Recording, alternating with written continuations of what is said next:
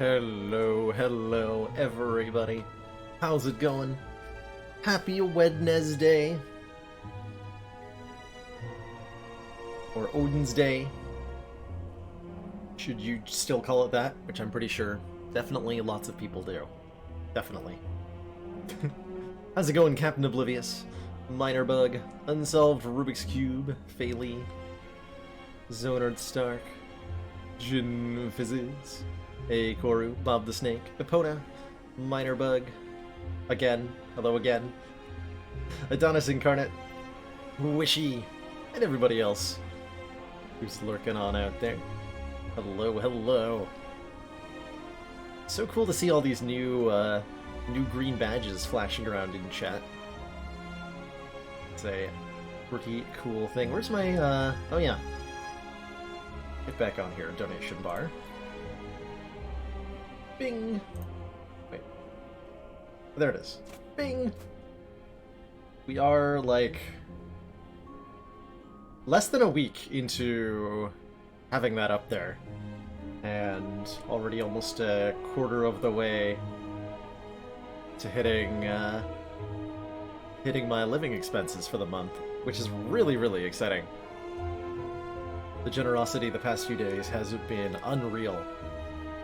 And I just wanted to re-express gratitude to everybody who's gifted a sub, or subbed, or pitched in, or even, you know, sat through some ads on the way in, or hung out during the Axis and Allies stream. All these things definitely help contribute to the financial sustainability of the stream. And I am really grateful for all of it. Really grateful for all of it.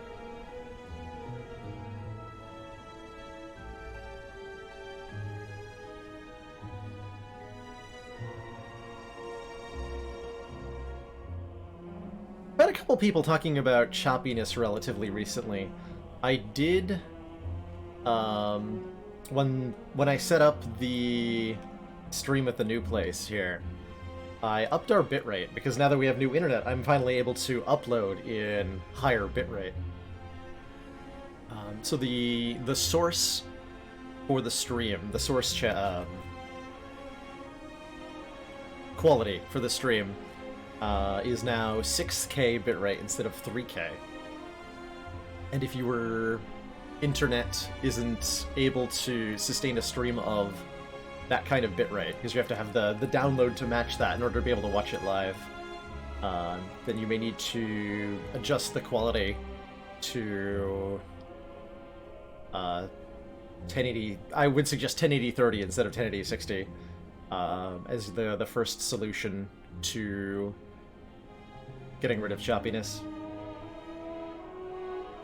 But it's awesome to be streaming in higher bitrate, especially when I do variety games. That extra double information is going to make the stream look much shinier, much higher quality when there's a lot going on stream.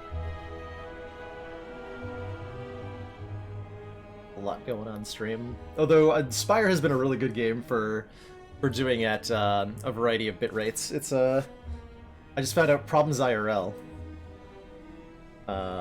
used to stream Spire at 800 bitrate, which I didn't even think you could stream at. I think the lowest I've ever done was 1500 myself. And there's only a few games you can play even at that bitrate. Like 1500 is almost unwatchable for XCOM, as an example. And anything with a lot of movement on it would be even more chaotic at a low bitrate. So I'm really happy to have a much better Comcast-free internet connection. In fact, we had a minor hiccup during the boot up just about 10 minutes ago. And instead of, you know, the stream dying for a good 10 to 15 minutes waiting for it to come back, it was back within seconds. The tragedy that is watching Dunu's Boss Wiggle at a mere 30 FPS. Victory is ours, internet unshopped. Awesome.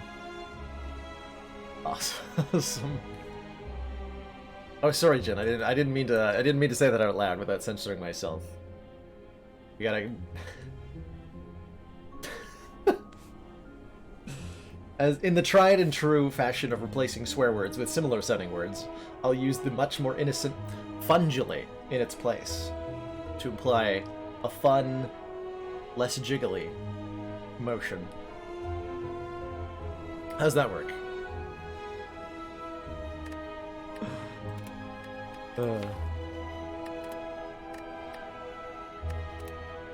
So last time we romped around in Ascension 15, we took Jax on defect. That's a good, yeah. I love Ascension 15 days. We do some very silly things. 2 hyper beams and a Jax? What the hell was this? I really enjoy looking through the run histories on the A15 save and just marveling at whatever ridiculous nonsense I got up to last time I was playing. We took a magnetism. We did get killed in this one, but we had a magnetism plus, and I think that's the moral victory for that run. This one was like pocket watch, hovering kite, silent. This ironclad deck only had 16 cards in it. And we used the abacus to generate block. I remember this. What sort of hot nonsense will we get up to today in the Spire?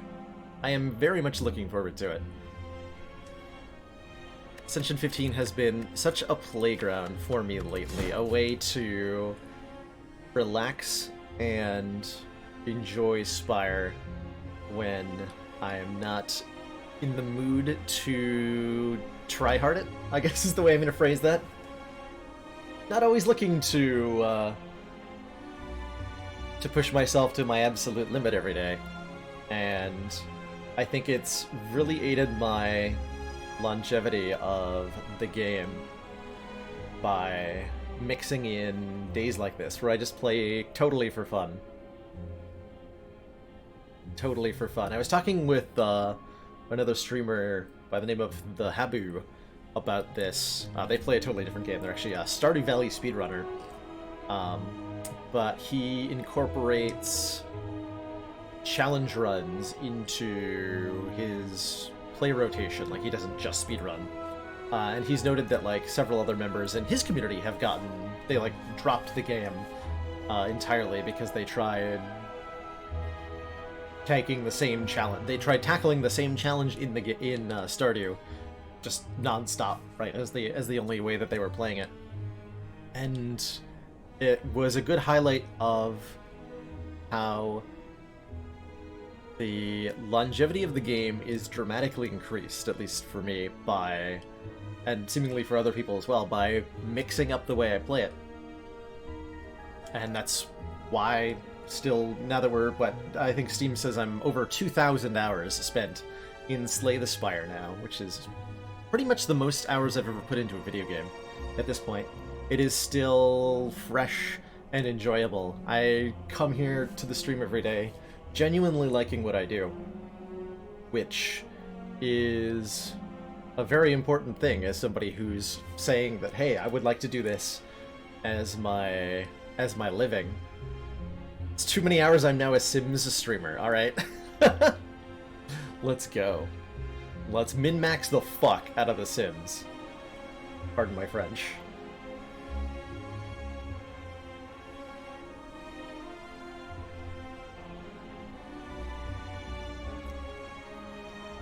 What about some Ascension 1 for only the extra elites and do max relic shenanigans and other self-imposed challenges? I do like the idea of that. That's kind of what the Friday runs are like. Glad you're enjoying it, Leskin. If you're new here, actually, have you heard of Fridays? Because on Fridays, the channel gets real wacky. Wait, that's not the command. Oh, my bot's down. No, it's not. Okay. On Fridays, I do totally custom and viewer suggested runs. So on the Discord there's an entire channel where, like, if you've got an idea for a way to play Spire, put it in there, I'll read it, and I generally every week I take the ones that interest me the most and we do that. This Friday, because of the things we learned last Friday, we're going to be doing some fun things with Question Card. Last Friday we discovered that if you give yourself multiple copies of the Question Card relic, then you'll have a number of additional choices on card picks equal to the number of question cards. So you can, if you give yourself 7 copies of Question Card, you'll be able to choose from one of 10 cards at the end of every combat reward. And I would like to use this as the basis for a Twitch chat run. If we have 10 different options to vote from at every card pick, what kind of deck does Twitch chat create in that kind of world when there are so many options? What will Twitch chat build for me out of that? I can't wait to find out. I cannot wait to find out.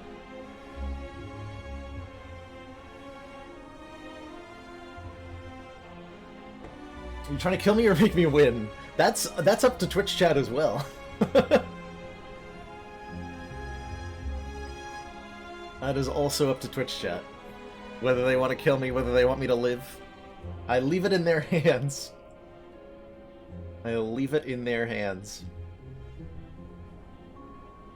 If you have total number of possible cards plus 1 choices, we also tested this, because that was my immediate question too. Right? Like, what happens if you have more options than the number of cards available? That crashes the game, as it turns out, to desktop. But I was really excited to learn that. So just all the 100 fire breathings, I would love to see it. Give me all the fire breathings. I'll find the mummified hand. I'll make it work. I'll make it work. Is our last run on A15? Defect. Okay, so it is Ironclad time. Excellent. I love Ironclad time. Ironclad time is best time. Greetings! Haha! Colorless card starts. Brilliant. So, the rule is on Ascension 15 runs, this is now the rule, apparently. The rule is that if there's a 2 random colorless cards start, I have to choose it. And I have to try to make that work. Because I think this is the design space within the game. Ever since this was added as an option, I've wanted it to be better than it is in terms of actual runs, because colorless cards are fun. As they've been the subject of a lot of Friday runs, we found that you can do a lot of fun things with these, and the player does not get enough opportunities to put them into their deck that aren't taxing or expensive or ever really worth it. Yeah, Kentar, I am having an amazing day. Hopefully that'll continue in the Spire. Alright, give me these. So we have a Panacea, gain an artifact, and a Dramatic Entrance. The innate card that deals 6 to all enemies and exhausts. Okay. These 2 cards together make Flex a much better pick. Panacea will block debuffs, presumably some of the time. And will help, you know, do stuff. How strong are we? I think we're significantly below average right now, right? We added 2 questionably useful cards to the deck, and we took a bunch of damage. So we're not, like, going to Elite City or whatever.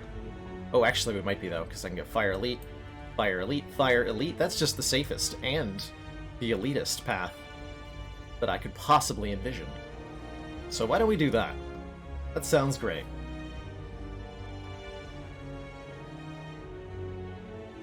I can update the,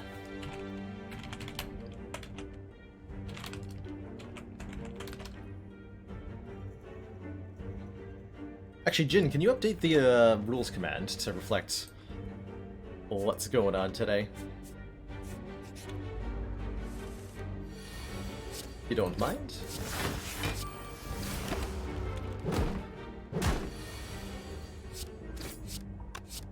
I do quite like the Tesseract event is nice, yeah. I just wish it was earlier on, right? By the time you get the cool colorless cards, you have almost no time to enjoy them.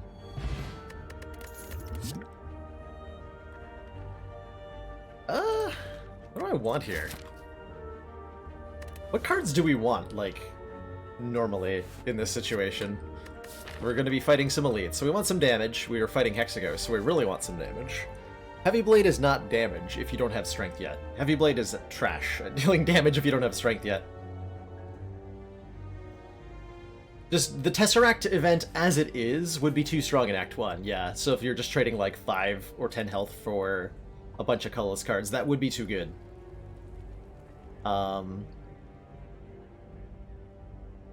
I would like to see events where you're asked to pay something more reasonable to get the colorless cards. I don't know what that would be. Like, money would be a reasonable price, like pay something like the potion seller event where you can say pay 50 gold up to 3 times to get up to 3 colorless cards. That would be a lot better, I think. And you can tweak the number, right, to somewhere where it's good. I don't know if 50's right or not, but... curses for colorless cards? I don't know about that one. But yeah. Something like that. Trigger, I think, is our take here. Because like I said, Heavy Blade with no strength, even though we have an additional avenue into strength gain in the form of flex, which would be great if we had the flex. If I find a flex, I'll take a Heavy Blade, but as it stands, we're gonna grab the Trigger for the moment. And then die to this guy. Immediately. No. Surely, okay. Actually, totally just healed off that nerd.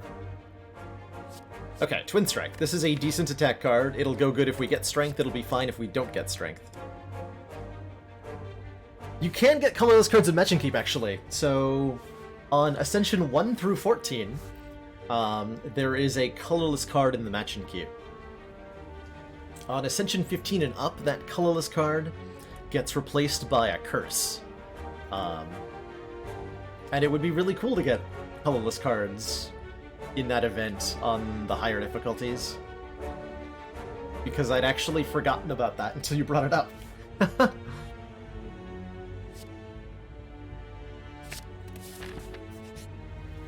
Slime Goop. I'm not actually going to a store, but I'm not willing to give up money, which is a valuable resource. So I'll take the greedy play. I'll take the greedy play again. Take a strikeout. Okay, real talk. Do I still want to fight that elite? Maybe we go to this store instead of this elite. Use the 212 gold, and then we can still fight 2 elites. Because it feels like I've been very greedy here. We can also just take the... Well, we would want to go that fight, right? So we go to the question mark, no matter what path I'm ultimately taking. I'm going to this question mark. Oh, hello, purple fire spirits. Okay. Oh, that's an unfortunate use, but, you know, I think I am going to pitch a colorless card into here, because it'll full heal us. So in the Fire Spirits event, you happen upon a group of what look like purple fire spirits, dancing around a large bonfire. The spirits toss small bones and fragments into the fire, which brilliantly erupts each time. As you approach, spirits all turn to us expectantly. So we pitch a card in there, and there are different outcomes to this event depending on what rarity of card you put in. Starter cards, your strikes, your defends, your bash. These will all cause the spirits to ignore you, and you just get the card removed. If you give up a common non-starter card, you gain 5 hit points of healing. If you give up an uncommon card, something with a blue border on the top, you're healed to full health. And if you give them a rare card, something with a gold border, which I don't have one for at the moment, then you're healed to full and gain 10 maximum hit points.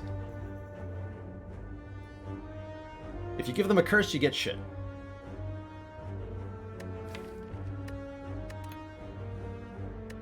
So I would like to fight this elite, and having full health would make me a lot more confident in my ability to tackle said elite. So I would like to pitch an uncommon card in here, which means losing either Dramatic Entrance or Panacea. Nothing against the cards, I just want the healing, you know?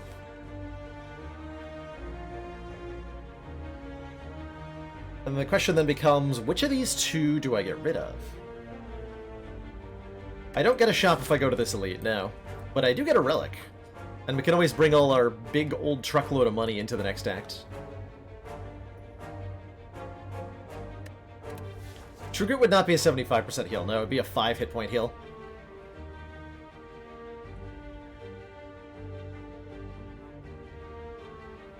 Let's see, Entrance is clogging our opening hand a little bit. Not too bad right now, it's actually quite useful right now.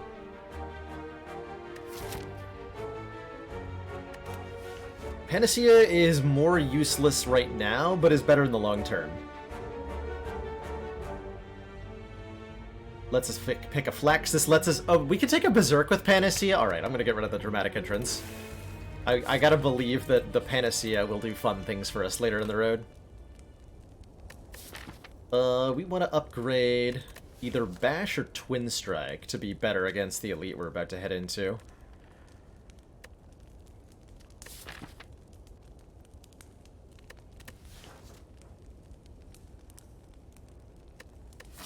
Go to the shop and fight the elites coming after, but I can fight the elites that come after the shop anyway, and also fight this elite. That's the goal.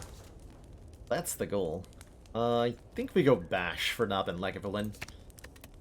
Especially with an energy potion, we can more easily get that into play. There's Dramatic Entrance when you need it.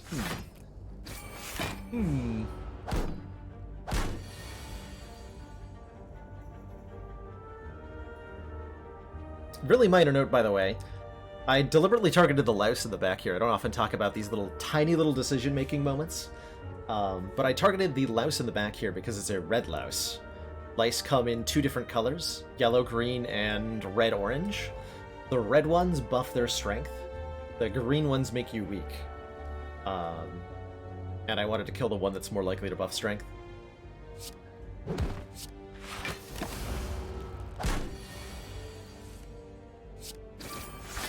I can block the debuff with... It was not because I can block the debuff with Panacea. I was not thinking on that level, but, you know, that's a nice benefit. Thanks, Panacea. You're my best friend. At the moment. That is an early-ass corruption. You were playing and you never knew that. Well, there you go, Baron Humbert. One of the things I love about this game is that there's always something new to learn. Always. I'm thinking Rampage here. Rampage is a card that's actually quite effective against Act 1 elites, and it's good against Hexaghost. And picking up... Here's another, like, Spire decision-making moment for you. Taking this Rampage does not mean that we're married to it. We don't have to fully commit to this Rampage and build the entire deck around it. That is an avenue for us. We can do things like take Headbutt and try to thin out the deck, get a really, really compact... Commander, one of our most valued really supporters, compact, efficient says Rampage continued support of the XCOM project. But we can also just use it as a key to get past elites, pick up some relics, and maybe in the back half of the run it's just an 8 damage attack, and that's okay.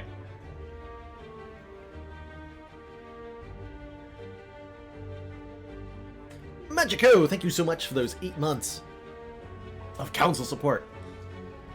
Enjoy, or thank you for your long-standing council support, and enjoy being one step closer to that 1-year badge. I hope I can make playing games a living too. Thanks for making that task just a little bit easier. So we'll take the Rampage. We'll use it against Lagavulin.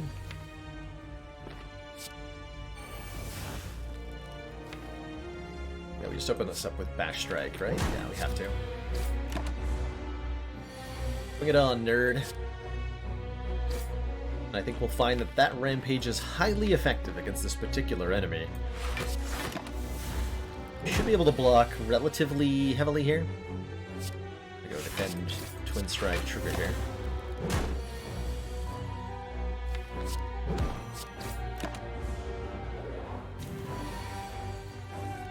And Rampage will get bigger and better every time we play it.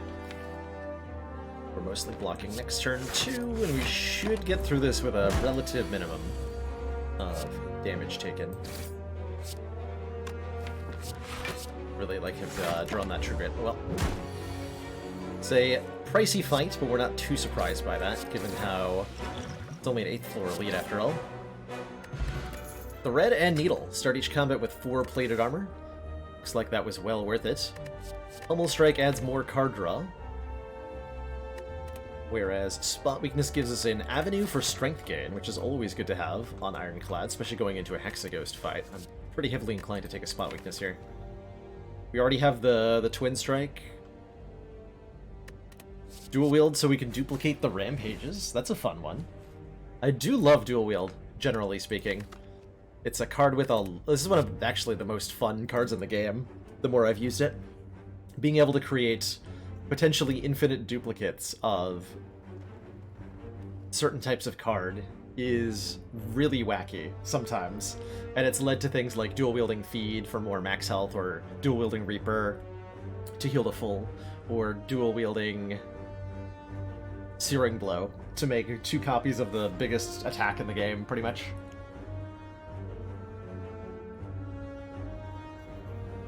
Or just taking it in a Snecko deck to make dual-wield Bludgeon or something. But I think Spot Weakness is the raw power we need. That Lagavulin fight was really costly, and I'd really prefer if our next Elite fight went a little bit more smoothly, so that I can continue to upgrade cards. That'd be great. Ooh, Champion Belt. When we apply Vulnerable, also apply 1 week. These are really good relics to start. These are really good relics to start. And we're going to be able to use these as the basis for making something awesome, hopefully. Okay, upgrade True Grit. Yeah, this is going to be much less painful than the Lagavulin fight. Gives Nob 2 strength to do so, but I'm thinking I should play this Panacea to prevent the Nob from applying Vulnerable to me. And our next turn's gonna be terrible? Yeah, we should use that. Should probably also block here, because we're killing the Nob in 2 turns. We unfortunately got the big attack first twice pattern. But that's apparently okay.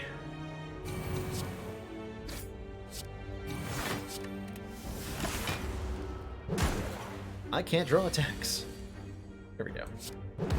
Okay, that was more painful than I would have liked it to be, but we got a question card, and even more artifact, and a second Rampage if we want it, or a Pummel Strike, which I'm thinking we would like a Pummel Strike. An attack that is also card draw.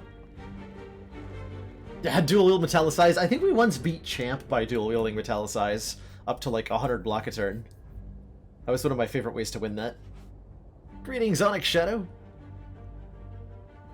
Hello, hello, and welcome. Do we probably take the Pummel Strike and rest, right? Yeah. Not sure what kind of deck wants 2 Rampages. Is it this one?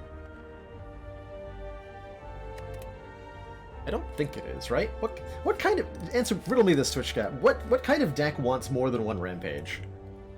I'm really curious. What does that deck do? What does it look like? It must exist. A bad one. Good answer. I like that one.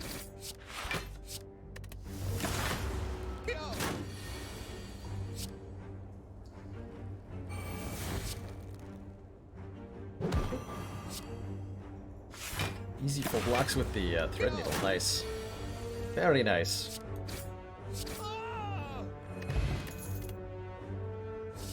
Whoa. Spicy picks here. Also, just to clarify the difference between Ascension 15 and Ascension 20 for some of the newer folks.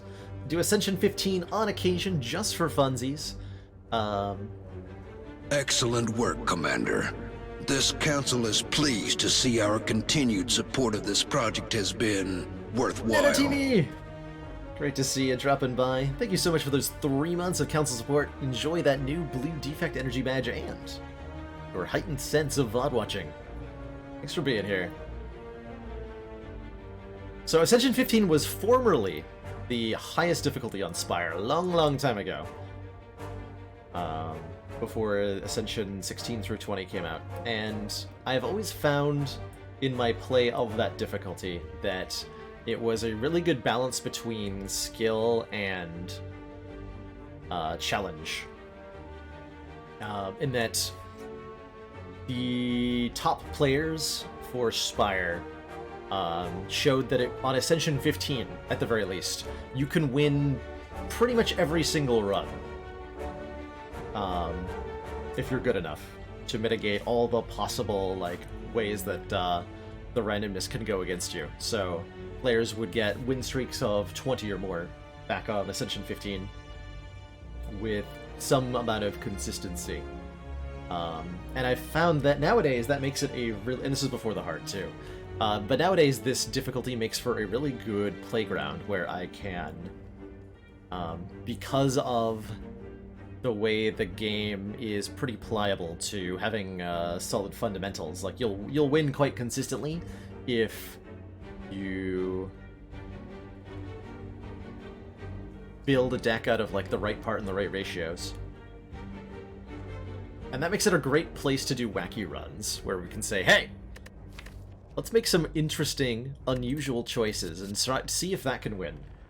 Whereas making a choice because it's the fun choice and not because it's the good choice is usually a quick trip back to Act 1 in Ascension 20, where it's not possible to win all the time, even if you're trying as hard as you can. So I like to take a break and have fun here from time to time again, which is not to say that it's easy, mind you. I know quite a few of you out here who are playing Spire yourselves. You might be playing at or below Ascension 15, and there's no shame in that. Spire is a really difficult game, even on the lowest difficulty.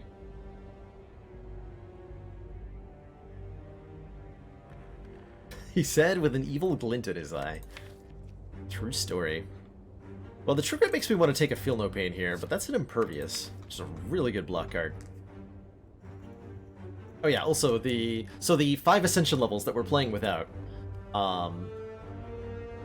are normal, elite, and boss enemies have more challenging movesets and abilities. Most enemies that do debuffs debuff you harder on Ascension 20. Or they have fixed AI patterns. So, for example, on Ascension 20, the Gremlin Knob will always make you vulnerable on the first turn of attacking. The Lagavulin will debuff you by 2 strength and 2 dex instead of the 1 and 1 it does on the other Ascensions. This is the difficulty where Time Eater starts to add Slimed into your deck.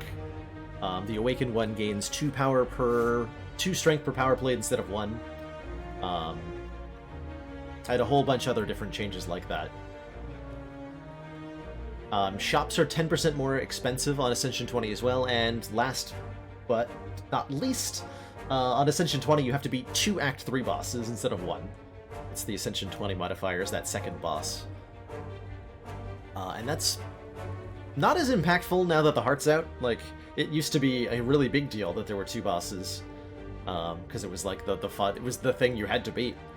But with the raised difficulty of the heart, I would think that in most cases, decks that would die to the double boss would have died to the heart anyway. Most, not all. I want this to be a Feel No Pain, I think. Whenever card's exhausted, gain 3 luck. So we can play Rampage without waking up Lagavulin here, which is super convenient.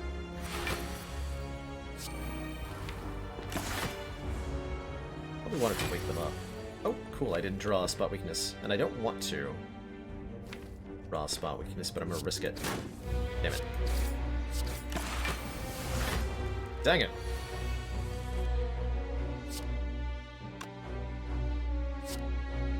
Am I gonna skip playing Bash, or am I gonna skip playing Rampage? What do? I think I skip playing Bash. Which feels wrong. Morally. That would have applied 1 weekend. I should not have skipped on Bash. I'm a fool!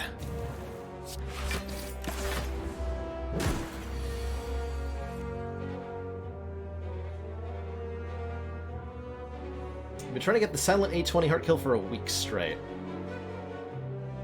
Best way, just keep putting in practice, Mr. Muluguleo. As Sneaky Teak says, practice makes proficient. If it's something you're enjoying trying to do, then just keep trying at it. I have known people to take more than a month in attempting to beat the Ascension 20 heart for the first time. It's a really difficult thing to do, which doesn't get said often enough, I don't think. It's really, really tough.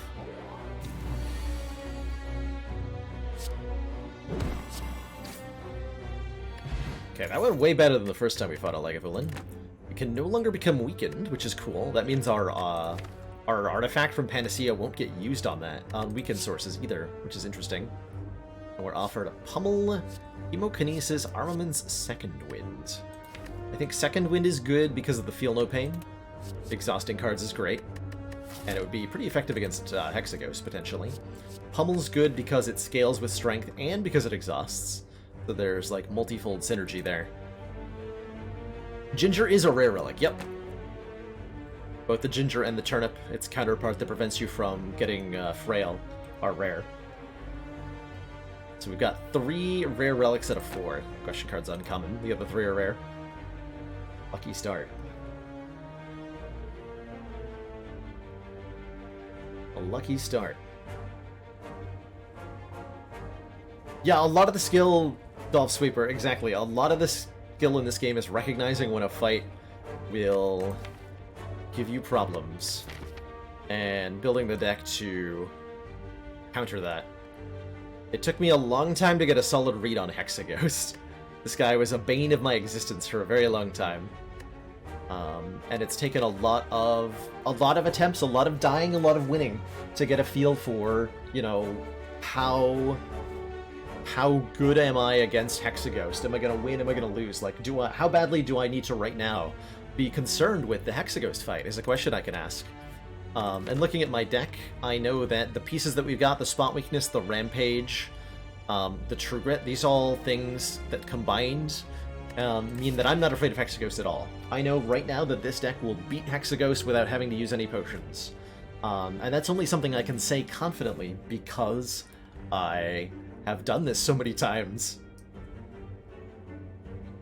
It's really important to know if you're in a situation where, like, yes, if I do not drink this Thorns potion right now, or if I don't use this Strength potion right now, I'm gonna lose to this boss. That's a difficult thing to get a read on. It took me well over 1,000 hours before I started to have a feel for, like, yeah, I do need to use this potion now, because I'm gonna die if I don't.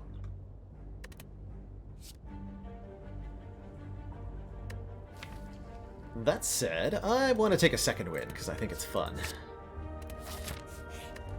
I like the exhaust package we're building towards here.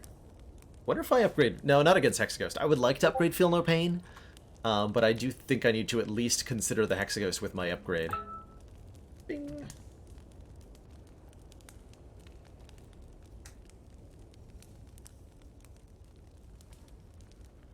So probably Spot Weakness then, for the extra strength.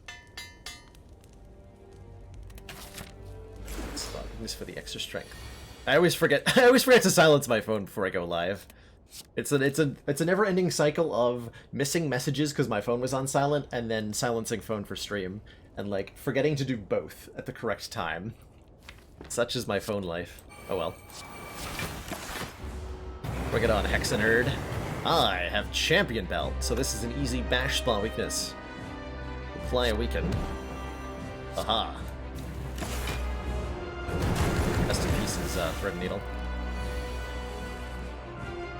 Rest in pieces. So I want to exhaust cards that aren't Rampage, I think.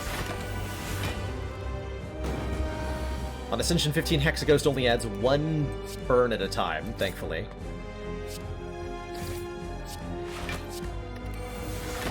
So we're not in as much danger of the deck getting flooded as normal. I think I am going to second win all these defends, though. Let's burn the deck down.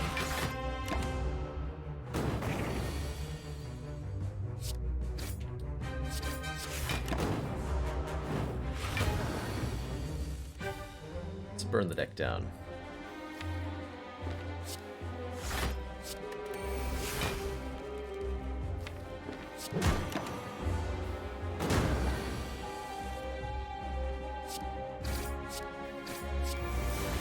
Okay, we're not nearly winning by as large a margin as I thought we would. Mostly due to spot weakness being a little slow on the draw here. Okay, we're going to 1. That's terrifying. Didn't think we'd go to 1 in this fight. Oh, we don't? No, that's not a kill, right? So we're going to 1. Monk ass. We're fine, though. We win next turn. We just go to 1. Okay, that's fine. Easy fight, right? Totally easy fight.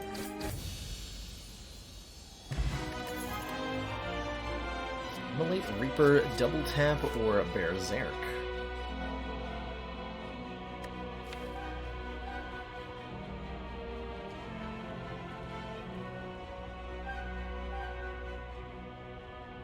The 2 extra damage Vernash was from the burn in our hand. That's we were taking 30 from Hexaghost and we had a burn in hand for 2 additional damage. That's where that came up. Wait, Berserk, right? We have the Panacea. We have Panacea. So we have to take the Berserk. I was thinking like double tap to go with Rampage or whatever. But no, we gotta take the Berserk because we have a Panacea.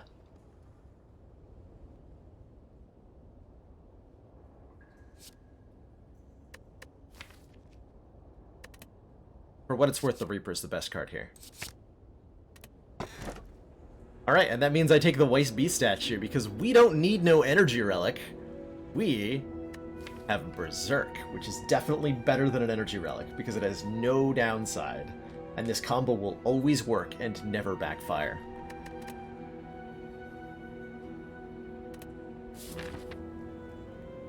So our boss relic choice is potions always appear in combat rewards, which is going to really force me to use these potions efficiently. Our other options were what? Sozu and Ectoplasm, which each give an extra energy per turn, but the Sozu prevents us from getting more potions, and the Ectoplasm prevents us from getting money. So what kind of path is sane through the act here? We have so much money, we would like to go to an early store. So that we can afford to buy things that make up for the fact that our deck is a Berserk.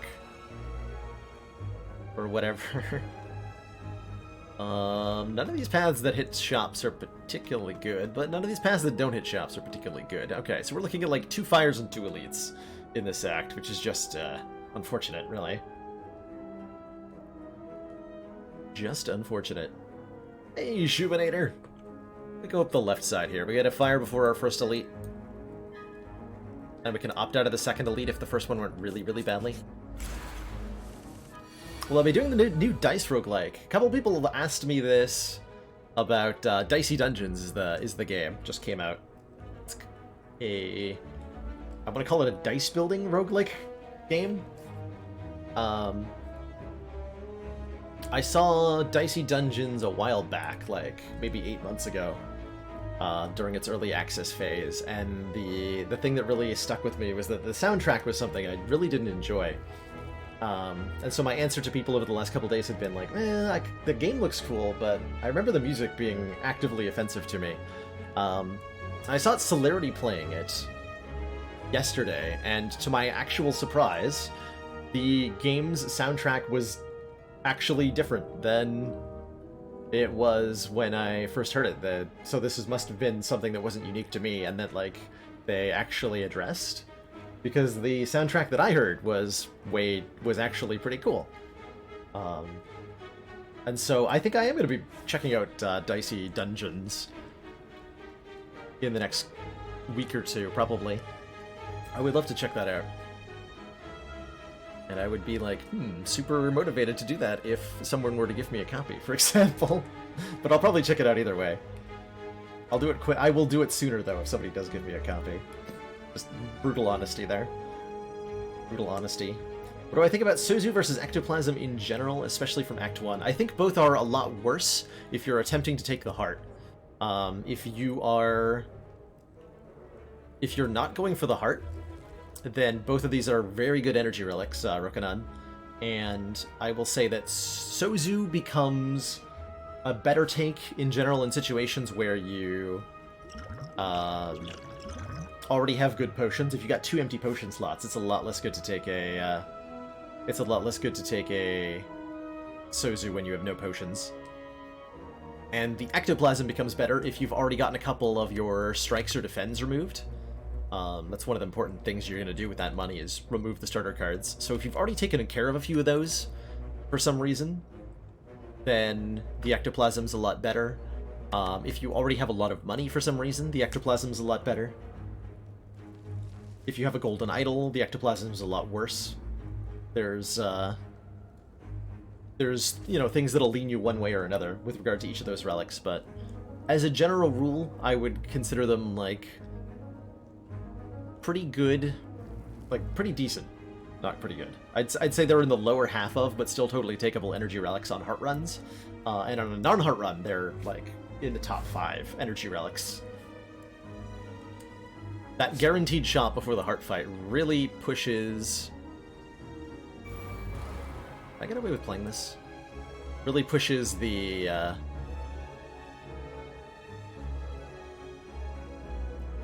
those 2 energy relics into the worst direction. Both because you can buy potions there, which makes both of them worse, right? And in general, just having a guaranteed shop where you can definitely use all the money you've gotten is a hugely important boon that ectoplasm will inhibit. Let's see, so we're getting enough to actually just block the vulnerable hit. We're not being attacked next turn. On turn 1, this is something that's different on Ascension 20, by the way. On turn 1, Chosen will attack for 6 times 2 on Ascension 15, whereas on and then followed up with the Curse the second turn, whereas on A15, whereas on Ascension 20, Chosen will always lead with the debuff. The Hex. Okay, well, this is giving me block, so I'm going to play it. Actually, do I get a kill here? 19? No, that won't kill. I should have maybe blocked something with this Ancient Potion. Maybe? This looks like my cards came in the wrong order, quite frankly. You remember the... Oh, man, you remember Berserk from quite a while ago, Shubinator. Berserk changed to its current incarnation, I want to say, like, 8 months ago? It's been a while. And then Berserk was relatively recently given a buff, where the amount of vulnerable you get was, reduced. Let's see, so I cannot full block you. Second wind gives me... plenty of block? Okay.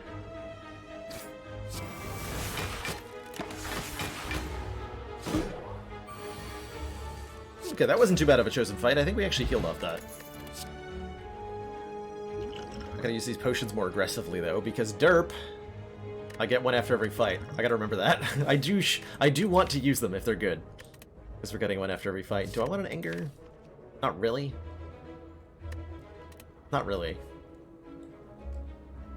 So what's the fun part of this run? Hopefully we'll find it. Refracted Strike's like okay. Feels kind of weird. Would give us a little bit of extra oomph. What we really want is like a Thunderclap. Something to apply more vulnerable. Could take a Clash because of our second wind. That feels ambitious. We skip. But I will take a skill potion over an ancient potion? Question mark. I immediately regret that.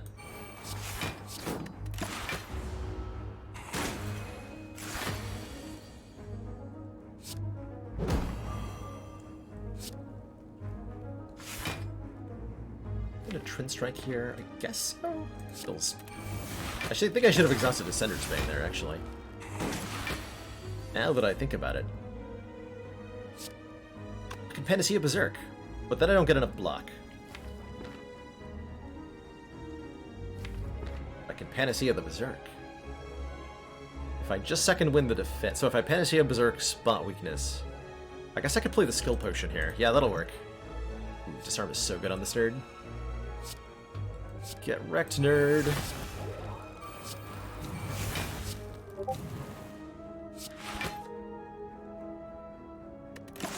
Sorry. I'm bad at managing my notification settings. So that was my Discord, not yours.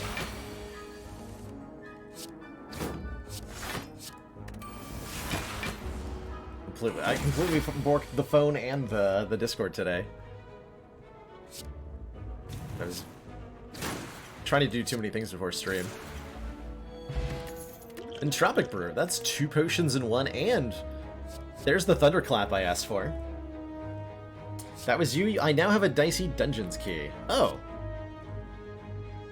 Well, thank you so much, Phaley. I incredibly appreciate that, and we will probably be checking out Dicey Dungeons tomorrow, then. Tomorrow is not Friday, right? Tomorrow is Thursday? Yeah, tomorrow's Thursday, yeah. We will do some Dicey Dungeons tomorrow. That is super exciting. Thank you so much, Phaley.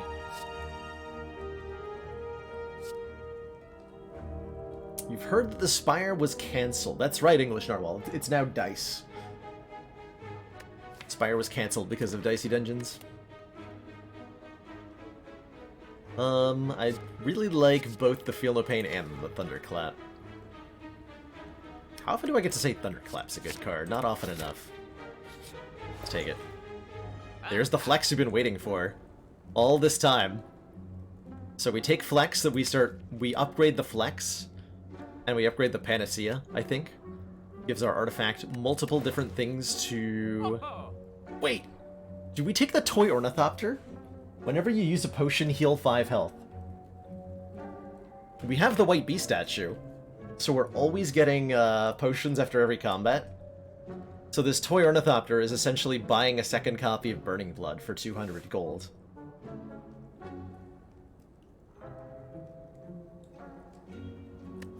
Do I also want to combust, so that I have some more AoE damage? Do I need more AoE damage? We're gonna go into Act 2 Elite fights. Maybe I want more AoE damage.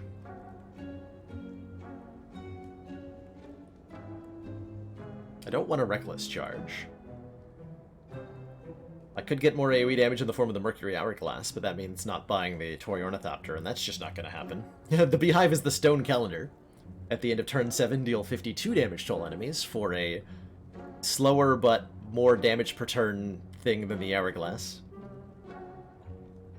Could buy our dramatic entrance back to say sorry for giving you up in Act 1.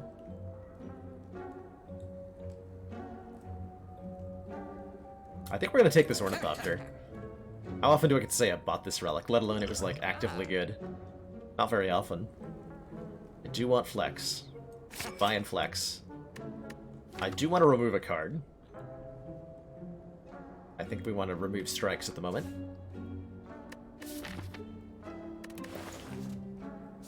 And then I do think I take the Combust. Though we're behind on upgrades, so, like, I'm probably not going to get to upgrade it in the time that I want to. Am I okay with unupgraded Combust? Do I think we need AoE damage that much?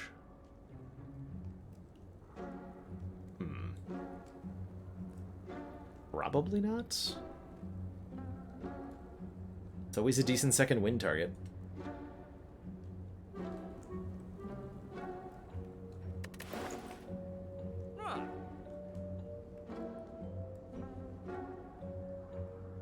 Would go nice with a Rupture, potentially. We have the health. We definitely have the hit points to sustain it. Like, the hit point cost is negligible here. Just a question of, do I need more damage? Yes or no?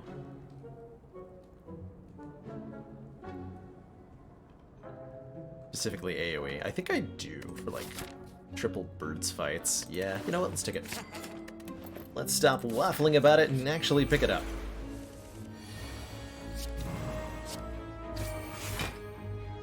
Aha. I spot your weakness. Cool. This feels like a decent use both potions moment.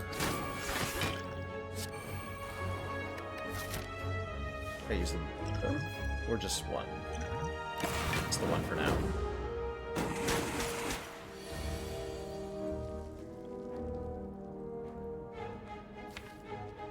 Do I dare play this Berserk? I don't think so. I don't think I do.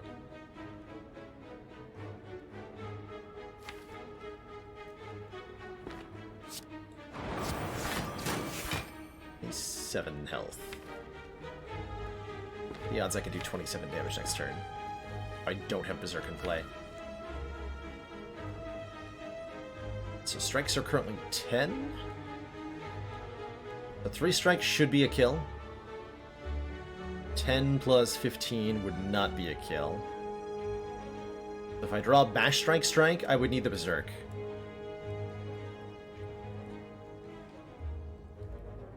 But if I draw like 2 strikes and 3 block cards, I'm gonna really, really be sad that I played the Berserk. Okay. Let's see if I'm sad or not. Oh, I'm not weakened either. That's important. Okay, wouldn't have been able to kill, so happy I didn't play it. Not happy about taking this much damage, though.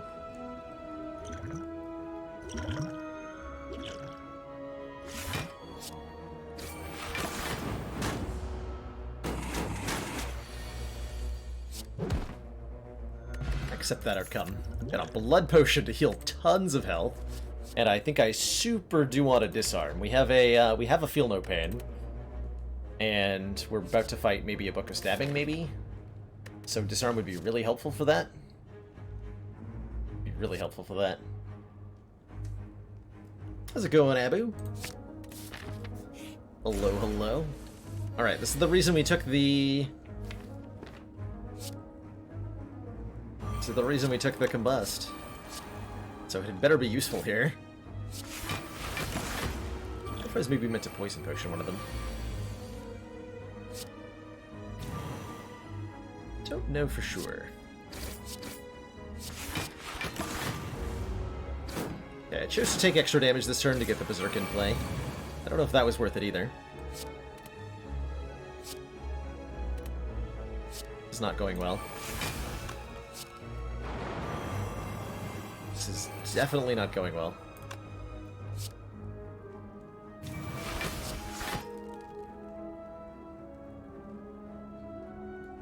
I was definitely supposed to throw a poison potion at this guy 2 turns ago. Damn it. Alright, well, I'm gonna throw it at you now.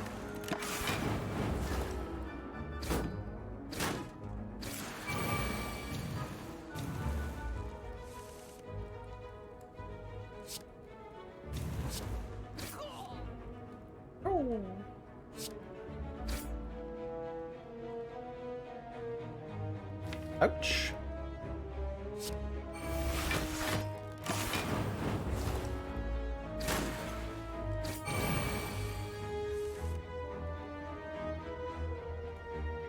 Good thing I have all of this healing.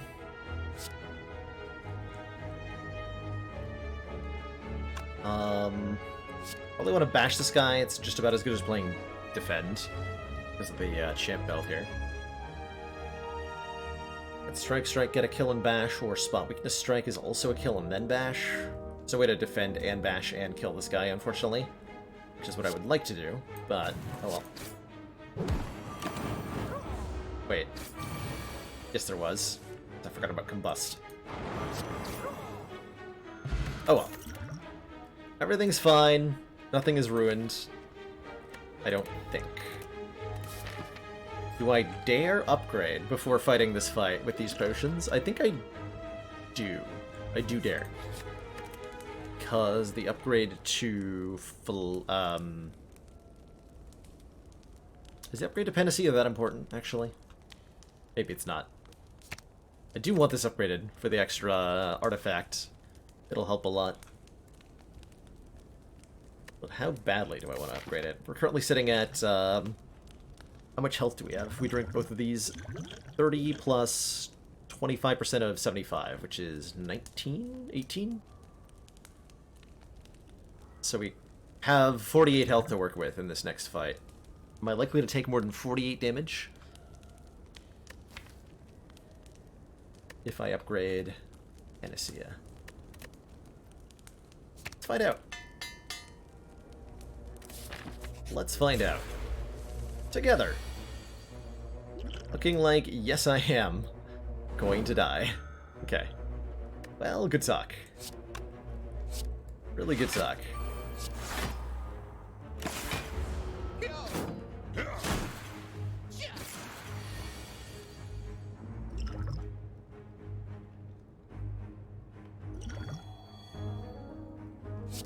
So I wanna... Panacea Flex. I need to get Combust in play. I need to flex Panacea. Okay, I just need to play all these. Do I actually live? Yeah, I do live through that. Is it worth blocking for 3 to not play Flex or Combust or Thunderclap? No, no, no, no, no. To all of those questions. Doesn't matter that I did that in the wrong order, fortunately.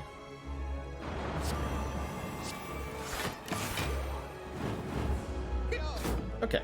Maybe we'll be okay. Blocking that vulnerable with the Panacea was huge, actually. Like, the amount of extra damage I would have taken. Otherwise, I think that alone justified our upgrade on Panacea.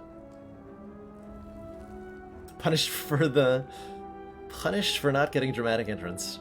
True story. Oh man, I'm 1 damage short if I do Spot Weakness Rampage. That's criminal. That's really criminal. So it has to be Spot Weakness Bash, and then I take all this damage? Yeah, it does. I need to be able to kill one of them next turn.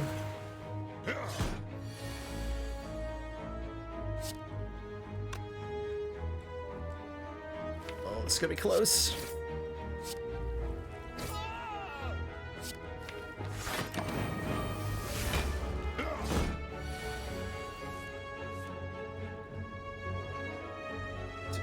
Plus 22 plus 5 should kill, right?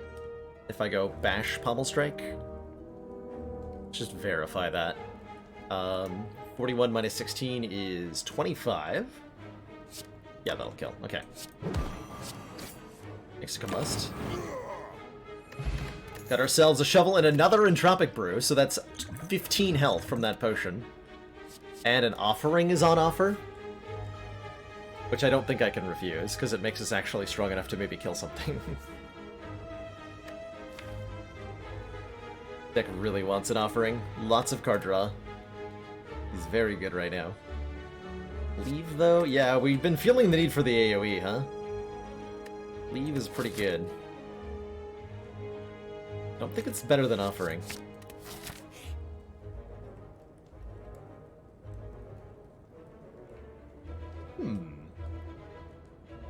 So we can test some jacks.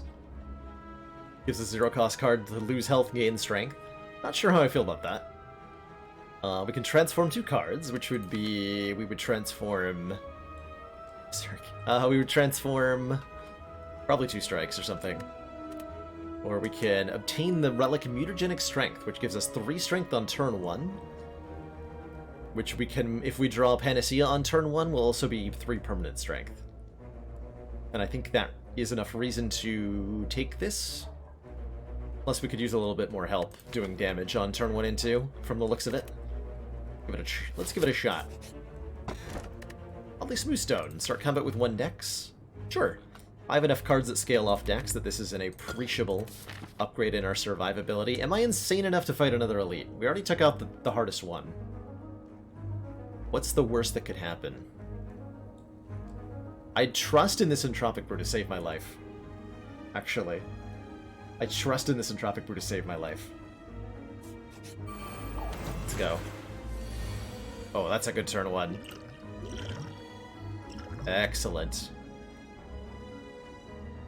Excellent.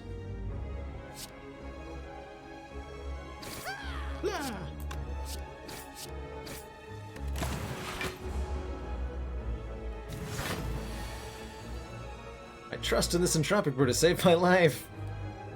Actually, this is a really good Entropic Brew. That blood potion was huge.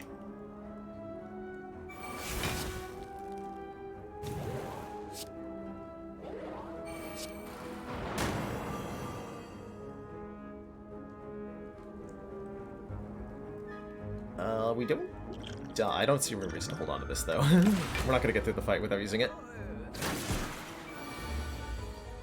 think that would just be unnecessarily ambitious. Like a good use for offering. Yeah, draw into Bash and Combust. Perfect. So, spot your weakness. Play Bash, get Combust down, disarm this nerd. Good time.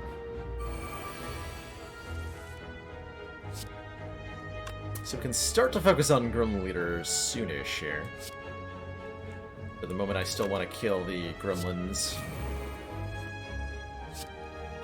Make sure we're not getting necessarily attacked next turn. Good.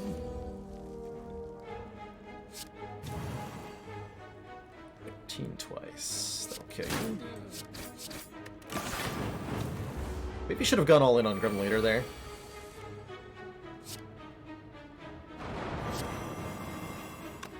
+8 + 24, not a kill.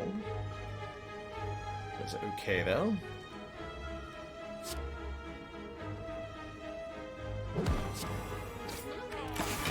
I think I would have killed him right then and there if I had played the Twin Strike last turn. Didn't seem to have mattered too much. Okay, we're alive. We got another Entropic Brew! You kidding me? The game wants these potions to be incredible. Holy moly. Alright, the Ornamental Fan says, when you play 3 attacks in 1 turn, gain 4 block. There's the cleave we wanted. We can take it now.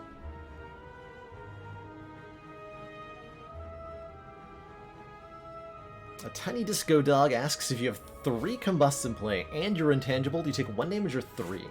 You take 1 damage in that case. If you have multiple stacks of combust or brutality, then you take all the damage as 1 chunk. You'll take, if you have two combusts, you'll take 2 damage 1 time instead of taking 1 damage 2 times. And the consequences are that anything that procs when you take damage only goes off once. So only 1 trigger on Self-Forming Clay, only 1 strength from Rupture. It'll all get blocked by a single buffer charge. For example, if you play 2 combusts and you have a buffer from Fossilized Helix, you take no damage and lose the buffer. And if you're intangible, all those stacks shrink down into 1. Take that cleave. Fighting champ? Let's take that cleave. Don't want this relic, though. With our +3 strength on turn 1, I'd really like to draw not curses on the first turn. Please and thank you.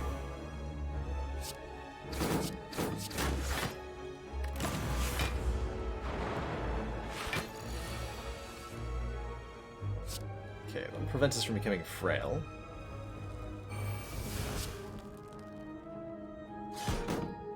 This is just kind of sad. Womp womp.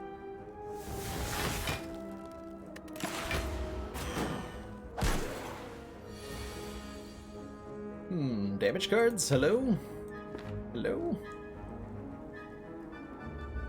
Hello? Ow. Heavy Blade was alright. I wasn't thinking that I needed any more single target damage. Although maybe I do. I'm gonna play Offering now. And it had better be... Wait, am I actually gonna die? Hold on. No, we're not dead. We got potions. Everything will be okay. But I am gonna play this Offering.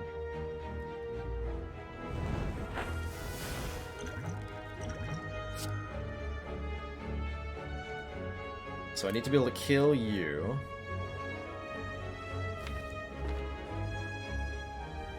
Or strength. So you need to do 35, right? So definitely doing 8.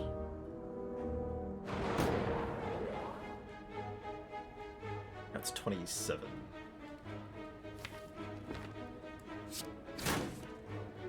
So we just do that. Oh, we have Ornamental Fan. That helps a lot here too. Get nerded on. Nerd. Yeah, that's terrifying. Terrifying.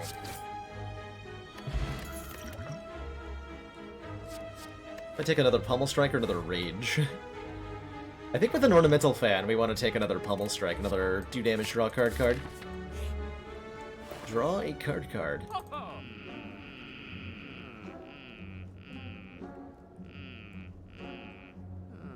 Oh. Sadness ensued. I see some interesting options here, though. Uppercut and Trip are both better than normal because of our champion belt. Any source of vulnerable is also a weakened source. So Uppercut is one vulnerable and 2 weak, interestingly. It's a better clothesline. A better clothesline. And it's on sale. Like it wants us to take it. I could do that alongside removing another strike. Ooh, the shopkeep and convince them to give us a discount on the Red Skull. I like it. Solid logic. Very solid logic. You have to rest before champ, huh? Yeah.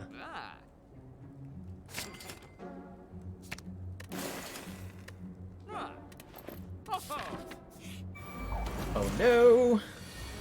You're terrifying, don't kill me.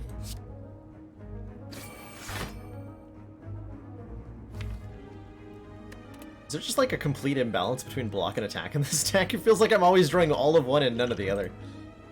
But the one I'm drawing changes. At least we have Ornamental Fan here. So we're not getting... well, I'm not even triggering it though because I'm playing Disarm. I should drink this now. Yeah, that's helpful. There we go. Now we're talking. Good potion.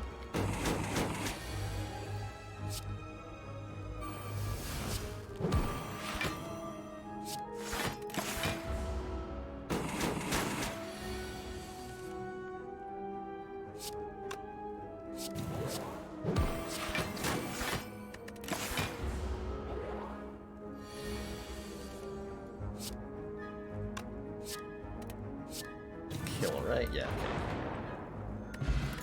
Killed a lot off that fight. Man, I could have had a free uppercut.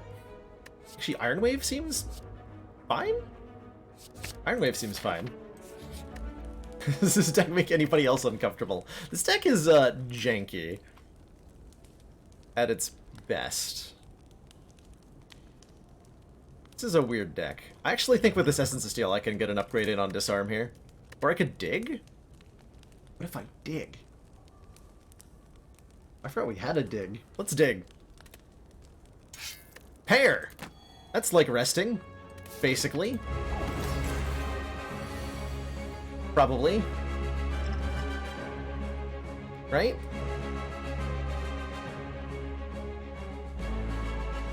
Yeah. Oh man, this Fear Potion also makes Champ weak. That's exciting.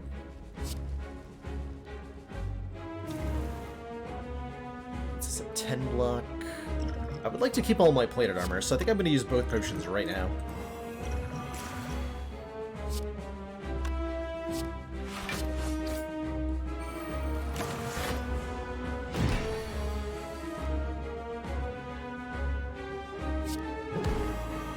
Enjoy being weak, nerd.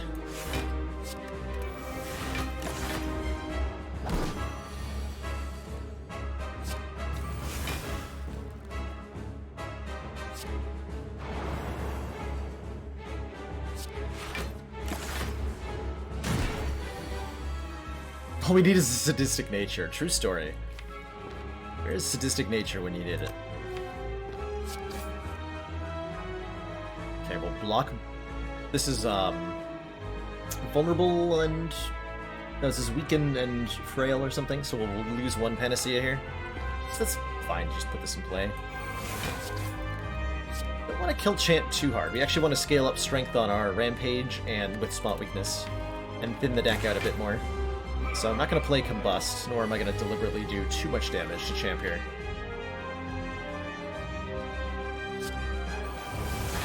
But I will deliberately thin my deck.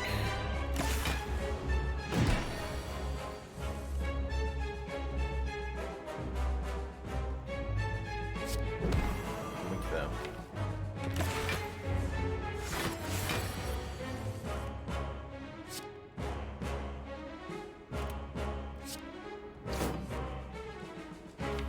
buffering time? No. Got 7 plated armor still. Missed the lethal. As I often do. Alright, next turn we get to play Berserk, because we're just already vulnerable.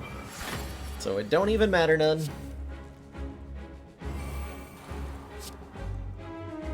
Am I willing to get rid of Bash here? Yes. Yes, I am.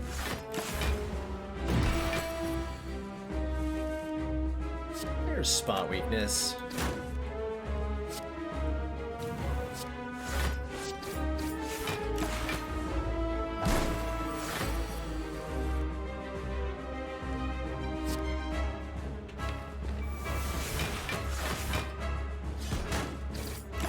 Push him as close to half as possible. I'd like, ideally, one more strength buff, but it's okay if I don't get it.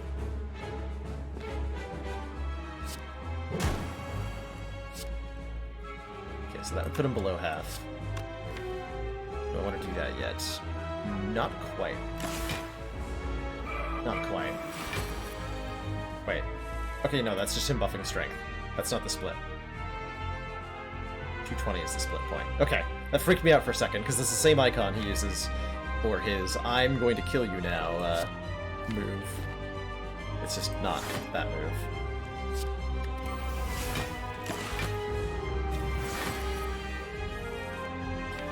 Can't dodge my spot weaknesses forever, champ.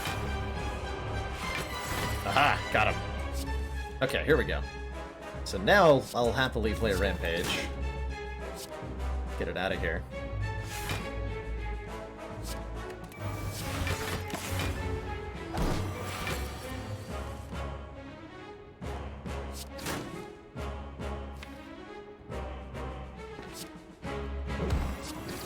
So I should be able to kill Champ before he kills me. At least that's the goal.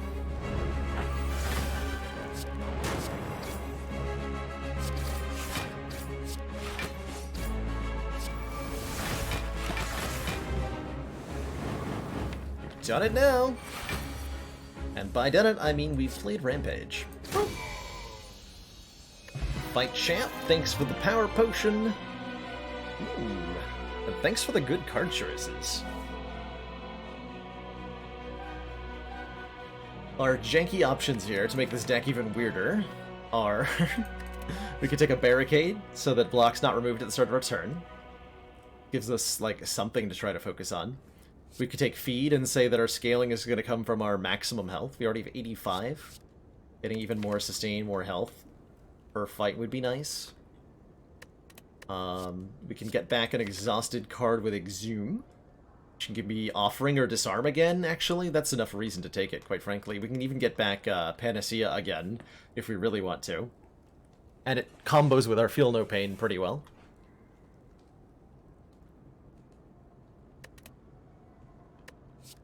Maybe I want the Exhume here.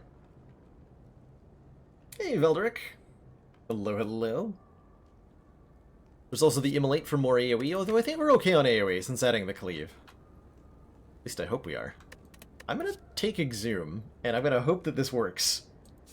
Don't know if that's the right pick, but it's... Oh yeah, it's the right pick. We have Second Wind, and that alone makes all of this... Oh, all of this jank is so much better with a Runic Pyramid. At the end of your turn, you no longer discard your hand. This means we can light up Berserk on a turn we have Artifact, or we're not being attacked. It means we can exhaust specific cards with True Grit or Second Wind. It makes all of the jankiness. Like, we have so much of this that's dependent on, like, drawing the cards at the right time with each other, or drawing them in the right order. And Runic Pyramid solves all of that by letting us hold cards. Why do I always get it? I don't always get it, I simply always pick it. And therefore it knows that it's my favorite. My favorite relic. Treat your relics well and they will treat you well in kind. Definitely the lesson to take away there. Guy not attacking me. Am I playing this Combust? think so, because this fight sucks.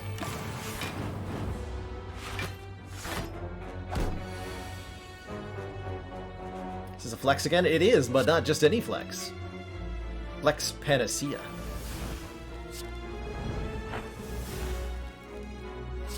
And Berserk Flex. Or, Berserk Panacea also. Berserk Flex. I want that to be an archetype. Berserk Flex. When you absolutely positively must kill something. I am not going to kill one of these, am I?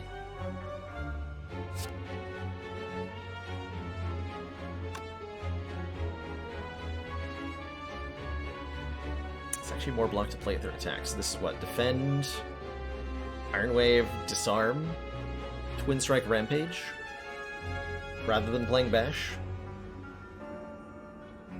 Yeah. Means I attack this guy now.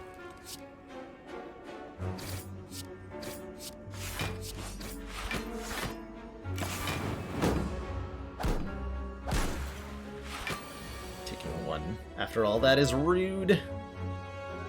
How dare you?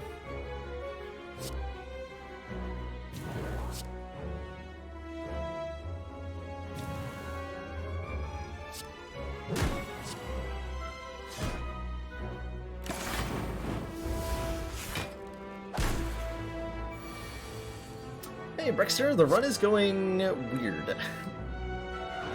Say what you will about this deck. It's definitely unusual. And therefore I really like it. We've got Panacea. We started with colorless cards, ended up with a Panacea, and we've evolved into something very very interesting and janky. And that's a dual wield plus. In my...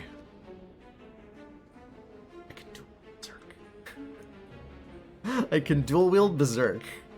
Or I can dual wield, I don't know. I think this card's hilarious. Shrug It Off's probably better. Armaments is good too with our Runic Pyramid. Actually, Armaments is really good. I should probably take an Armaments. I would like an Armaments, please. And now I can transform 2 cards for 75 gold. Hell yeah. Hell yeah. Transforming what exactly? Is it time to say goodbye to Combust? Or do I still need the AoE?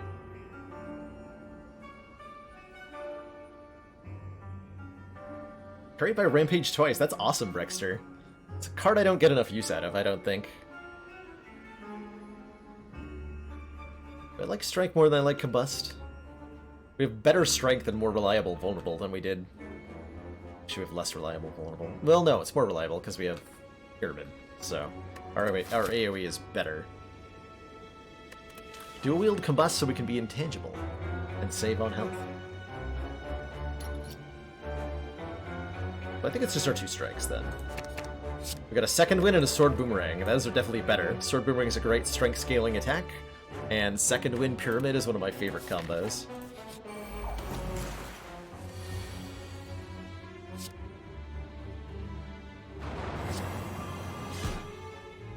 Yeah.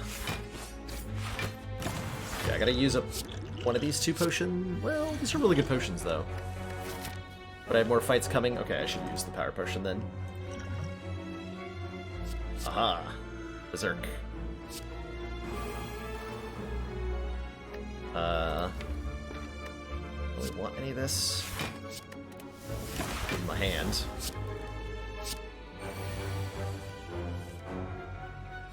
Or angry.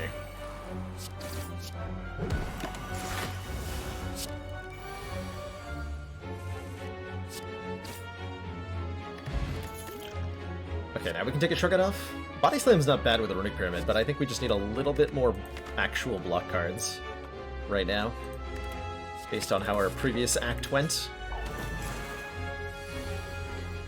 Okay, please to draw Panacea, please, so I can block this. So I'm going to upgrade Pommel Strike, then play it. Which gives me a 2-card draw instead of 1. Higher chance of getting Panacea here. Nope. It's very much a damage race, so I would like all the help I can get.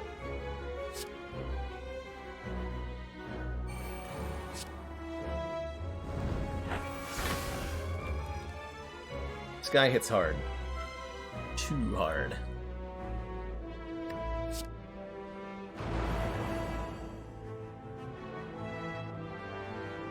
Am I just gonna second win this hand? I think I am. You are. That I am gonna play, right?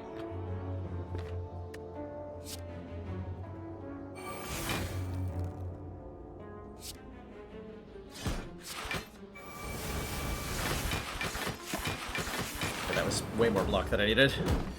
But it certainly got the job done.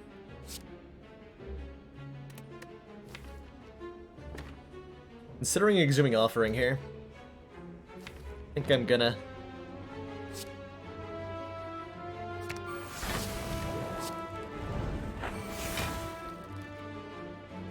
I am going to.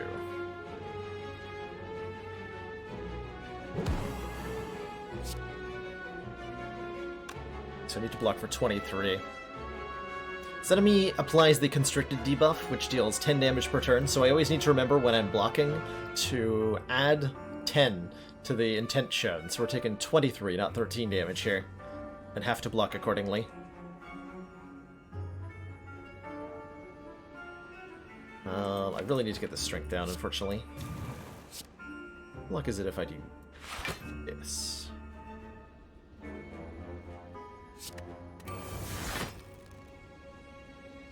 Enough.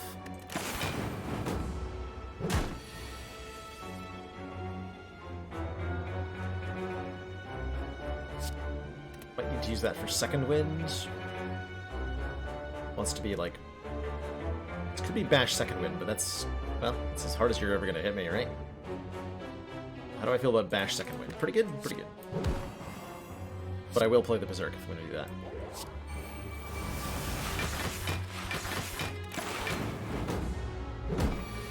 Well, I probably want to use one of these potions, but it might prove unnecessary.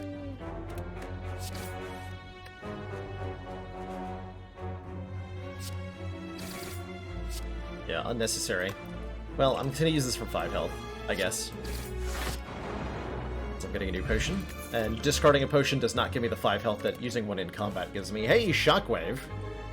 Hey, Shockwave. Shockwave is pretty good in Flames. Truthfully, not bad. This deck does want a little bit more strength.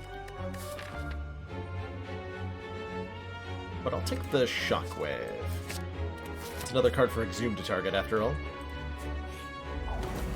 The Maw.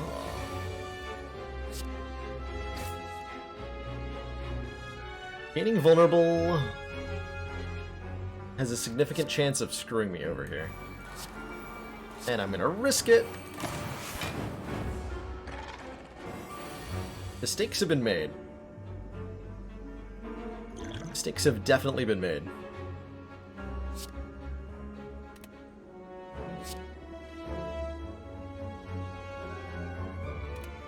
It's just like bash. Yeah, this is bash second wind. We're gonna use second wind to get rid of Shockwave here for more block.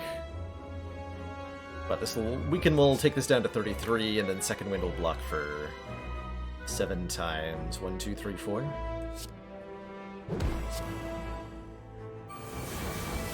So we're actually okay. Like 1. Seems fine. Is enemy scarier on Ascension 15? No. The mod buffs for, like, 5 strength instead of 3 on Ascension 20. This enemy is much scarier on Ascension 20. Much, much scarier. Did I really burn my second win, or my spot weakness? That was a really big mistake. That was an unfortunate amount of mistake that I just made. Good job, me.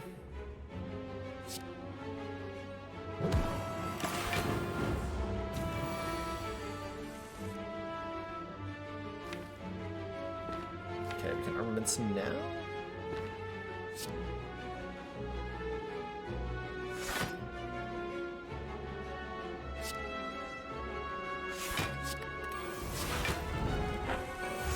Okay, so Panacea Flex. Oh, I can get back spot weakness actually with Exhume. Let's do that. That works. works really well. Oscar Mayer made a hot dog flavored ice cream sandwich. I might need to, like, stop the stream to think about the existential implications of that. That's terrifying. What? Has science gone too far? I think it might have. Science has done things that can't be undone. I think I'm gonna pay 5 health to have a choice of 3 potions for the upcoming elite fight, by the way. Candied hot dog bits. Mmm. Old-timey favorite, candied hot dog bits.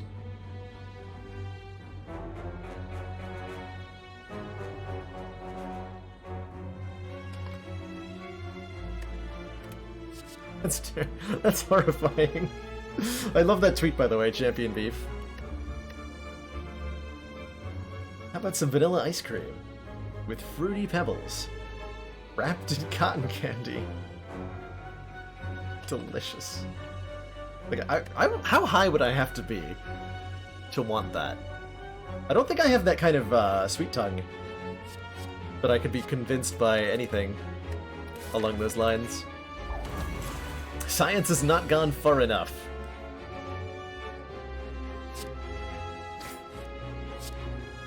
The hottest take.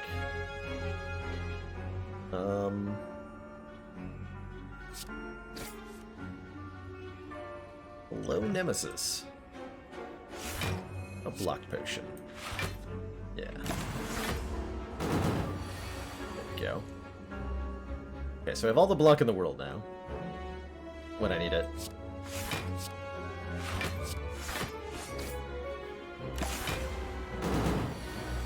Okay, I'm gonna play Berserk and it might go badly.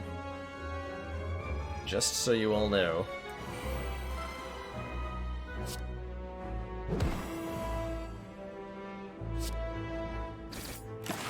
I was supposed to flex that turn. Oh, it went badly. Oh no, no, no, it went very badly. 50. While weakened. Oof.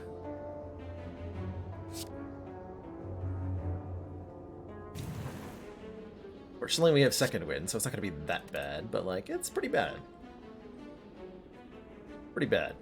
1, 2, 3, 4, 5, 6, 7, 8, 9, so I have to play one more card before I offering. It wants to be a non-attack card. Here's Feel No Pain, Shrug. If I second wind now, I get 9 block per card. So 1, 2, 3, 4, 5, 6. That's too many cards, actually. I would like to preserve some of them.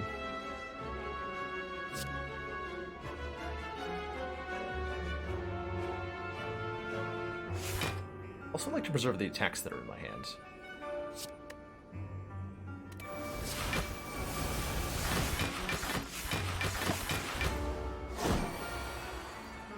Alright, we successfully survived the Berserk experience.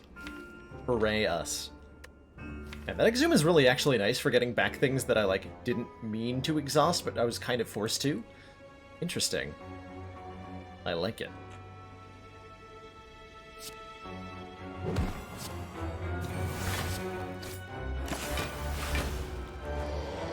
Keeping this Panacea because it's 3 block when I play it.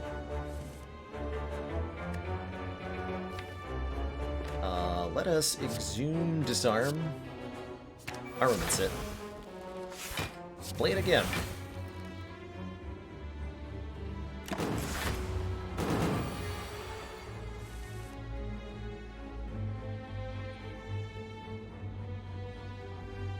What does an ice cream burrito actually look like? I really like burritos, and I really like ice cream, so ice cream burrito is just something that sounds great. Oh, it's wrapped in cotton candy? I would try that. That might be too much sugar for me. Oh hey, Second Wind, I see you're here to rescue me from this experience. Cool, cool. Good talk.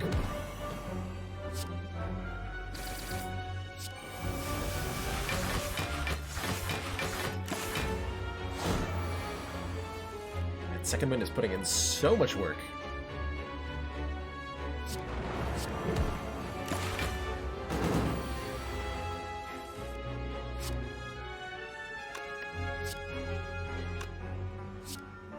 It's literally so much.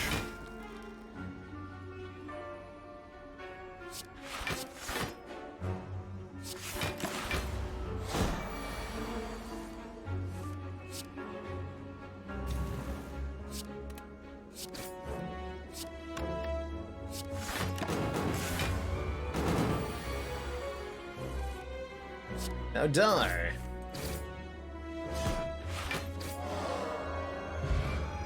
Do we want to barricade? Now we do. Yeah, we definitely want to barricade now. How about a dual wield? We turned down the +1 earlier. But that was before I had... No, I don't think I want it that much, do I?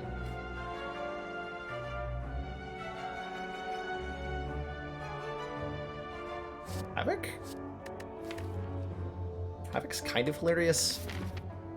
We'd want a Havoc Plus, but not an unupgraded one. I think I'm fighting 2 more elites. As crazy as that feels. Yeah, copying Feel No Pain is the big draw, right? We would definitely like to be able to do that. What else would we duplicate? Not a whole lot. Like maybe a Rampage, maybe Sword Boomerang. Dual Wield for future Barricade, in case we need multiple copies of Barricade in play. Dual Wield has us covered. Heck yeah. I think I'm gonna pass on these. But I'll note that they were tempting. Oh man, Sword Boomerang, I'm sorry, but you're not as good as Offering or Feel No Pain. You're not holding the deck together, literally, so... you must go. Let's dig. Art of War. If we don't play any attacks on our turn, gain extra energy next turn. I have to turn down the Potion Belt, which is truly tragic, given our White Beast statue, Toy Ornithopter combo, but this is my only chance to get the Sapphire Key, so... it is gone. Also gone are my hit points.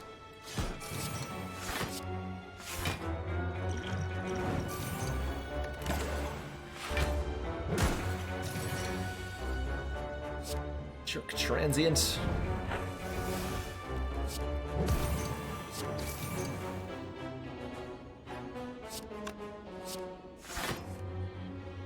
Okay. Spot weakness, hello? Hello, spot weakness. Wait. Oh, I got Panacea turn 1. I didn't even parse that, actually. I finally drew Panacea on turn 1, and we get 5 permanent strength out of it.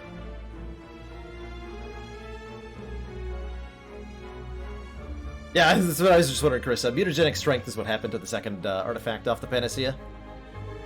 I, too, was confuzzled. Confoozled. Let's see, I can do Feel No Pain, Second Wind...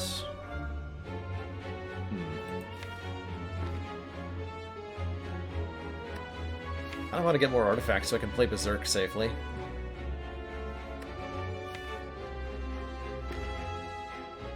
Also just Exhume Offering here. It's pretty tempting.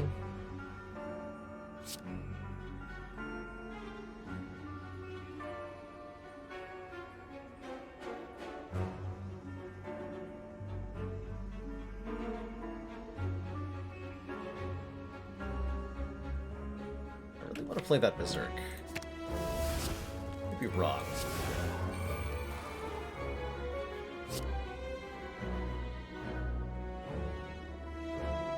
Be extremely wrong.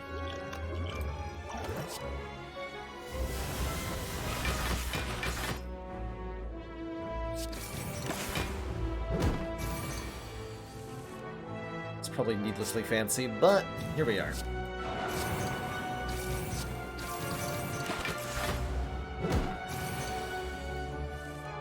We've been screaming dig. Often enough. Often enough. Alright, pretty smooth transient fight. We're offered a 3rd chance at dual wield. Gonna continue to reject its advances. Fight Reptomancer instead. Okay, this is as good as turn as any. Dig! Relic dig! Cheers, Jin! Let the digging commence. I mean, I actually can't. I only have one fire left, but I will do my due diligence and dig at that fire. It will happen. Am I upgrading Shrug? Or the card I get from Shrug? Actually, am I upgrading it all this turn? Yeah, no, because I need to play Berserk. So I'm going to Shrug first.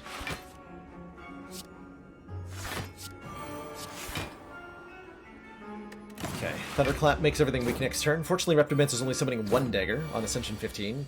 Thankfully. Thankfully.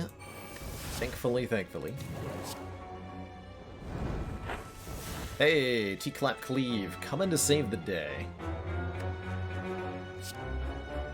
That's 9 plus 15. That is enough to just kill all of them.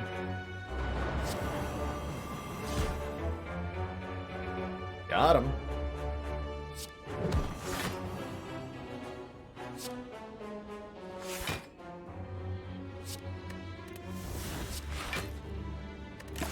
Nice.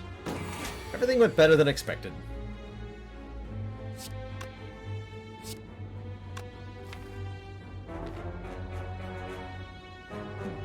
Okay, I want to spot weakness, but I also want to block. Spot weakness will compromise my ability to do that.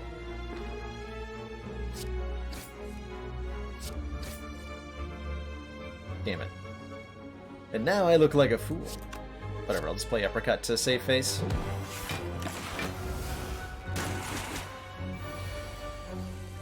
It's fine, right?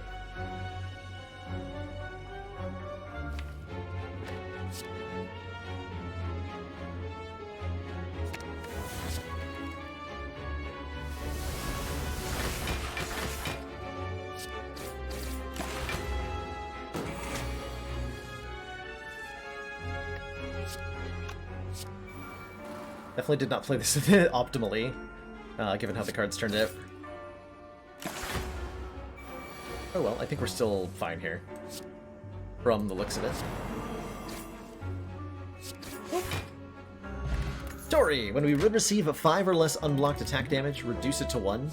And given that we have a Runic Pyramid, and a Feel No Pain, and Strength Gain, Fiendfire sure seems like a really good card that I am going to add to the deck as a finishing blow to a lot of fights.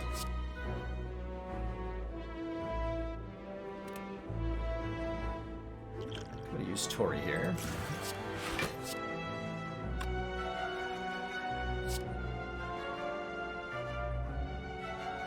This. Like nothing. Nothing at all. Nothing at all. Okay, Exhume Disarm is so low impact in this fight, I'm not going to use it.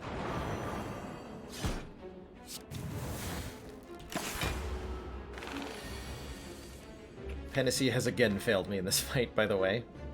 Dang it, Panacea! I was counting on you. And not screw this up. So we're being hit for 27. Which means I need to block for 10 more if I can, which I can't. Let's get that out of the hands. Tori absorb a little bit. 16 times 8, or times 9, excuse me, is 146. No, 144, excuse me. Right? 160 minus 16, 144. So it's not quite a kill.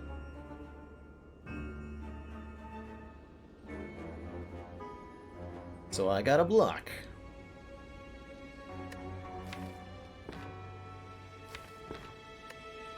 Oh, but Feel No Pain does block the entire hit then anyway?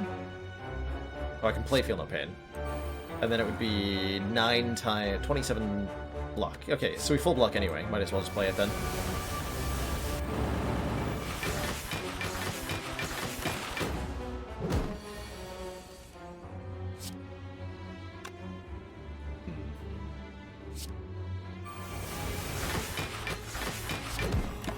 play offering if you don't have to. Entropic Brew of the Run at number 4. And a second Feel No Pain, or a Body Slam, or an Entrench. All of these are great. I think the second Feel No Pain's better with the... yeah. Yeah, just want the Feel No Pain.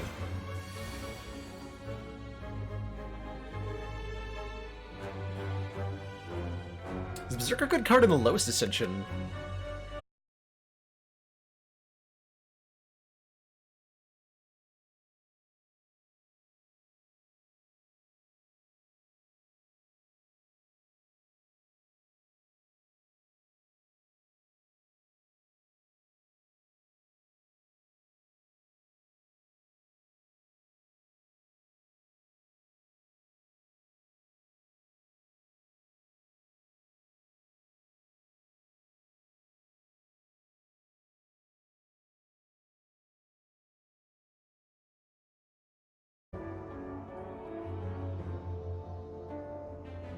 And we're back. Comcast Revenge. Now this is an interesting and different problem, and it's not nearly as much of a problem as before. This is the second time this has happened today, where the stream has dropped to zero bitrate, and so the stream's gone down. But I've still had internet, so like I can watch chat react to the stream going down because my internet is still here, and then it comes back within like less than a minute, so it's only a really brief hiccup.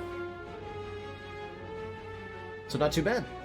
I definitely much appreciate this problem in comparison to the old Comcast Gambit that we used to have.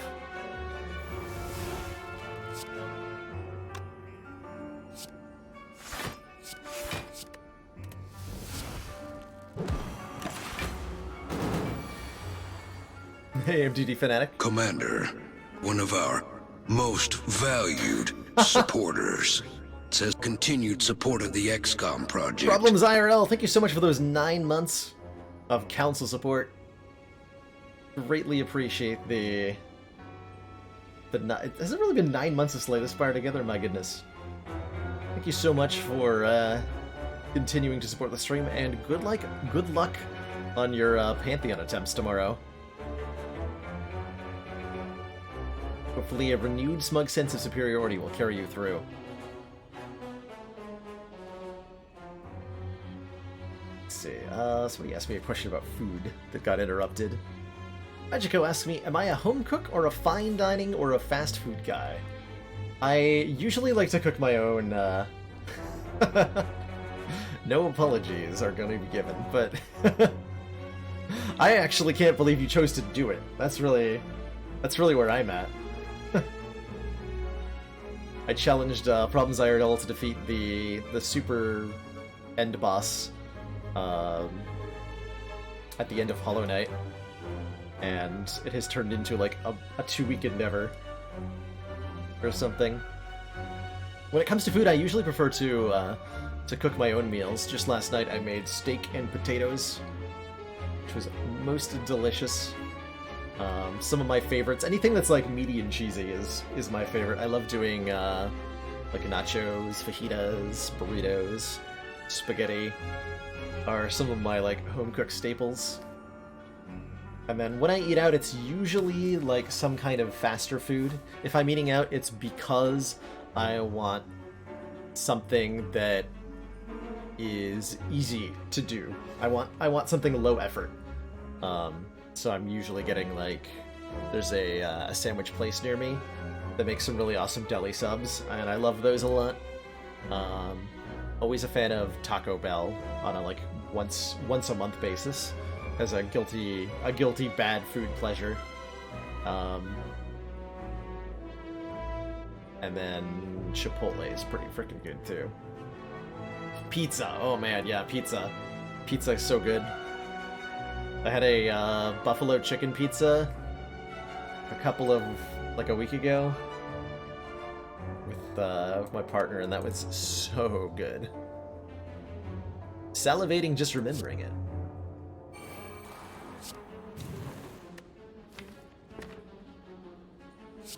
Suffering is just gonna get played. That's just the real talk. That's where we're at. And then I just dunk you with Fiendfire, because that's also where we're at. Well, I Pummel Strike first, obviously.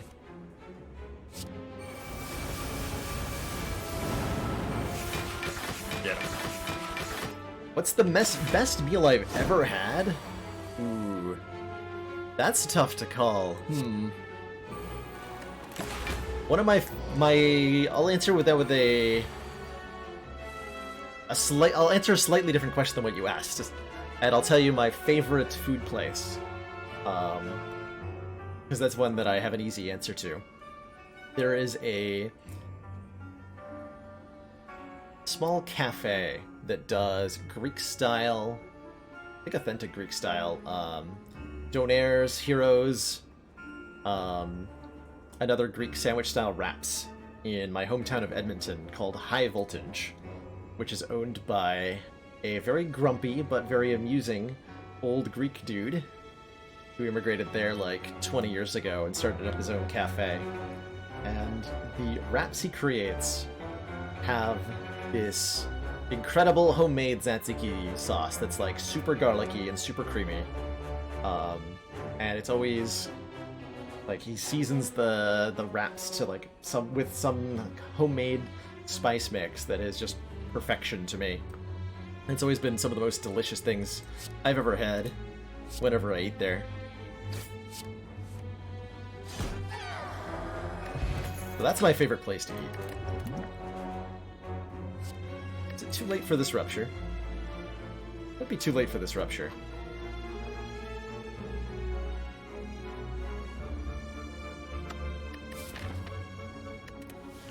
Like, it's fine. It's just not high enough impacts with one combust in a 31 card deck. You've been there, Shua! Small world, hey? You've been there. That's awesome. I haven't been in a couple of years, so I hope he's still doing what he's doing. Is it ever too late to follow your dream? Wait, we have blue candle. Hold on. So I can get one more strength out of a Sender's Bane? All the way from Red Deer. Hey, that's a... Well, I guess for Albertans, that's a short drive, right? That's a short drive by Alberta standards, but a long drive by my current living location standards. Takes hours to get anywhere in Alberta. You're, you know, leaving town, that is. You know what? For old time's sake, I'll take the rupture. I don't think it's good, but I want it to be good. But I want it to be good.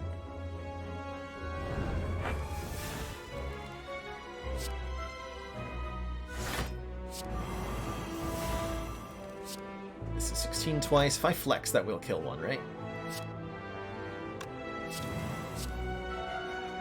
Not quite. Actually. That's tragic. It's more block to not kill him. Well, fine. Be that way.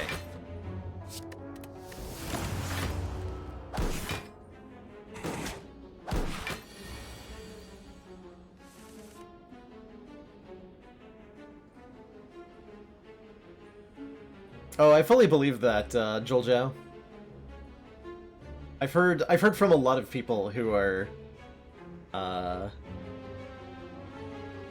from various places abroad that trying their country's food, like specialty restaurants of their country's food, usually doesn't go over well because it's usually not as good as the stuff back home. I think that's especially with American cuisine. Or North American cuisine, that's true of almost any adapted cuisine type. And to that I can only say ignorance is bliss. And I'm happy to enjoy a variety of different types of food, even if it is the Americanized version that I like.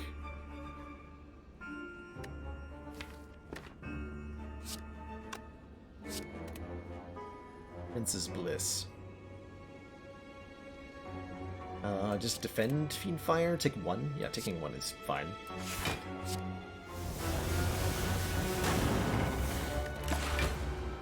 Boop.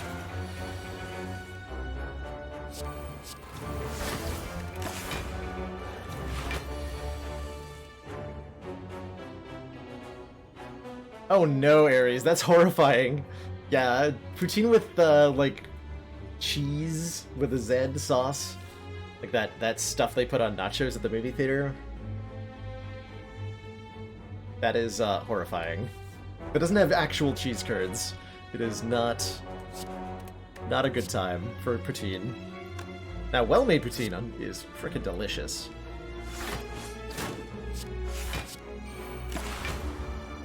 You gotta at least try.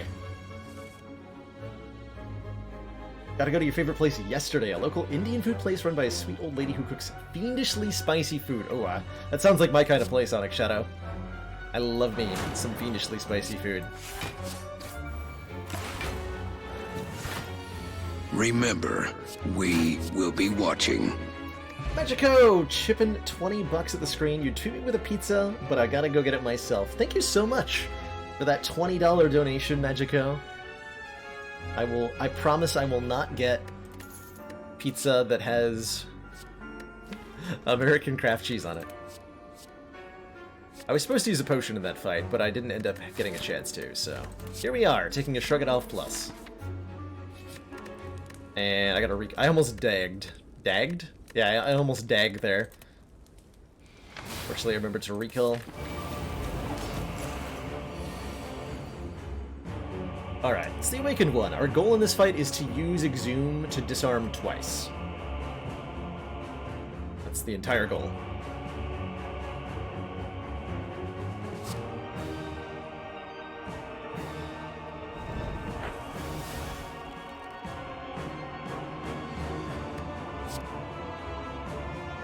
Okay, so this is giving us 3 permanent strength. We drew Panacea turn 1 again, which is sweet. And I can Berserk for free. Not quite for free, but basically for free.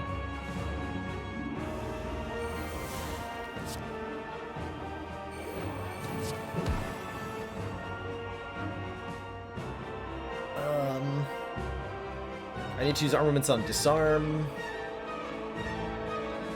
I want to keep Cleave to deal with these nerds. Damn it. I have to trip it on the defend here. And then Cleave next turn. Okay. That was a weird turn. Okay, there's our Disarm. So I can do Armaments Disarm. Well, can't keep fire yet. Definitely want to give Awakened one that negative strength. Take 6, take 6. That brings us to 6 block. So 9 block. I need to block 1 more. Okay, so I can just second in the flex. Not happy about it, but I will do it.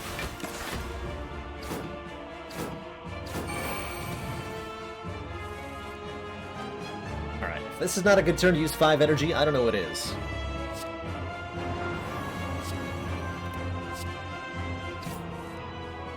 Do not know what is.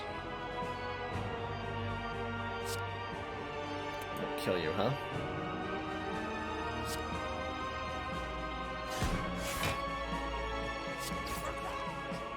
Crawl!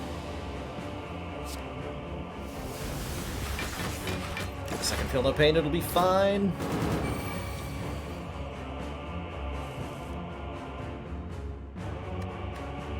It'll be fine. Right?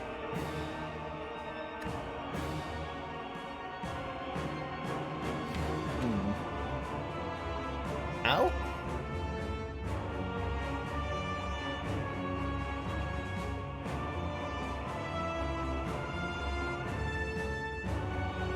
One of the best cuisines you've ever tried is the Canary Islands cuisines.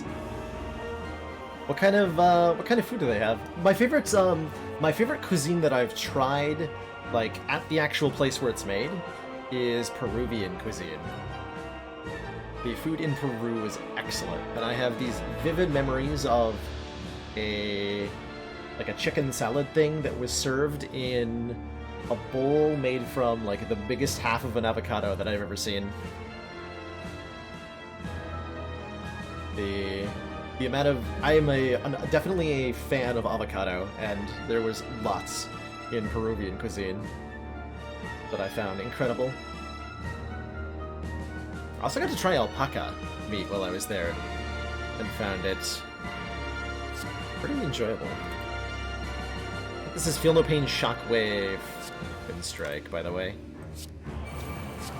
I settled on a course of action there. 6, that's relatively reasonable. Get that disarm back. I save that for the second phase.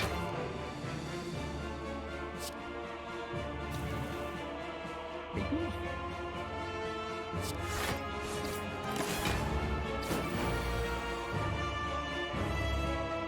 I think I do, yeah. And we scale up a Rampage to win this fight now?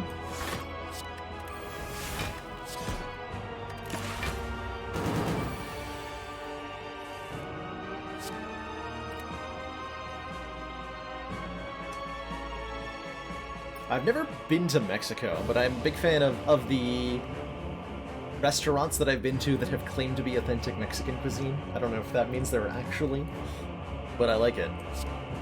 I find that there's a lot more rice and beans in the less Americanized Mexican places, and I do like that quite a bit.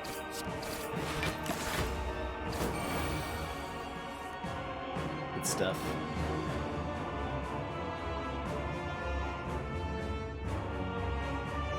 Any sort of coastal country would be good if you're a seafood lover. I grew up in a landlocked province, and with that came the association that seafood is gross, because the seafood that was available to me growing up was gross. So to this day, I really don't like fish or shellfish very much. Have I tried any sort of Arabic cuisine? I have tried... we went to I want to say a Yemeni cuisine. I don't know if I did that. Cuisine from Yemen. I don't know if I used the correct adjectivization there. But I was at such a place for Christmas time. And I found it really good. I liked it. Good stuff, I say. Good stuff. My favorite fruit. Ooh, favorite fruit is gonna be... Let's see, the top tier is like mango, pineapple, banana. Hard to say no to mango. Yemeni cuisine. Gotcha, thank you for the confirmation there, Anawab. Kiwis? I'm not like the hugest fan of the kiwi, but it is an amazing and versatile fruit. I will give it that.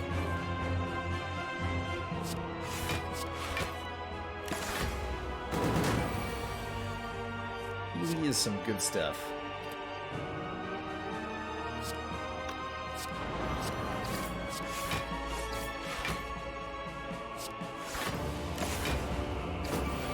Mango is a relic, not a fruit. But is it a vegetable?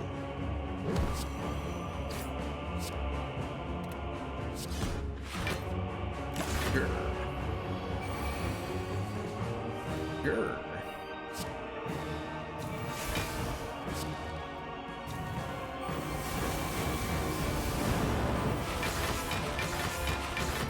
You know, I thought that was gonna full block. Oh well. Ow.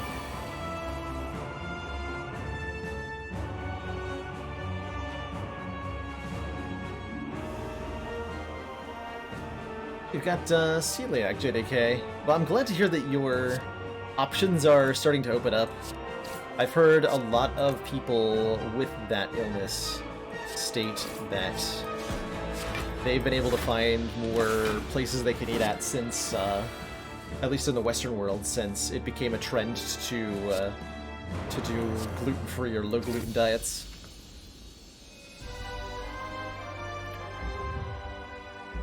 So that's an awesome plus, and I'm glad you're able to eat out more.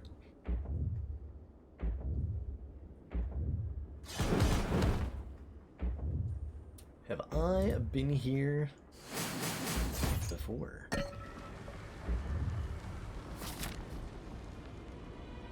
That sounds lovely, Firex. I haven't formed any sort of, like, tradition around going to fancy places. But it is something I would like to do more often. Though I've lived on a relatively constrained budget for the last few years, so I haven't often felt like I have the ability to treat myself to anything food-wise. Usually it's something I'm willing... A better way to phrase that, it's something I'm more willing to compromise on when it comes to expense than certain other things. Like, I would rather eat in for an entire month than be able to afford, like, a new headset or be able to buy myself a new game or something like that. Be able to get a comfy chair. I'd rather, as a general rule, I'd rather own nice things than spend money on temporary experiences, and that includes traveling or food. It's not the sort of thing that I personally put a high priority on, but I've had many close friends who have really different priorities when it comes to that, which I totally respect, and it's neat to see different perspectives on that. Alright, well, if we wanted one rupture, we obviously want two. Let's do it. Obviously want two. I think we also want a Centennial Puzzle, so we get some more card draw going. This deck is really dependent on being able to draw a lot of cards, so let us give it that chance.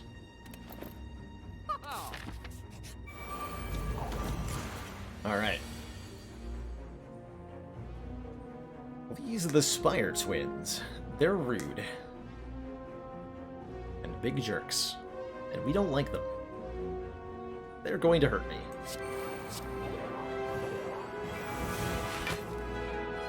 A lot.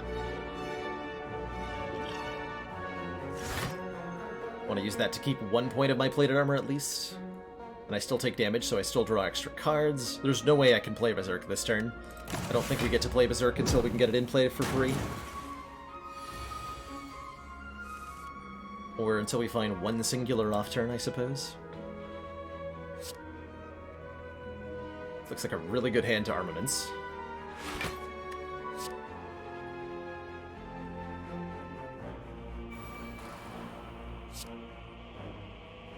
And spend offering.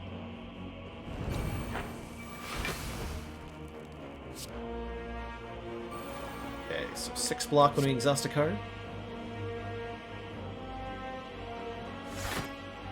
I'm thinking about getting rid of Zerk, I'm not gonna lie.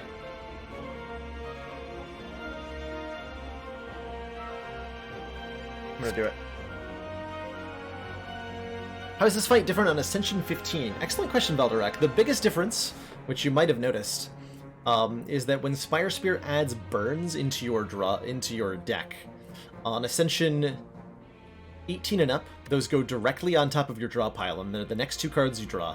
So we would have 2 burns in our hand if this was on Ascension 20. On Ascension 15, they go into the discard pile, so we don't have to worry about them for quite a while. For quite a while.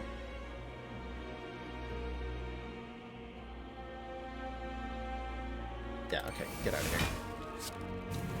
Get thee gone.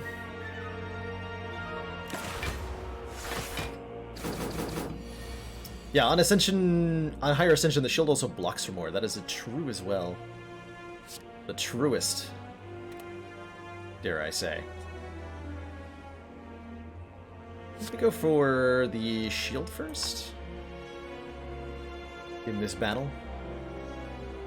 Probably gonna block with Second Wind this turn. So we're blocking 1, 2, 3, 4 times at 12 block per card. Do I need that much block?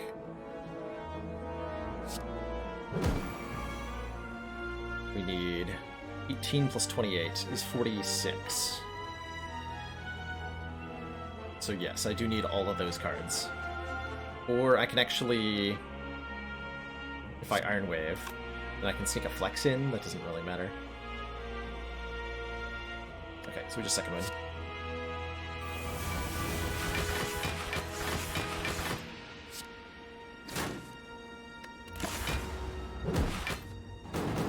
full block the heck out of this. So normally this would be 99 block, but instead Spire Shield hits blocks for the amount of damage that it dealt with its previous intent. Okay, Zoom is nice. We're really looking for like Fiend Fire here or something.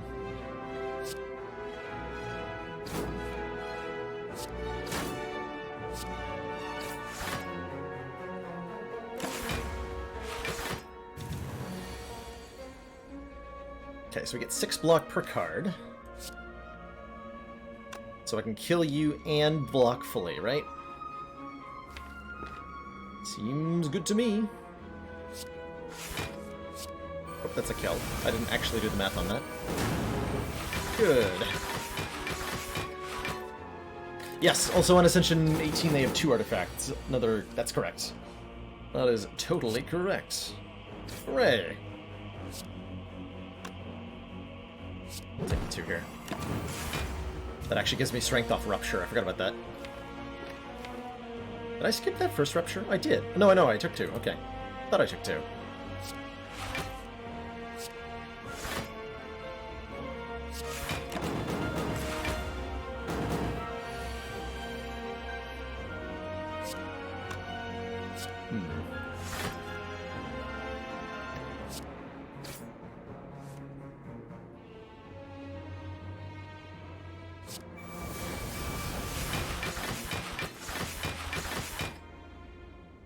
Nice.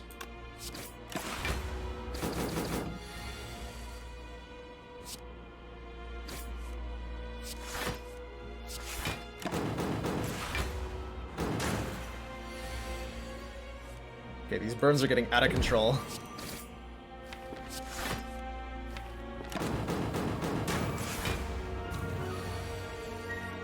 Totally out of control. Whenever you lose hit points, gain 3 block next turn, and a flex potion which says gain 5 strength. At the end of your turn, lose 5 strength, and our choice of anger, uppercut, or immolate. I would like more card draw, so this battle trance looks good.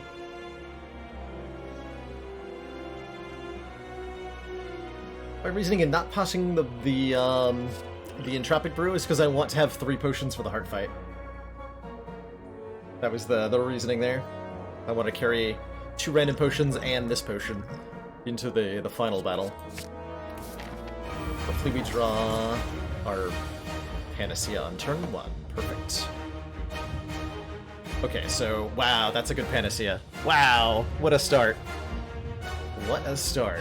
Okay, so check this out.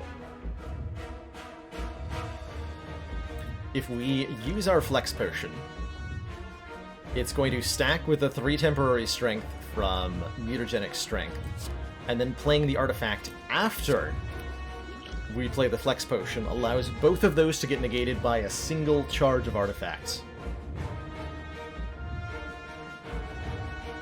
And we're going to draw some cards from... oh man, yeah, sweet. Sweet, sweet, sweet. So that allows us to block not only the strength down, but also the vulnerable from the heart is going to get blocked here. From the second stack of artifacts. Gonna hold off on using the Entropic Brew until I've taken some damage, and speaking of damage, I actually want to take it. To draw some cards, and to trigger Self-Forming Clay. On Ascension 15, Beat of Death is only 1, and the Invincible is 300 health cap per turn instead of 200 for the heart. That's the big difference here. But what if there's another steroid potion inside the Entropic Brew? Then we'll drink it. We're not going to drink it until we've lost 3 hit points, though. So we play a Rupture.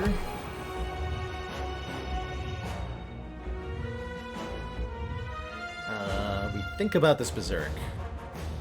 I'm going to be vulnerable for 2 turns if I play that, no matter what order I do it in. So I don't think I play Berserk now.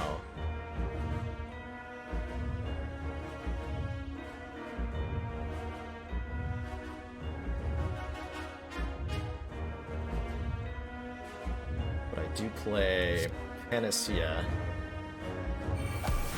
Feel no pain. And now I drink the Entropic Brew. Okay, we got a Blood Potion, which is a huge amount of health, and a Skill Potion.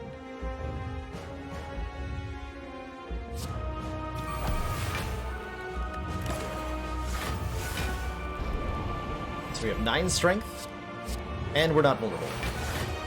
And the heart is disarmed. And I have 12 block.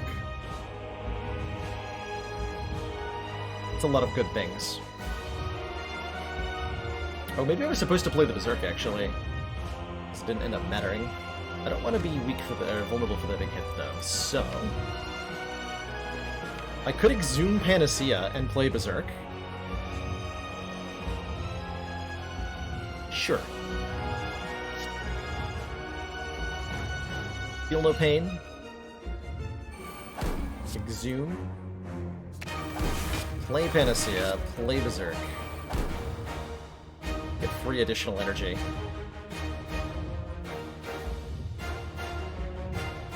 Do I bash it now? This applies 1 weekend, which I'd prefer to have next turn. But I also don't know that I want to play bash next turn.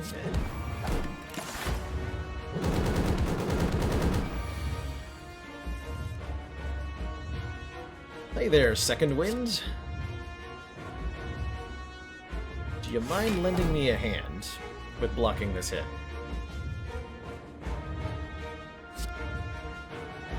But also not removing my True Grit.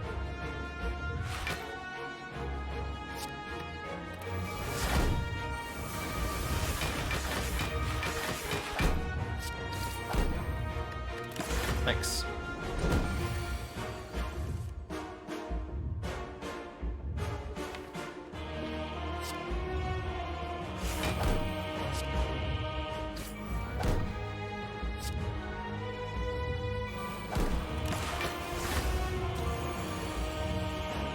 Okay, 47 in a row?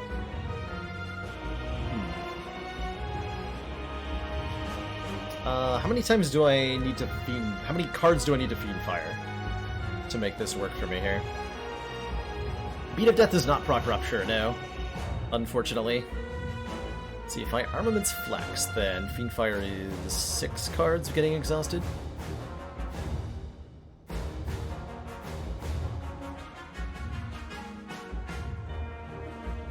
Six times 6 is 36, so that won't actually full block.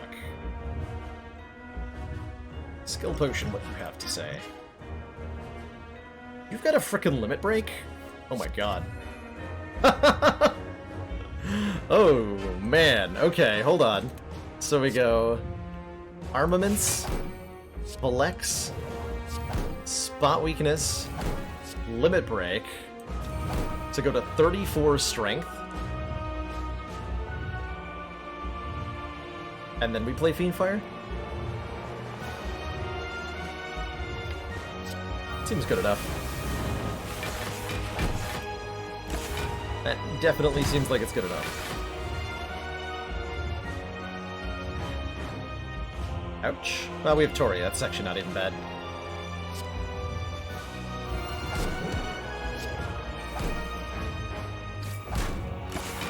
Bring it, nerd.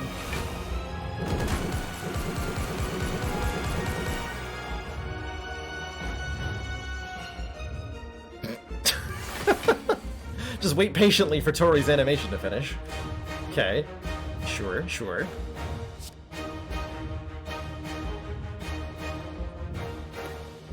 this the first time we've seen Offering?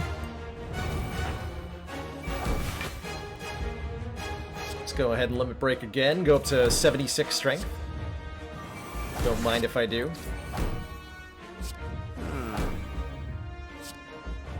$133 damage uppercut. Boom! Hey Turkus, you did indeed show up at the right time. It's time to... Wow, 124 damage, Twin Strike. Good lord. Just for BM. I'll throw my healing potion on the ground. Happy birthday to the ground. Got him. GG. That run definitely took a real sharp incline at the very end with self-forming clay and that set of potions coming in real clutch there. GG.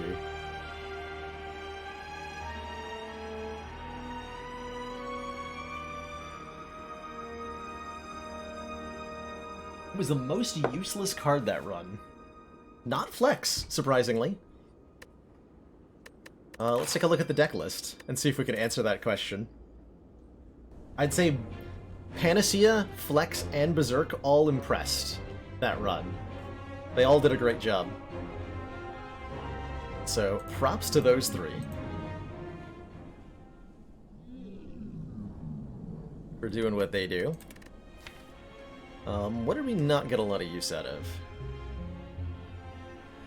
Disarm was nice. Rampage, I wasn't disappointed with the Rampage pick either. We didn't build the deck around it, but it was either like an attack that like we scaled strength with and we just hit pretty hard with it, or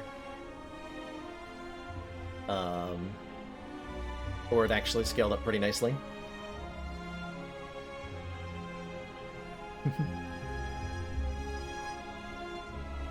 Let's see. True Grit was great. Twin Strike was fine. Armaments was good. Spot Weakness was amazing. Shockwave was fine. Combust? I think Combust was pretty disappointing. Were there any fights that, like, we really needed that Combust for?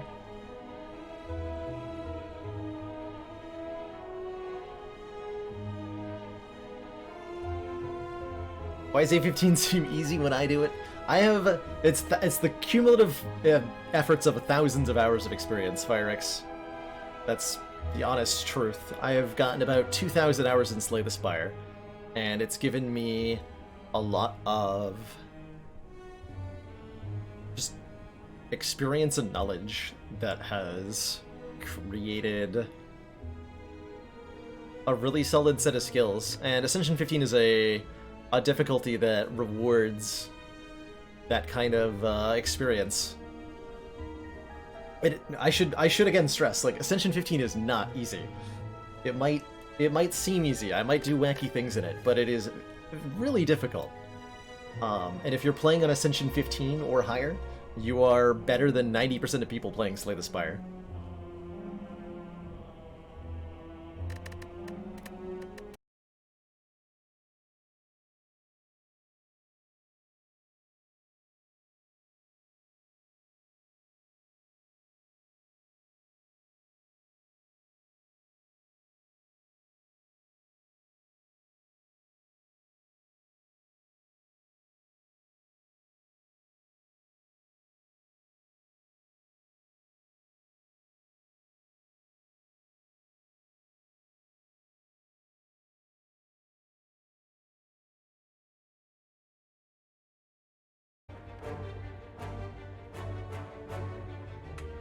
Of course I moved to get up, and it comes back! Alright, we're back. Appreciate everybody who sticks around through those momentary interruptions. They're a little bit annoying, but at least I don't think they're going to break my VOD into multiple pieces. That's what's the worst thing. One of the worst things about having the internet drop is that the VOD gets chunked into separate pieces, and I really don't like that. Let's see, 1, 2, 3 elites and a bunch of fires. I'm down. So we want to take 100 gold so that we can get enough money so that we can fight as many elites as possible, I think is the pathing I'm feeling most entertained by the idea of. Yeah, let's do that. 100 gold starts are nice. They're no 250 gold start, but they're pretty good. They are pretty good. Hey, man, my bot didn't even disconnect. Huh. Baffling. Baffling! Of the 3 classes, I think Silent is the one who struggles the most to defeat early elite combats. You really want, like, a couple of powerful damage cards added to the deck to make her matchup against Grumlinob or a Legavulin a little bit more comfortable.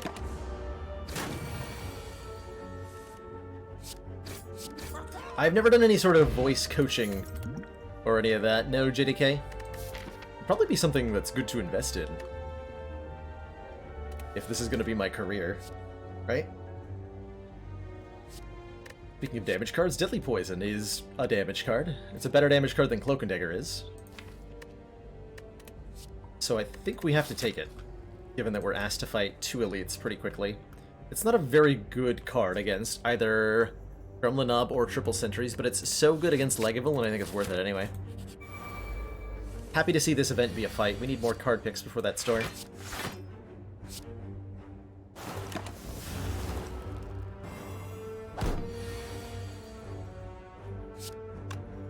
Never talked to anybody who's done, like, a voice coaching thing.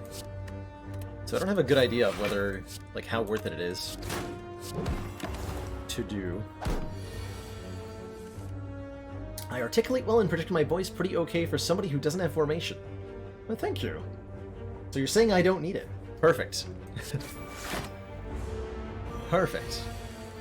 I've always placed a fair bit of emphasis. I've always really liked the sound of my own voice. Okay, let's be honest here. That's the real reason for it.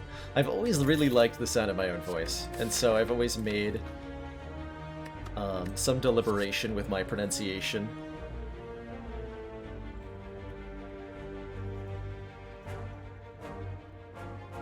Especially in high school.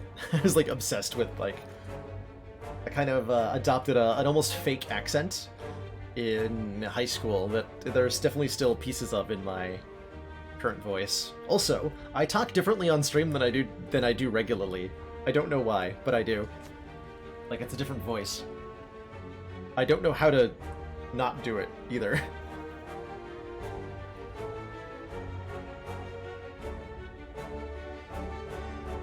I don't know how. Okay, Fumes is a great scaling damage source. It'll help a lot against the Guardian. Combos well with our Deadly Poison.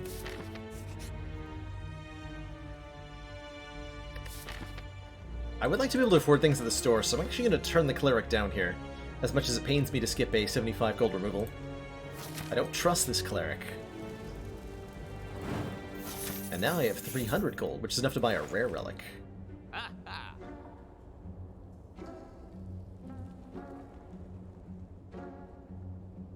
Huh.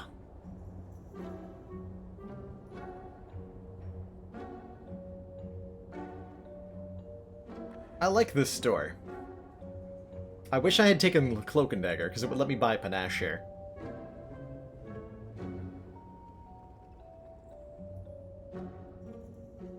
Actually, everything in this store makes me wish I had taken Cloak and Dagger. Like, almost to the point where I want to restart the seed. I don't think I'm going to do that, but I almost want to. Like, I could take After Image Choke Slice if I'd done that. We can barely afford this Tingsha, which doesn't do a whole lot right now, but is a fun relic. Just pretend I took it. I could just take, if I want to, like, a combo package here, I take After Image, Deflect, Choke, and Slice. We take all these cards. And we have, like, a card spam synergy package.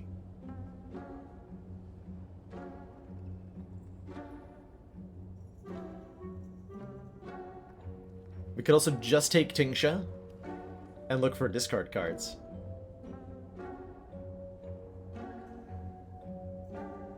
What do I want to do? I think we need some help against this elite.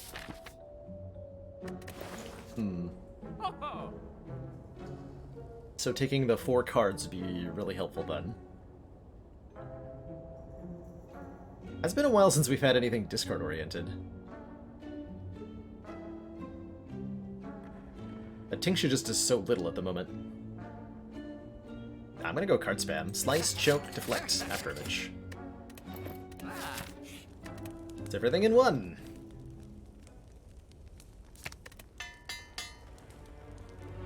Can card spam beat the heart? Oh, I hope so, because I'm gonna try. I really hope so.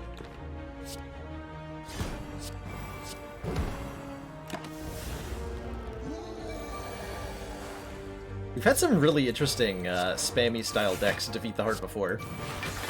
So I'm feeling pretty confident that we'll figure a way to do it here as well.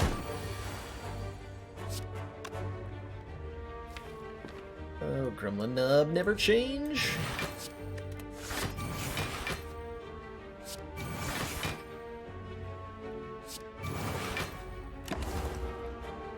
I have made the Nub very angry. This was perhaps not my greatest decision.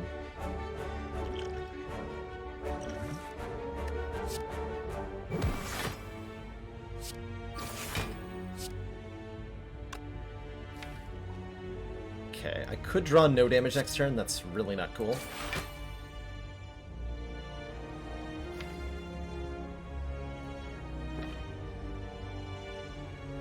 So I have to strike here if I want to guarantee a kill next turn. And I will actually die if I don't draw any. Alright. Take a little bit of extra to guarantee it. Only did draw one strike. Bronze Scales. Start combat with 3 thorns. How do I feel about a Sucker Punch? Just another attack. Attack that also applies Weaken, so it's a decent block source. I'm gonna have to rest before this elite, so I don't get an upgrade. Let's take a Sucker Punch. Not the greatest card, and that's half the reason I'm taking it, actually, because it's a little underrated on average. I freaking knew I was gonna find a Regal Pillow in that chest somehow. Well, I'm still taking it. Really good way to sustain ourselves. When we rest, heal 15 more. Does feel bad to do that immediately after resting, but I didn't have the option of the other orders, so here we are. So here we are. Is there any difference in the way Thorns and Caltrops block? You mean the Bronze Scales? No. Thorns and if I were to play Caltrops, this number would actually just go straight to 6. They are the same thing. And stack accordingly.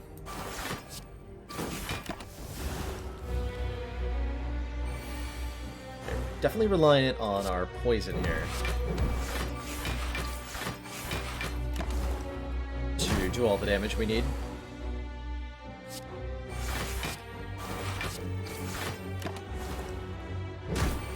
This is a plus max health Lagavulin too. Scary.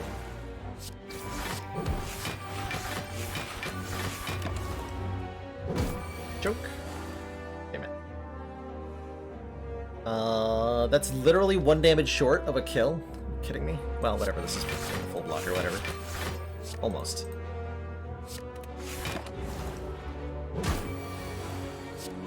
Almost. Pen Nymph. Every 10th attack we play is double damage. And I think we would love a Piercing Wail. It's an excellent defensive card. So I'm just gonna take it. Don't think we want either of these at the moment. We don't have a lot. Well, card draw is okay with our 0 cost stuff. So expertise is like kind of fine. I'd rather have a backflip or a acrobatics though.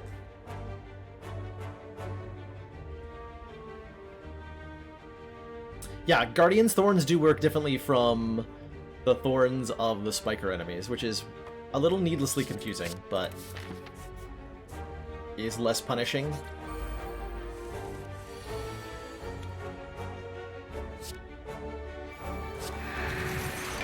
Aha! It's interesting how much of a difference 3 damage on Thorns makes in little fights like these. It definitely adds up. Hey Nilu!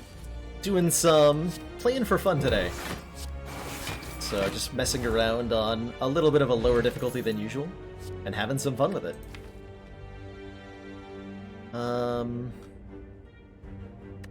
I feeling about my damage output? It's okay.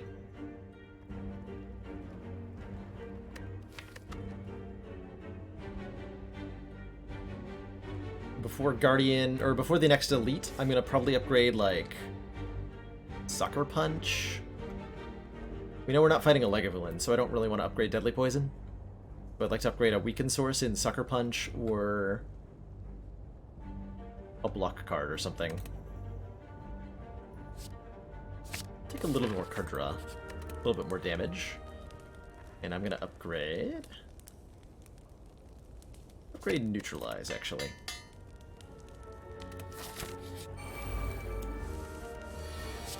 Waffled about on that decision a fair bit. Waffles. Hiya to you as well. Nerd.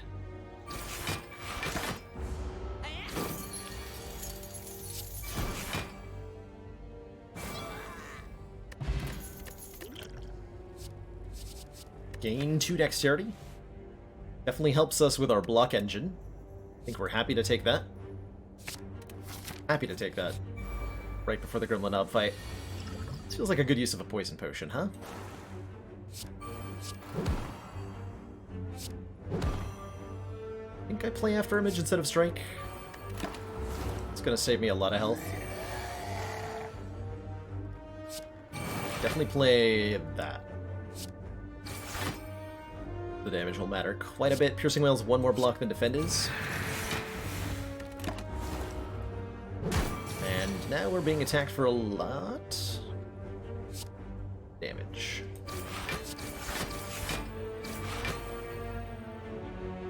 So I would have done 12 more if I'd played that 1 strike. So I should have played the strike, and not the After Image. So we would have killed here. Hindsight! It's alright, we would have had a rest before Guardian either way, so I don't think it ultimately matters. But this way I get to keep Pendant for Guardian. Ooh, Bag of Prep. Start a combat, draw 2 extra cards. Do I take a Prepared without an upgrade? No? No.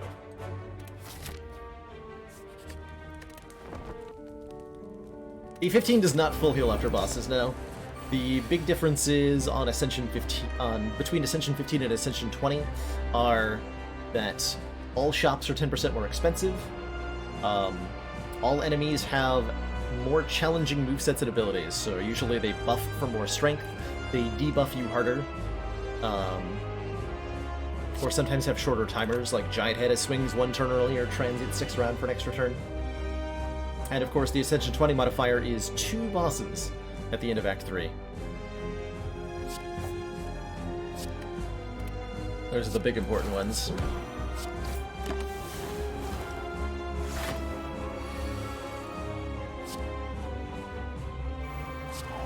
Powers!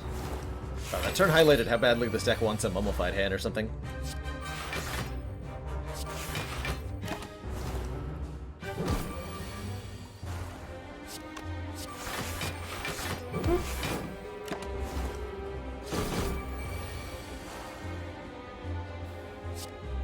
Choke.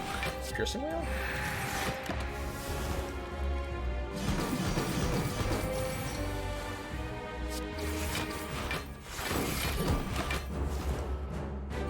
Hey, K-Man! Good to see you back. Hope you have been doing well in our time apart.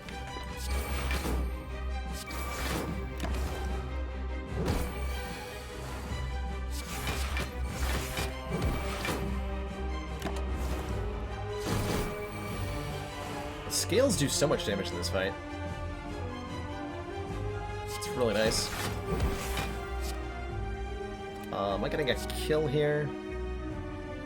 No, right?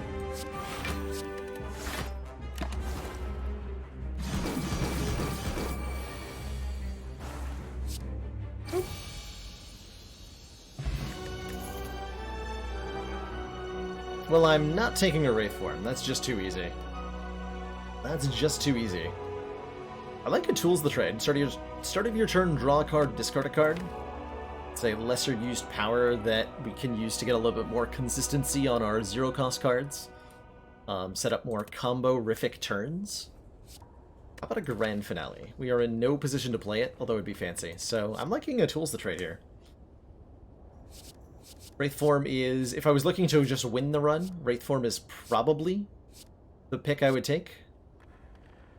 But Tools the Trade, I think, is going to lead to the most interesting deck. So that is my justification for picking it up here. It's gotta be Black Star, right? Who can resist a good Black Star run?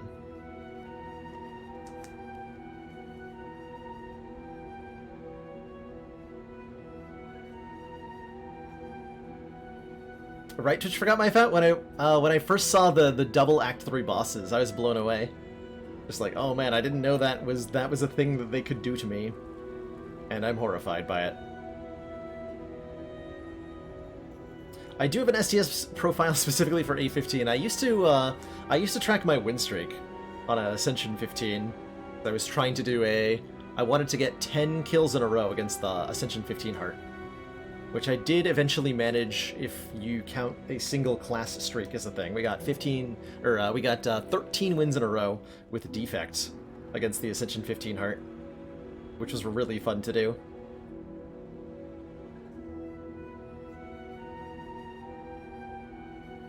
Could take +1 strength on all enemies. If we're gonna do like After Image and Choke, we really want more energy to be able to play more cards, but I can't resist double relics off elites with the Black Star. It's too fun. It's too fun for me. Question is, how do we manage to beat elites?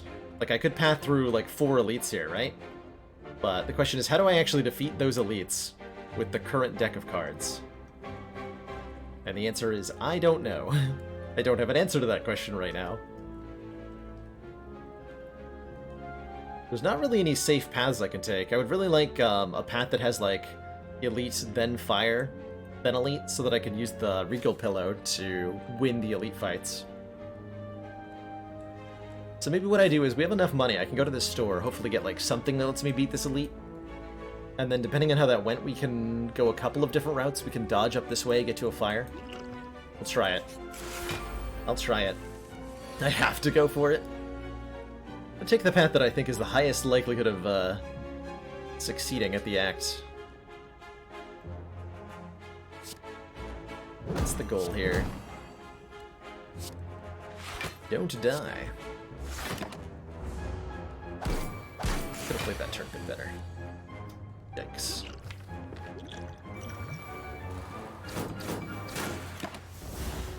Yikes. That was a lot of damage. Hopefully that's all we take in this fight.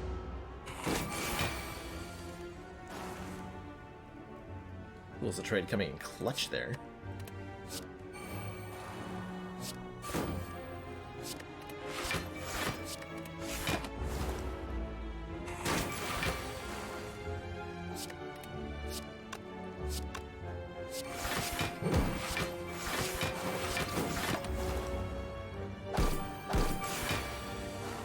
Totally fine against this fight as long as he doesn't do the big attack. It all falls apart if that happens. Caltrops and Noxious Fumes. We've only taken 1 plated armor off. Caltrops and Fumes have carried this entire fight. Or, bronze scales, excuse me. Speaking of bronze, liquid bronze. And here's the Cloak and Dagger I wanted. I think that's my tank over the other options. It goes well with the Choke. The decent block card. Does damage. Helps with Pednib. Is there an achievement for taking no damage the whole run? No, I don't think so. There's an achievement for beating a boss in 1 turn, though. Which is a little bit similar.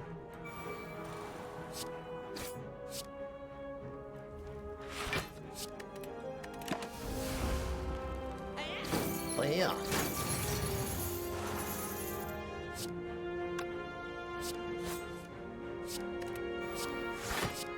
Pednib, damn it. Cork that up.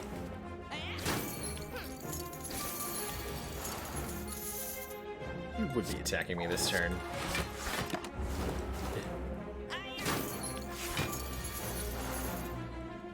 Okay, so he's getting away. Which is really unfortunate, because I'm about to go to the store.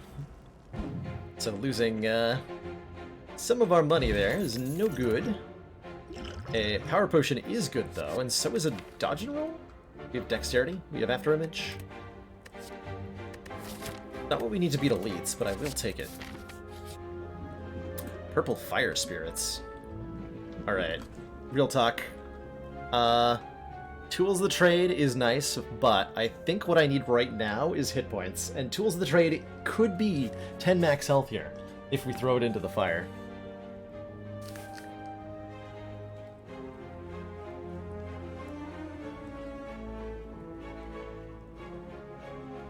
I think we have to do that. Yeah, going to full health here is great. You can toss Choke. That's another option, toss Choke. But I like Choke as a long-term damage solution here. Get out of here, Tools. Thanks for staying. Now we have 76 health. Okay, I didn't necessarily have to do that, because there was a waffle here. Hilarious. Very funny game. Very funny.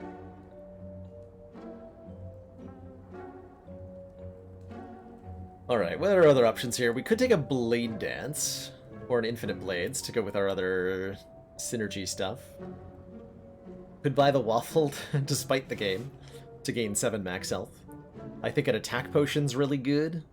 I think, given that we're trying to fight an elite very shortly, that maybe 3 damage per turn to all enemies is nice. That'll be really good against triple sentries, or triple slavers. That'd be really good against Gremlin Leader, and we have exactly enough money for it, which means it's Fate, obviously.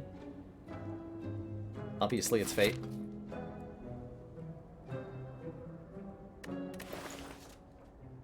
Hand of Greed is a powerful 2 energy attack that does a lot of damage. And that's not to be neglected. It'd be really nice to get a strike out of the deck. I can't do Hand of... Wait, can I? Yes, I can't... No, hold on. 38. No, I can't afford a Hand of Greed and card remove. Tragically. I think this Mercury Hourglass is calling to me. It's destiny. It's destiny that we have exactly enough money for that. It was destiny. The AoE, it's immediately relevant. It's so good. Do I dare Power Potion here? No, right? We have to save that for the next fight. This fight's gonna be tough, by the way. Without a Fumes on turn 1. Or 2. Ooh, yikes.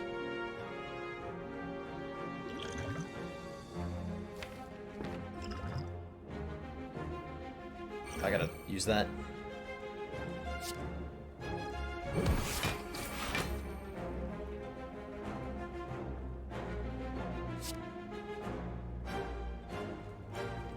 It's 12, 16.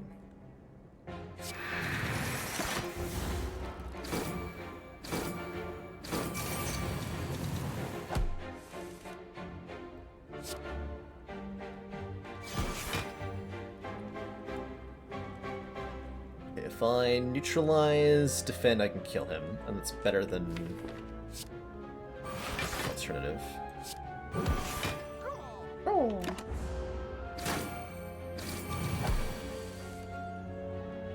Noxious Fumes, you failed. You traitorous card, you.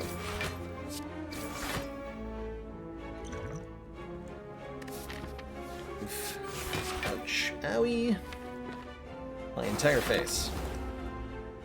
Well, I'm sure glad I pitched Tools the Trade into the fire. Yeah, this fight was scary. This does not bode well for us if we fight triple slavers, by the way. Neither does not having a pendant charged. Damn it. Fair call. No potion. I think I have to take a little bit more damage based on how that went. So let's take a quick slash. Okay, it's not triple slavers. Good. And I am just gonna drink drink Power Potion on turn 1 here. This is a 9-card opening hand, right? Yeah. Infinite Blades? It's a little bit of luck. Fine.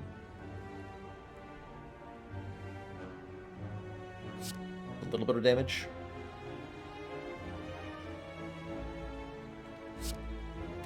So I want to kill these minions this turn. At least I think I do.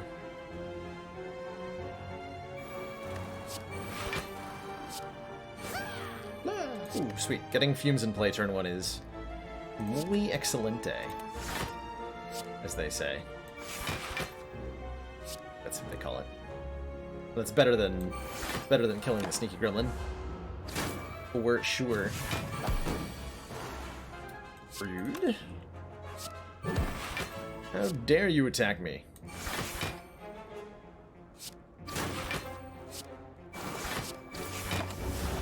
Didn't anyone ever teach you good manners?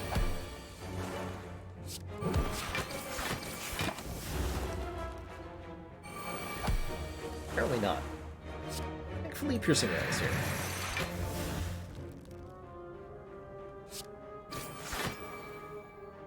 damn it. I cannot remember the pen nib today. It's not my day for pen nib. Alright, fair enough. Fair enough.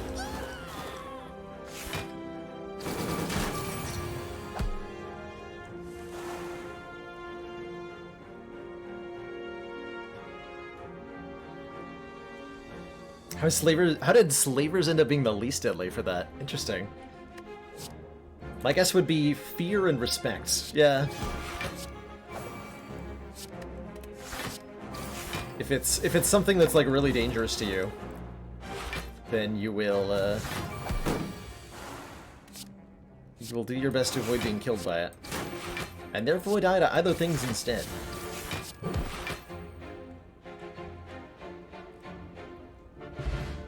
Oh my. Black Star, you shouldn't have. Fossilized Helix prevents the first time we'd lose hit points each combat. Oddly smooth stone. Gives us +1 dexterity. Catalyst offers to double our poison, but I think we don't want that. Commander, is a stinky card. we've just received the support of another council member. Jasperson! Thank you so much for that Twitch Prime sub. Welcome to the council. Enjoy your new emotes, the community, and your newfound smug sense of superiority. Thanks for casting a vote for more Baylor. Subs do in fact count towards that that bar up top there, though. So everybody who subs is getting me a little bit closer to being able to do this 6 days a week next month as well.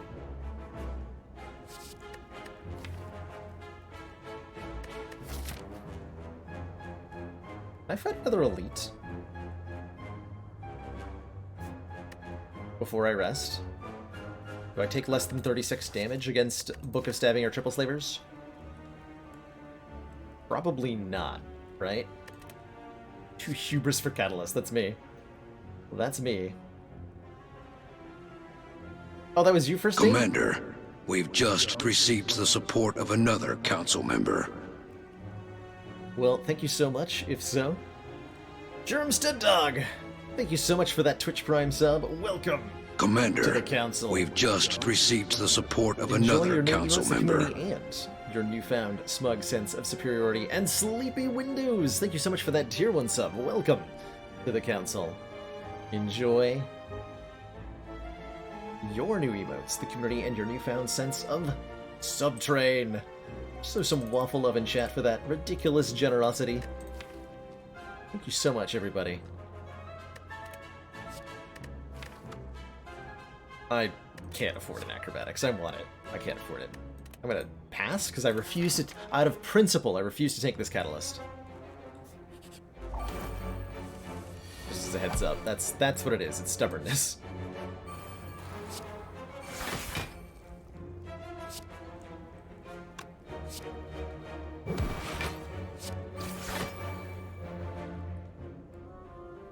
One day I'll remember that. Today's not that day.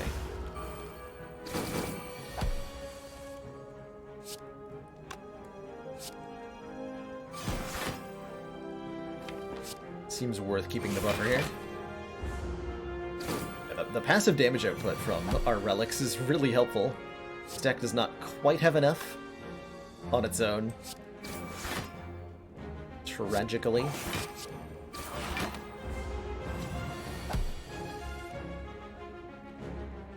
Okay, I can't block this, so I'm not even going to try. We'll let the buffer take it on the nose.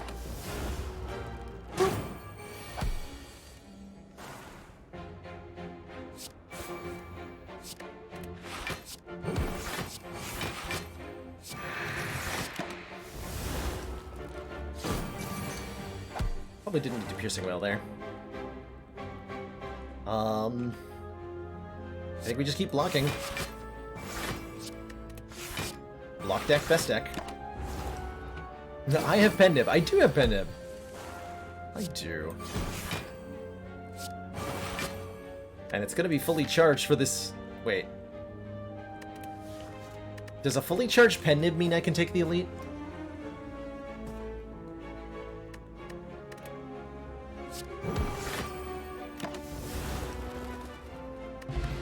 A fire potion means I can take the elite, and another piercing well means I can take the elite. Okay, now we're strong enough, we go here. Sweet.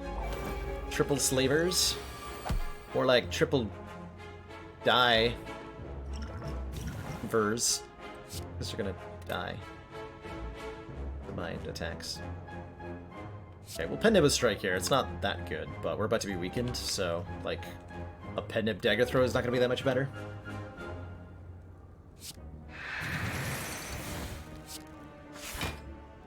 The block for... Okay, I have to play defend, right? Because I lose buffer if I play dodge and roll. Unfortunate. Gonna hold on to the fire potion for the moment. But only for the moment.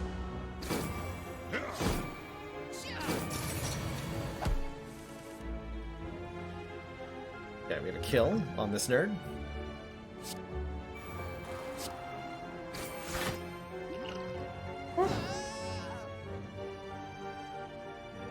Is there any way I can full block the front hit? If we apply neutralize, we go down to 9 damage.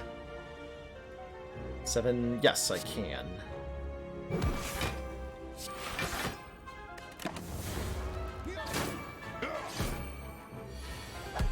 Cool.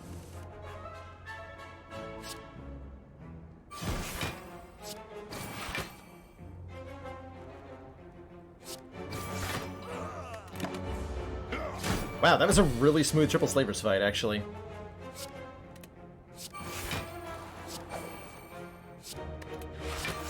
I am pleasantly surprised. How valuable is Ascension 15 for trying to get better at beating a 20? I think how I would describe it, Germstud Dog, is that if you're trying to beat... Depends on what your goal for trying to beat A20 is. If you're trying to beat A20 in terms of, like, get to the end of Act 3, beat the double bosses, then your practice should be on A20, because most of the difficulty is getting through the base game, and,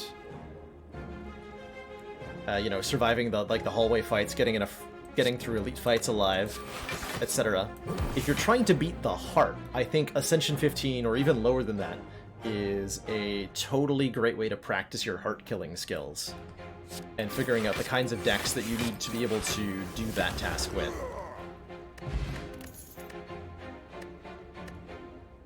So if you're talking Ascension 20 hearts, I think A15 is good practice. If you're talking just Ascension 20, then I don't think it'll help you that much.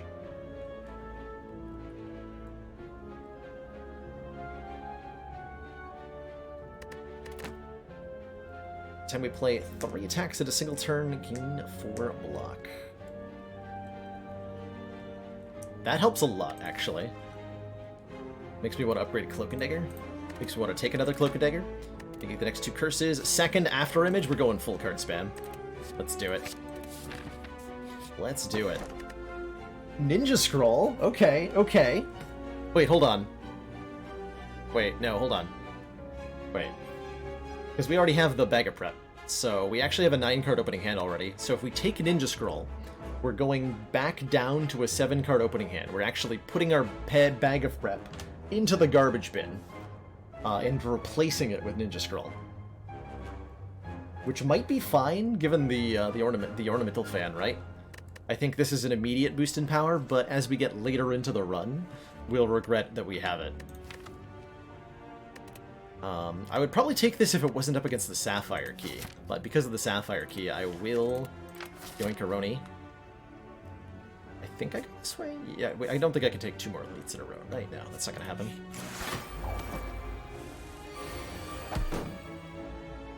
This Bag of Prep resolve first. So, regardless of the order of the relic acquisition, like let's assuming they resolve exactly in order, then what would happen is we would draw 2 cards from Ring of the Serpent, or Ring of the Snake, draw 2 cards from Bag of Prep, add 3 shivs from Ninja Scroll, and then attempt to draw the base 5 cards.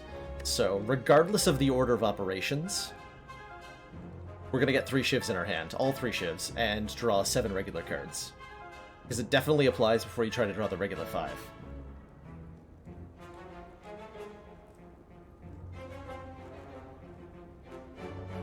So I'm probably just going to buffer this.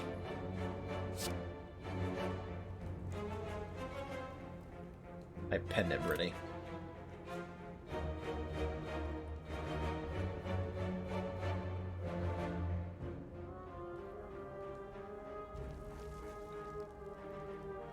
Yeah, always motor know about Slay the Spire. There you go.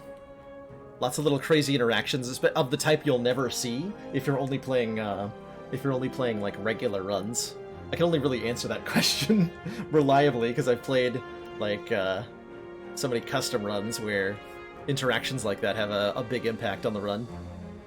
What is my play this turn, by the way? Is it just after image, defend, defend, neutralize? I think it is. But wait, if I do that... Oh, I have to do that?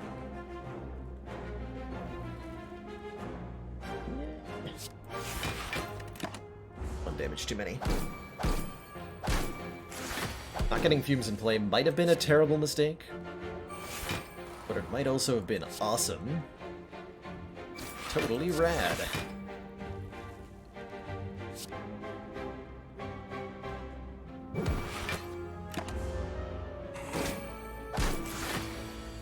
Oh no, oh no, oh no!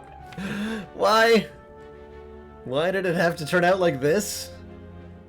Oh crap, we have a fire coming up, okay. Oh man, that was rude. Avocado. He'd been doing a multi-attack, just be a 0 damage turn. Yikes. Actually not that bad. Only taking 16. Could have been worse.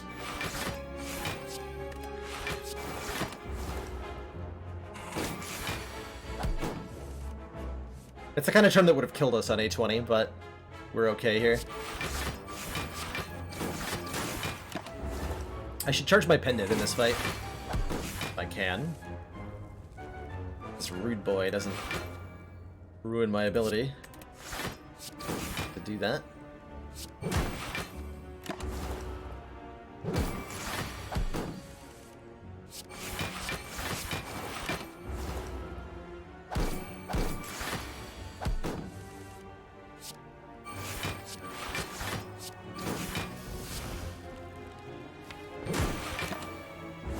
Might end up forced to play an attack to block off that after image, but we'll see.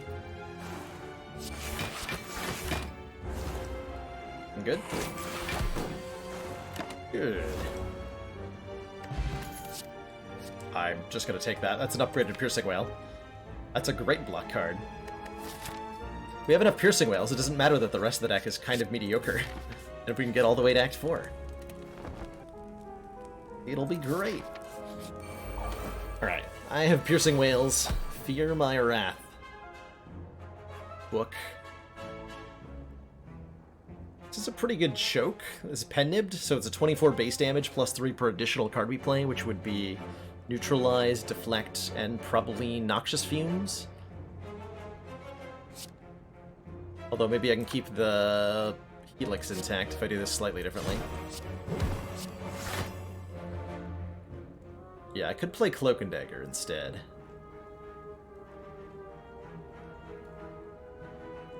And we use the Helix on the big hit. Yeah, this is definitely one of the biggest step-ups in difficulty from A15 to A20. On Ascension... Well, actually no, not since they nerfed it, actually. It used to be, but they nerfed it, and it's not anymore. Used to be that the book stabbing on Ascension 20 was always one more stab, like this would be 5 times 3 on turn 1. But now it's simply that the Book of Stabbing increments its stab counter on the turns that it does a single big hit, and it doesn't do that on Ascension 15. Oh, you're talking about Mushroom Avocado. Well, in that case, yes, I agree. I agree. 100% with that. Mushroom Avocado is a brutal fight on A20, and it's a little bit less punishing on the lower tiers. Okay, this would have been a nice turn to have my buffer for, but... oh well.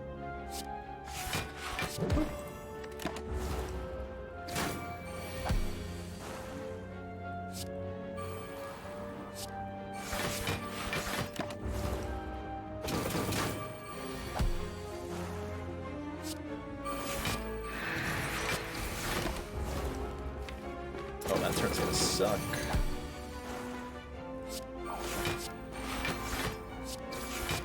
And by suck, I mean we full block, apparently.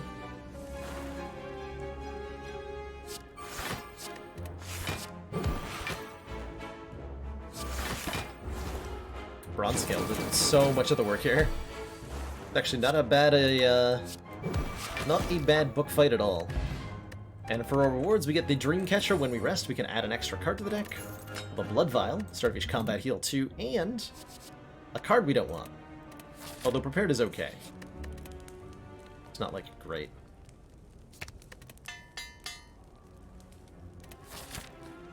I think I want events. I would really like to find Bites, actually, given that we just picked up Blood Vial. Come on, Bites. You're not Bites. But you are a dude who can transform 2 strikes and get rid of the 5 strikes we still have in the deck. You should really be getting rid of these strikes as you get into the latter half of Act 2. And events like this are one of the ways we can do that. We can do that. Yeah, Adam Sims, we're well on our way to hitting that goal by the end of the month. I'm pretty excited. Still 26 days left. At this rate, I'm going to be streaming 6 days a week for quite a while. I think there was some merit, given that we have a 9-card opening hand, there's definitely some merit for the mutagenic strength. 3 extra strength on turn 1, but I think I like an extra deflect and a quick slash quite a bit more. Quite a bit more. Fighting Collector, I'm probably going to need Deadly Poison upgraded so that I can actually kill the nerd.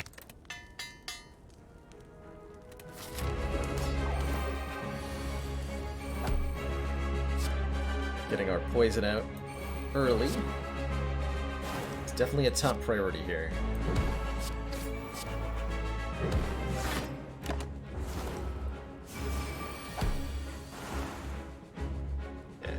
As much as I'd like to play Choke here, this has got to be all the block cards. Which does not keep our... Oh, it was probably meant a Dex Potion, huh? That's alright. We're gonna assume that we can carry that to next act, even though, quite frankly, I'm pretty sure I needed to play it.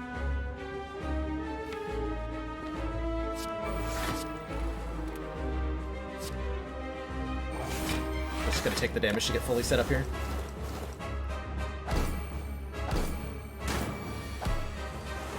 Our passive damage is helping make these guys a lot easier to deal with. Thank goodness for that. Should be fine next turn, even if we can't kill one. Oh, they're actually like both gonna die. Thanks, passive damage. Really appreciate it.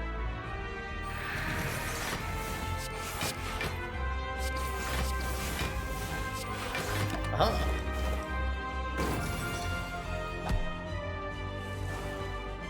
Another big difference between Ascension 15 and Ascension 20 is that the Collector's debuffs are only 3 turns long on Ascension 15, whereas these would be 5 turns on A20. It makes it really easy to survive the debuff turns and then just win the fight when Collector's not nerfed to health, or when you're not nerfed to health, excuse me. It's like we've already made it through the debuffs. It's like it was nothing. Collector also buffs for 4 strength instead of 5, which isn't a whole lot, but definitely counts.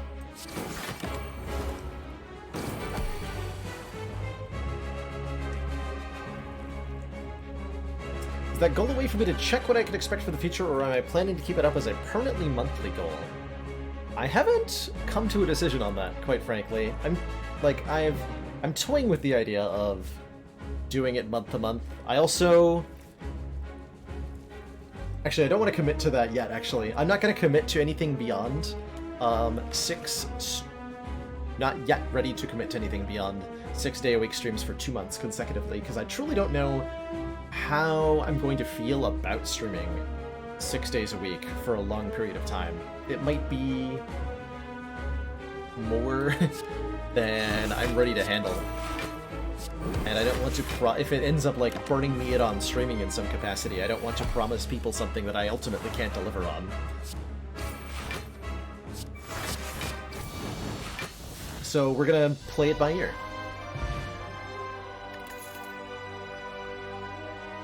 Second Wraith form we could have had.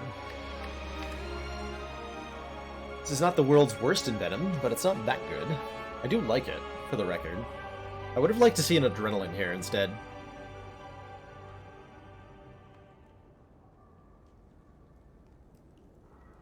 I would like to see an Adrenaline here. What would I duplicate? After Image. Okay, I'm sold. Let's have fun with Nightmare. Oh my. Okay, I guess we're not getting an Energy Relic. Now I wish I had taken the Mutagenic Strength, because it would make this Pandora's Box an easier take. Transform all Strike and Defend cards into something else. It is still really good. This is 8 cards getting transformed. We could also take Astrolabe to transform and upgrade 3, so if we want to transform the Strikes, but not any of our Defends, which is reasonable considering at least Moonstone, they're like, and Footwork, they're like good block cards. So this could be Astrolabe over Pandora's, and that feels weird. I don't think it is, though. I think we take the Pandora's, we get 8 transformed cards, and we hope they're good.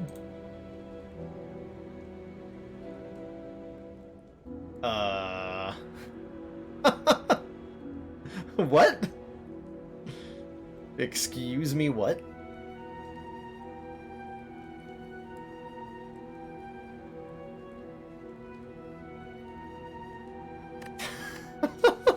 What? What?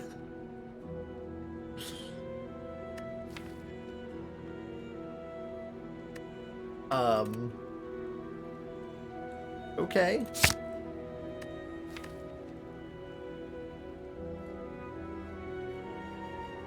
Could have gone worse. Yeah, it could have gone worse. It could definitely have gone better. No one can debate the fact that these are cards. So the Burst Piercing Whale will be a thing that we can do.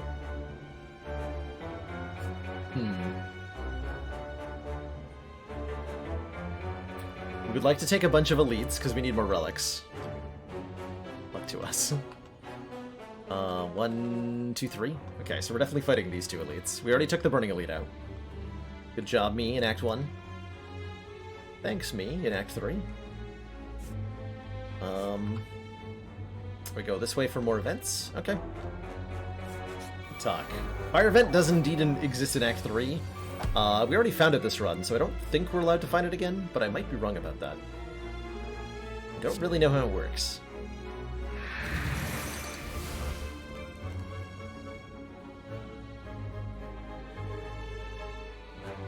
Yeah, I cannot full block all of this anyway, so we go Fumes, Dagger. Neutralize. And start killing this guy. Oh! Ornamental Fan. Actually, forgot about that. Do full block. Convenience. Would have been a really good time to have a Piercing Whale. Come on, Dagger Throw, give me a Piercing Whale. Damn it.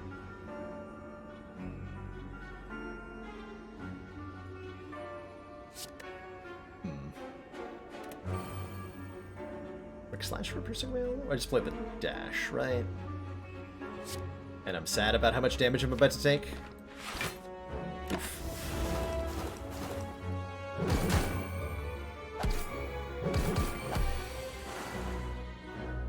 Oof. Ouch.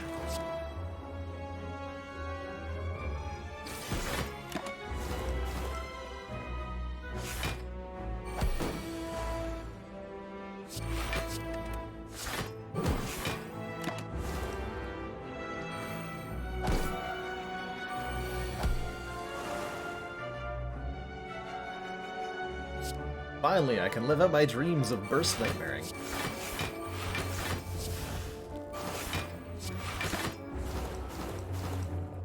Or nightmare bursting.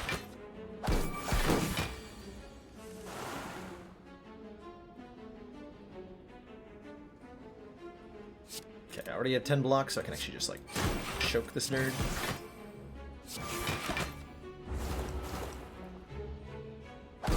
Okay, we seem to be okay on the damage front. We're offered another Catalyst. I have Nightmare and Burst, so I'm going to take that one. This one I'll take. I'm convinced. Spoon? Is Spoon any good in this deck? I'm not sure. Spoon says, cards that exhaust when played are instead will discard half the time. Which is Catalyst, Shivs, Nightmare, Piercing Whales. Like, some of these we really want to keep, some of them we don't. Infinite Piercing Whales is pretty good, but I already have, like, Infinite Piercing Whales. 3 seems like it's plenty. Spoon for the Apparitions we're about to get in Act 3. I think I want to remove one of these cards. Reflex? Is the removal, I think. Don't have any discard synergy.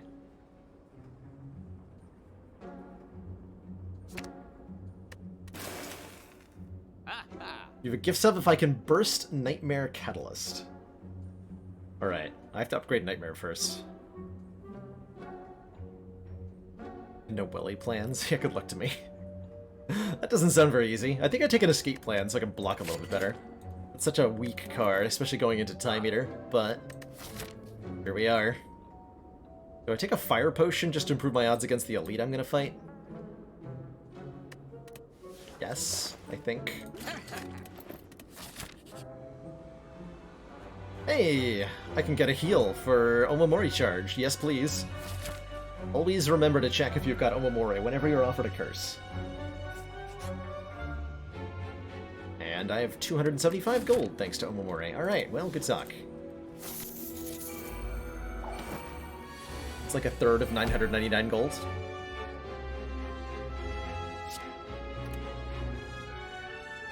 Thanks, Omamori.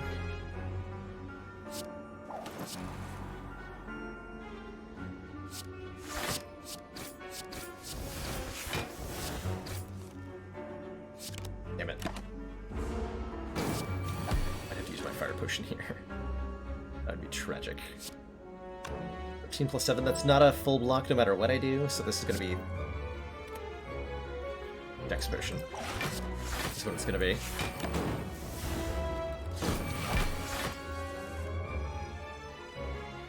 Oh boy, I can choke, burst, deflect.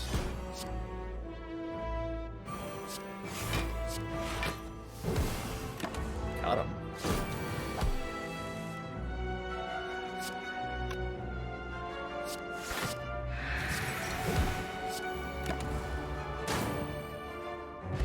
Oh, we got a potion, the Gambler's Brew, and we're offered a Dash Plus, but I think I need to take a Cloak and Dagger. Because of all the after images and stuff. Maneuver's almost good. Almost good. Okay, not Giant Head, that's good.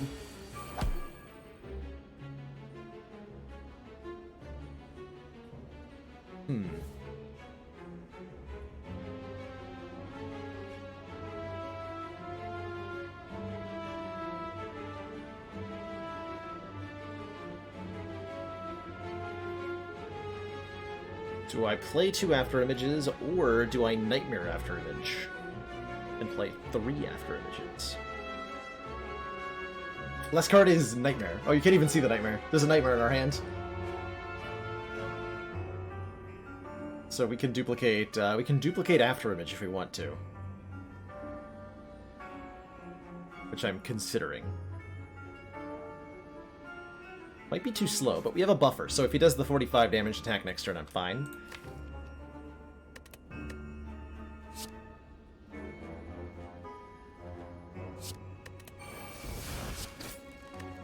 Happening. Haha! Got him!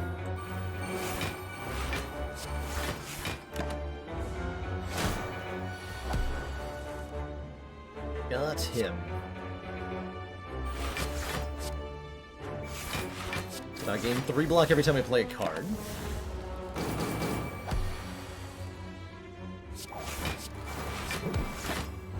wreck Nemesis here. Hopefully.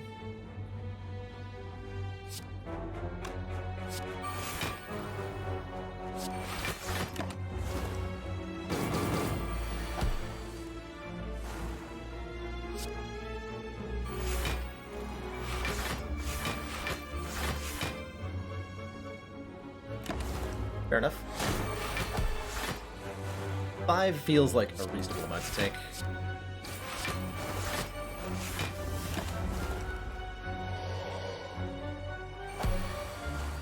Uh-oh.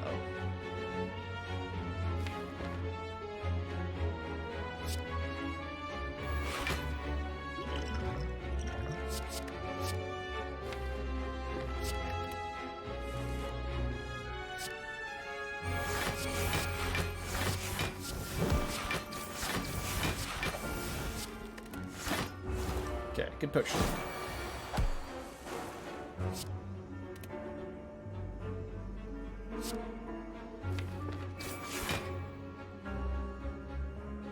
Let's see, if I fire potion him, if I dash go to 52. Dash fire potion kills, I don't have to worry about next turn. Next turn's fine though. Yeah, next turn's fine.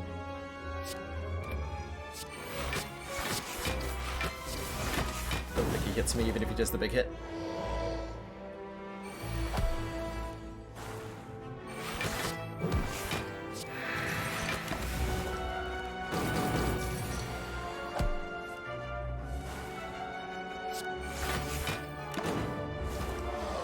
Alright, 2 more relics. Those are Art of War. If we don't play any attacks during a turn, gain extra energy next turn. That'll help after we play Nightmare. And Centennial Puzzle, which says we draw 3 cards the first time we lose health each combat. And I'm gonna take a Bullet Time, because this deck is very expensive. And Bullet Time lets me play everything in my hand. And that seems great. That seems extra great. What the heck do I upgrade? Footwork? I'm not sure. Our trajectory goes this way now. We get 2 more fires. Yeah, it's either Bullet Time, so I could draw into it with Quick Slash, or Dagger Throw, or Nightmare, so that it's just easier to play. Or actually, no, it's Catalyst. It's Catalyst. And then we ask the question about the next card.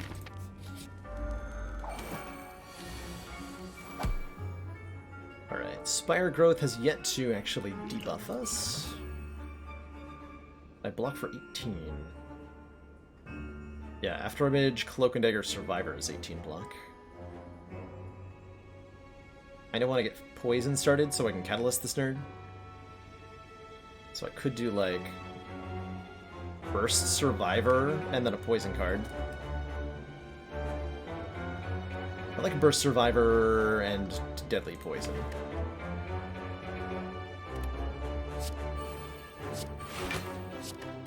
Could have also just done a ton of damage and let her buffer expire. Actually, let's do Fume, it's not Poison. Okay, here comes the Pain Train. Sad times ahead.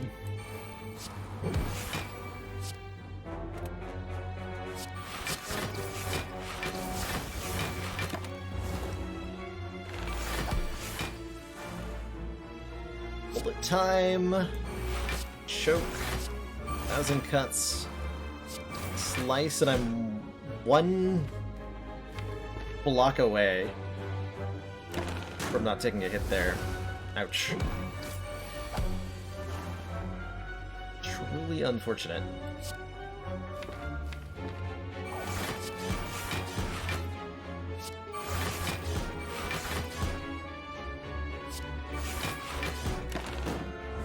We're alright though. Burst Catalyst. Get him.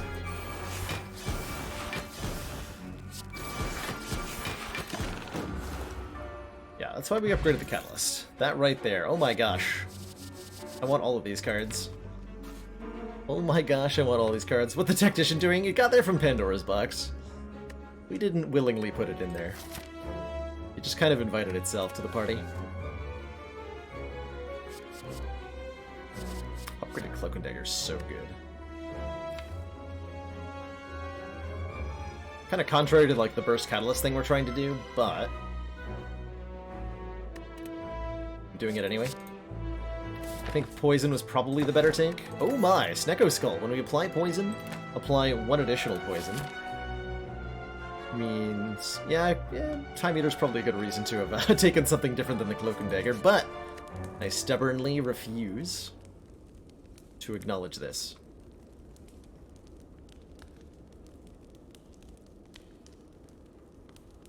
I think we now upgrade our Nightmare. I would like that to be cheaper and easier to play.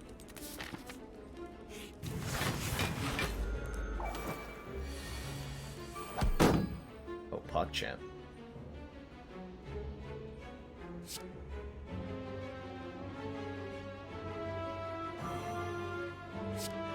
Okay, the only skills we can double are actually just piercing wells. That is, I suppose, fine. Remember that I have Pen Nib.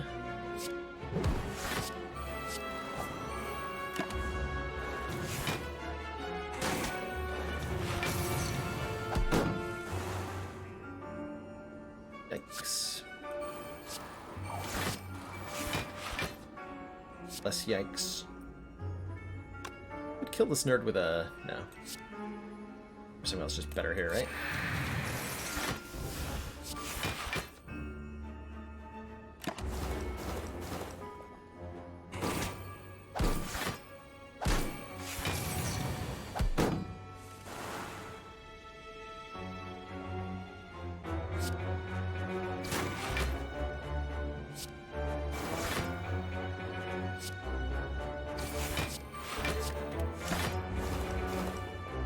Did feel like a waste of the buffer, but it's all the damage we were gonna take, so... was it really a waste?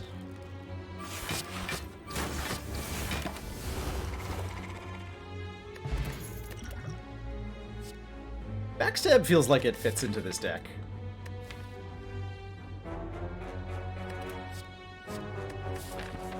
Yeah, it does. It's not... it's a little late for Backstab, right? Still want it. Bullet time. Okay, Noxious Fumes and Poison. Actually, we're going to be able to Catalyst the Giant Head. We're in much better shape here than I thought we were.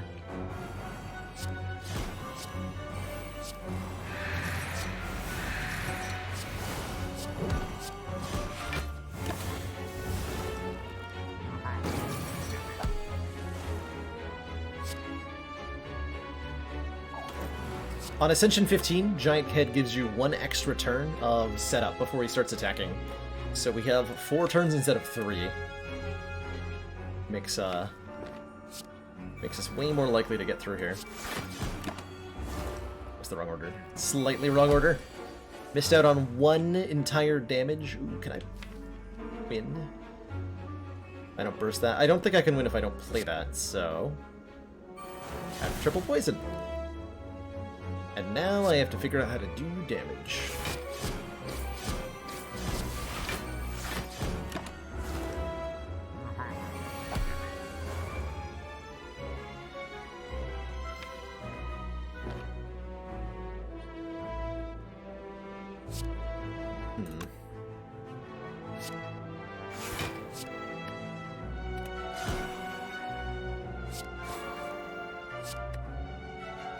Wait. I don't have After Image in play. Oh, I'm bad at video games. No! Lost my... nope, we're fine. I'm good at video games. Thank you to Flax for saving my butt there.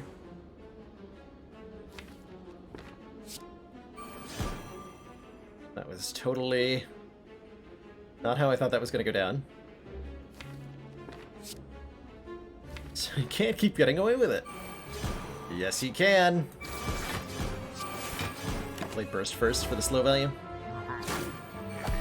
All these minor... I'm missing like 10 damage that I could have had because of minor optimizations that I have failed to do. Do I even play this After Image, or is it too late? I think we play Dodge and Roll instead, right? So this is 8 additional... well, this is 7 additional block this turn and next turn, whereas After Image would be 1, 2, 3, 4, 5, 6 additional block this turn? Wow.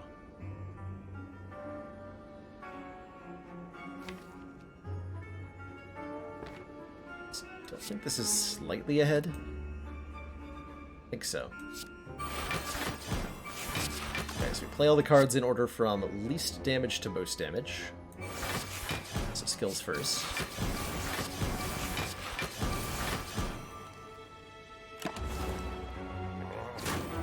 It's time. Time to die. Is there any way I can do the required 70 damage to kill this thing this turn? Or am I just blocking as hard as I can? With, like, neutralize, dash, dagger throw. I could burst piercing wail. Even if I don't think even with the fire potion I have enough damage to kill this thing, right? No, we just don't do very much damage here. Although hold on, we do have Pendim. I can Pendim the glass knife for like some damage. So is that going to be 50? Doing 4 plus like plus 10, and then this will be. We'll have played 3 cards prior, so this will be 30% more damage. It'll be 12 times 2 times 1.3. Which is like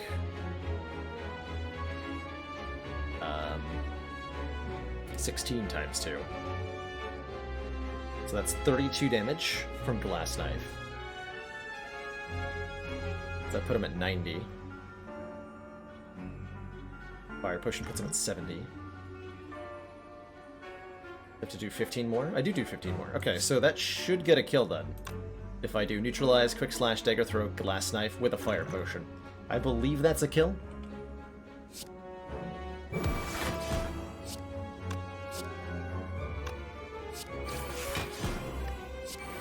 Oh, and I forgot about 1,000 cuts in that calculation, too.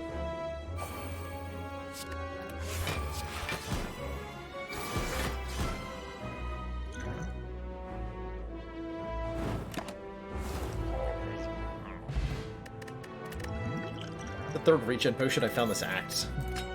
Letter Opener says, when you play 3 skills in one turn, deal 5 damage to all enemies. That is an excellent additional source of damage output for this deck.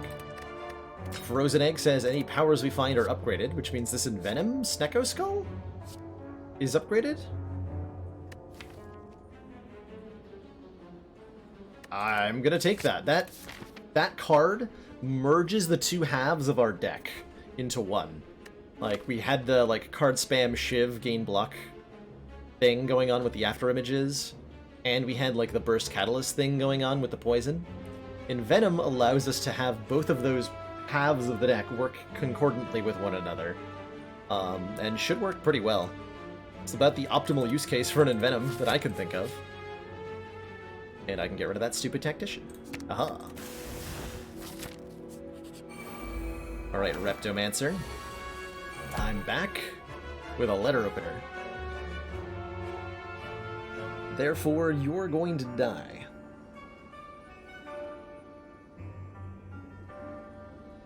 So bursting anyone skill does 5 damage to all enemies, which is pretty cool. I think I was supposed to After Image. So I After Image, Burst, Cloak and Dagger? Yeah.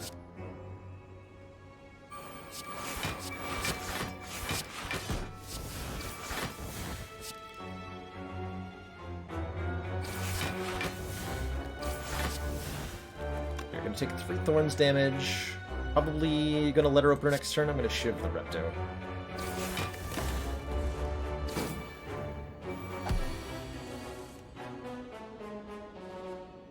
That was a mistake.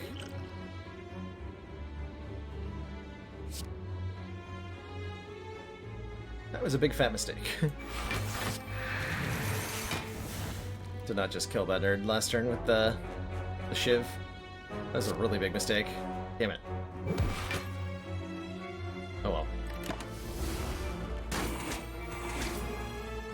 I think we'll still be able to navigate the fight successfully.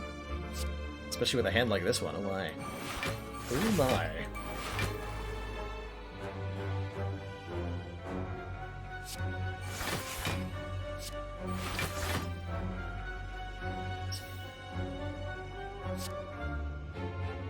actually full block this, so I don't even need to hurt you. Okay.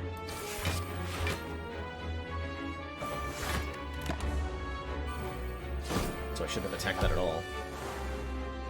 Dang it, game, why do you gotta be so complicated?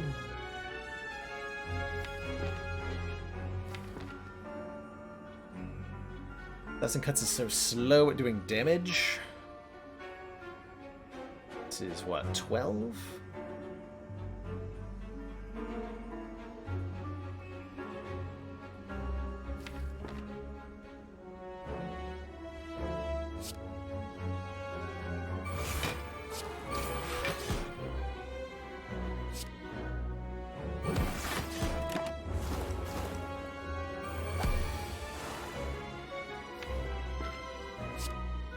Okay, this is guaranteed to draw a skill.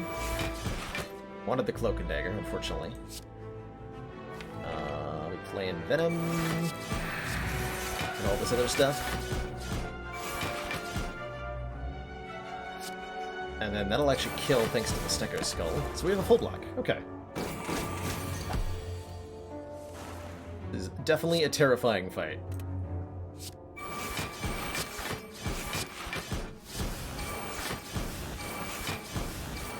Behold the power of the Envenom.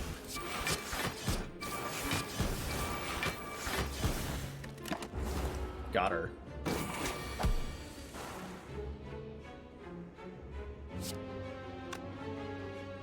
I just burst Deadly, that's not gonna get a kill, right? So I'm gonna do this.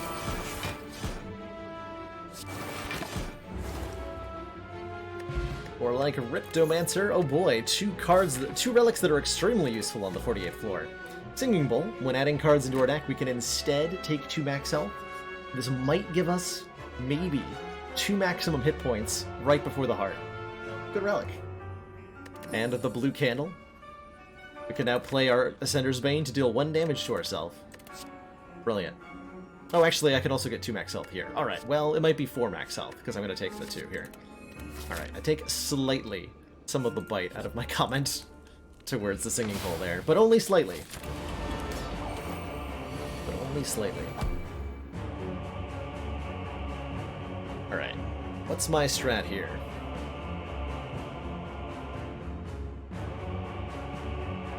Recalling gives us one of the 3 keys, specifically the red key, that we need to be able to progress to Act 4. Sick for life.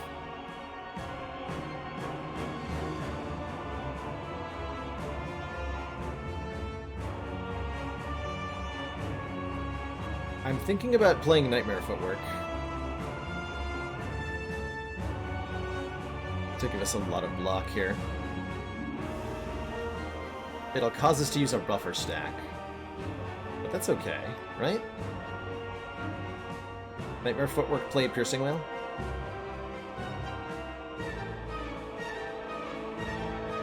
I wish I could burst Wail Nightmare Footwork. That's one too many energy. I could burst Nightmare on Footwork and just have 6 copies of Footwork next turn. That'd be pretty fun. But then I'd taking 16 damage this turn. Now it's just gotta be Piercing Wail.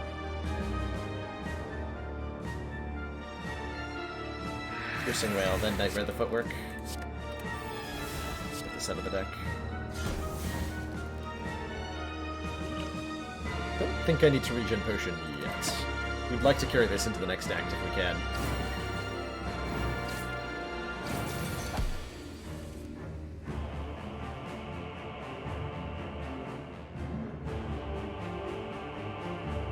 Okay, I'm gonna bullet time here.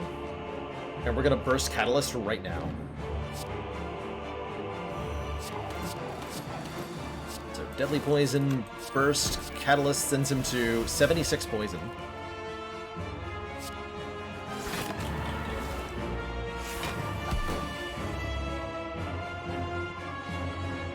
Oh hey, blue candle! Oh my god, check this out. The blue candle value. So I can play the Ascender's Bane with the blue candle. It deals 1 damage to me,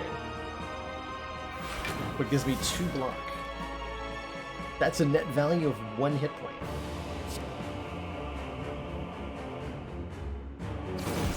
Incredible. Probably use this regen potion, huh? This fight's gonna be tough.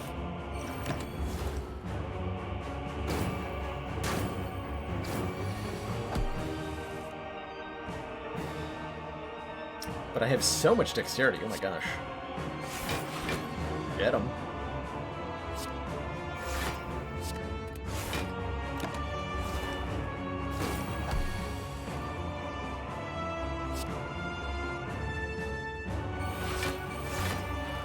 This turn he's removing all of his debuffs and healing up to half health.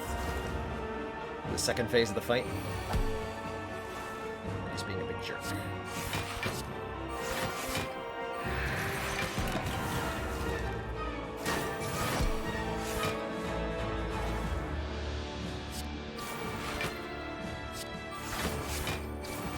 Stecco Skull, I'm counting on you.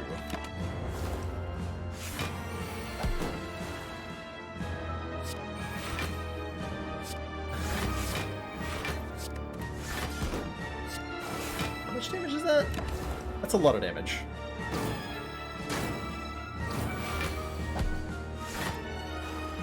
That's a terrifying amount of damage.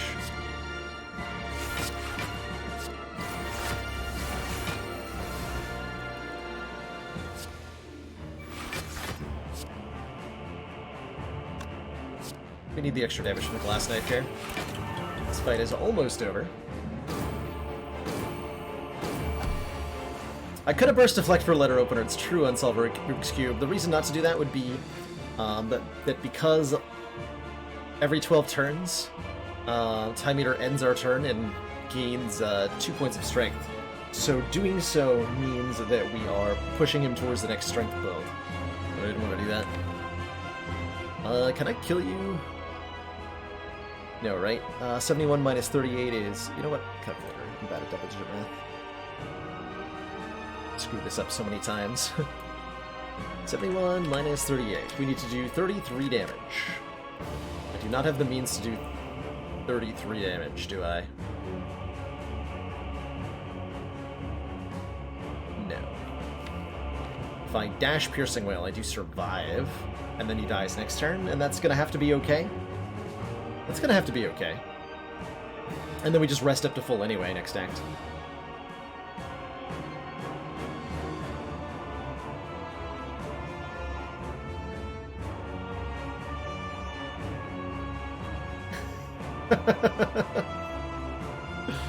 I've done the midnight fire alarm with well, I guess I don't know what time it is where you are, Abu. But I've had back when I was in college, there was definitely a couple times where the fire alarm got set off in the middle of the night.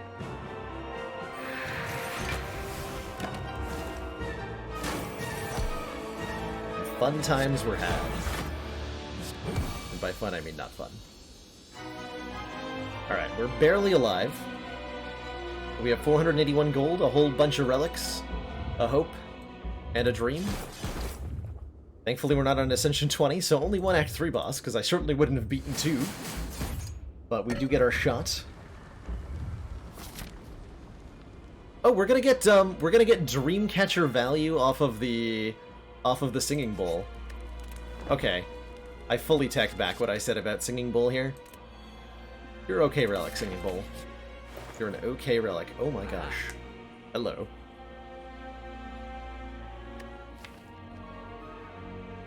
So our options here. Incense Burner. Every 6 turns, gain 1 intangible. That's a big, big deal. Dolly's Mirror. Upon pickup, duplicate a card in your deck. This could copy... Catalyst. It could copy Bullet Time, actually, which is not without consideration. We probably want this decent free block card. We'd like to remove a card. Bomb and Mirror the Bomb. I like the way you think. Certainly I'm going to take a Dex Potion and probably a Strength Potion. Okay, so we're not buying Incense Burner because there's other stuff I want to buy. So in that case, I will take the second copy of Catalyst. And that's going to be the damage we need for the heart. Probably.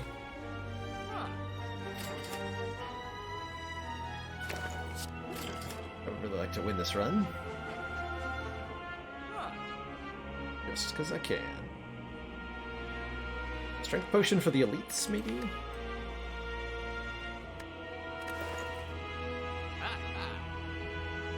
Or I can do, like, card removal, Good Instincts. What I remove? One of the 2 copies of Dash. 1,000 cuts, actually, is what I would remove. Get out of here, 1,000 cuts. If I can't upgrade you, I don't want you.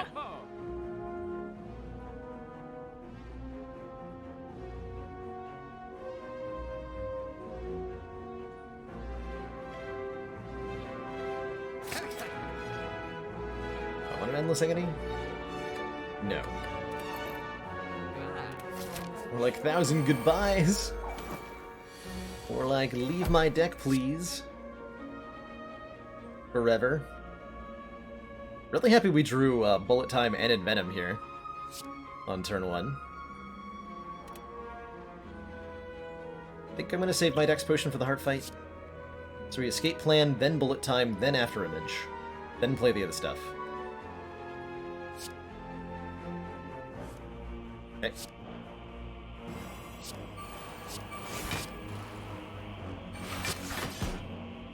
So let's strip the artifacts off of each of them so I can Piercing Well them both to block.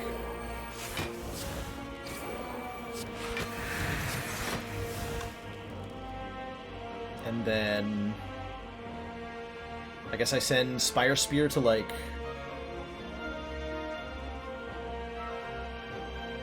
Actually, do I want to poison the Spire Shield first? Yeah, I do. I have so many Piercing Wells. I'll kill this nerd first. And then Letter Opener.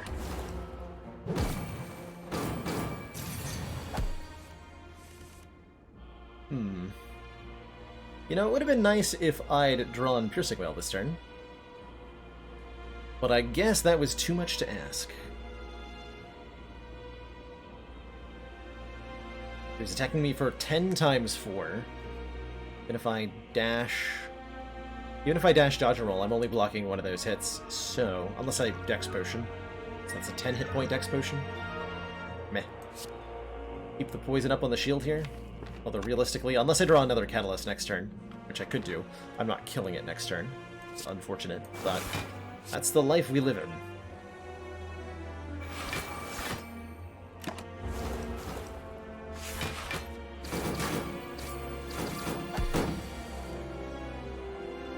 Not unfortunately get there. Definitely worth playing Footwork though. Footwork, Piercing Wail, Good Instincts. Sucker Punch to turn around and weaken. And I'll take relatively little damage.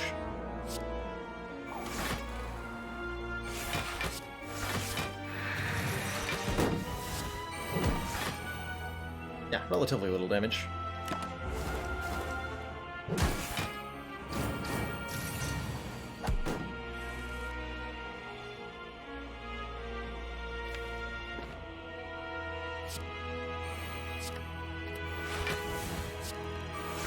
Some copies of Piercing Wail. Spire Shield's dead, so I only have to worry about the Spear, and, well, let's just say I can solve that problem. Probably meant to choke there, huh?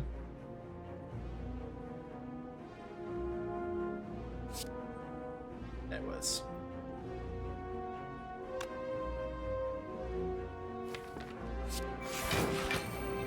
Well, whatever.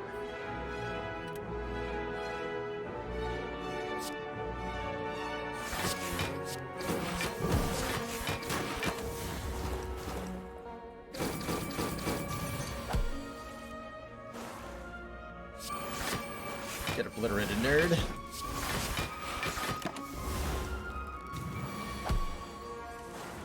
Alright, we lost a reasonable amount of health. We did keep our potion alive. Checking out Pendant here.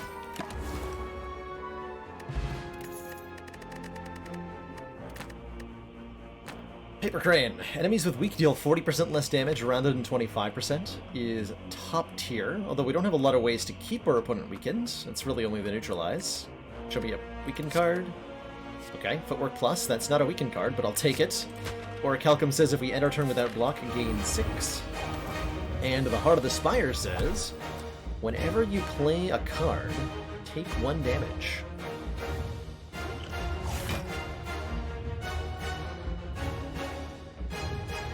And that's okay. We have all the block in the world.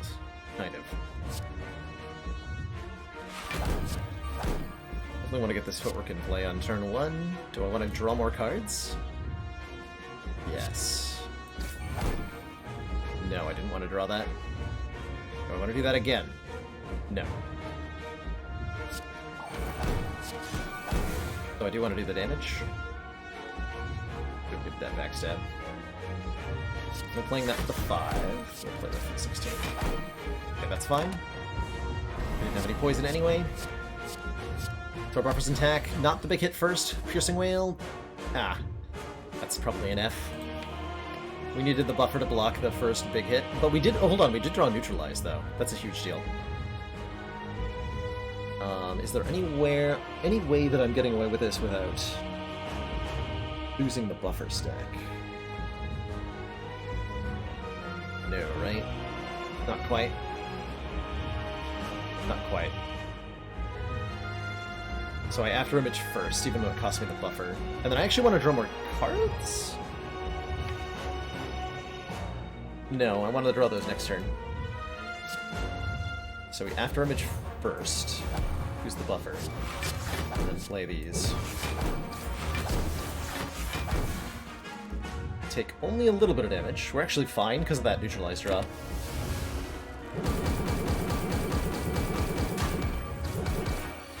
Bullet time? You shouldn't have. Oh my. Oh my, how conveniently timed. I greatly appreciate that.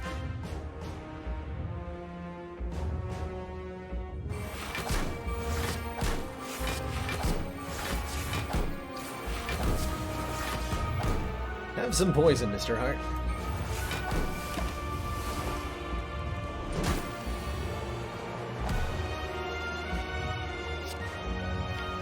Okay, it's unfortunate that our last Piercing Whale is in our hand. Really would have liked these to line up better, but oh well. I'm super dead.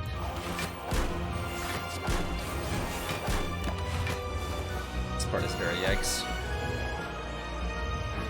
Oh wait, Sucker Punch. Haha! So I can weaken it again, at least for this turn, and bring this 4 times 15 down to a 2 times 15. That's pretty good. I also have 8 points of dexterity, so I can actually full block this with Survivor, Cloak and Dagger, Sucker Punch. The next turn, I probably have to burst Good Instincts or something ridiculous like that. But we do survive this cycle through the heart fight. That's good. It's really good. We can remove the artifact with Envenom. That's one of the cool things that Envenom lets me do. So we don't have to worry about Sucker Punch whiffing, because we just play Cloak and Dagger, and then Shiv goes ahead and removes that artifact for us. Check that out.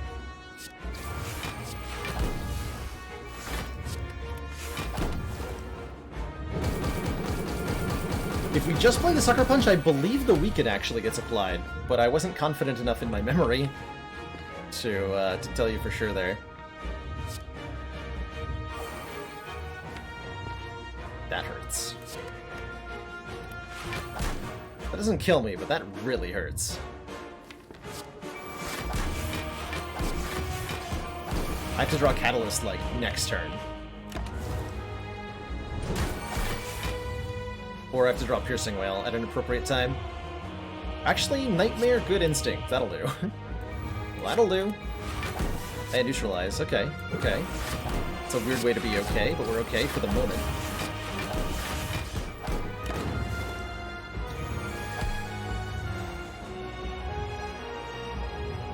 Beat Up Death is now 2, so we're taking 2 damage per card we play. I still think I lead with Choke. I'll take 1 damage.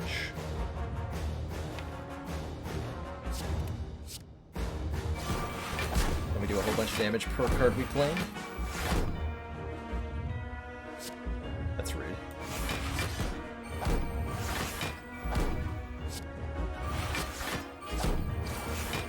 Alright, so we really would like to draw one of our 2 Piercing Whales next turn. Decent odds it happens. Nice. Nice. Okay. Good talk. 0 times 15. Get wrecked, idiot.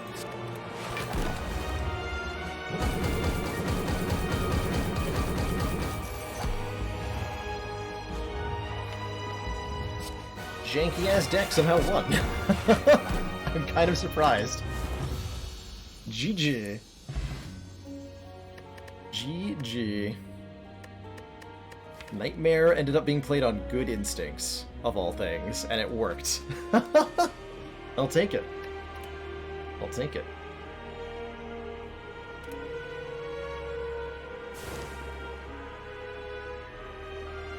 It wasn't even a good draw order, by the way. We could have, like, busted the heart down really easily if we'd gotten Nightmare Catalyst and a Deadly Poison on turn 1. GG. That was a hard-fought victory. Paper Crane definitely saved our butt. Big time. By showing up when it did. And then we drew the weak cards on the correct turns, too. So that was really fortuitous. G frickin' G. Call that a suitably wacky silent run. Not often you say that you nightmared a Good Instincts to stay alive. I like it. Spire sleeps, and so shall I. Well, it's not time to sleep yet, but it is time to take a short break, refill my water, stretch my legs, blink my eyes, and when I return, we'll do a defect run that's hopefully every bit as ridiculous as the Ironclad and Silent runs that preceded it. Thanks so much for your patience, everybody, and I'll be right back.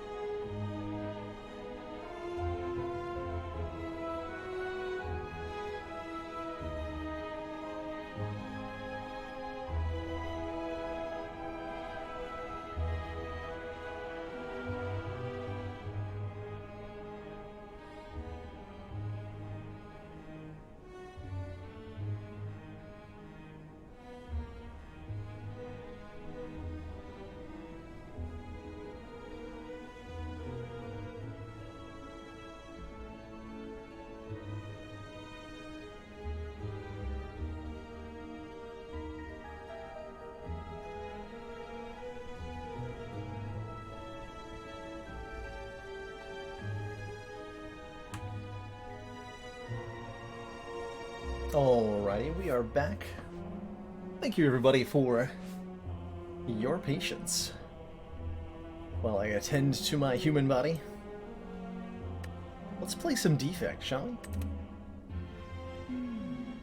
Hello, ooh, 250 gold start. Almost always gonna take a 250 gold start. It's just one of my favorites. It means we can buy, we can do shop relic starts, which can mean like an early prismatic shard. It can be a rare relic, it can be a rare card, it can be the bomb.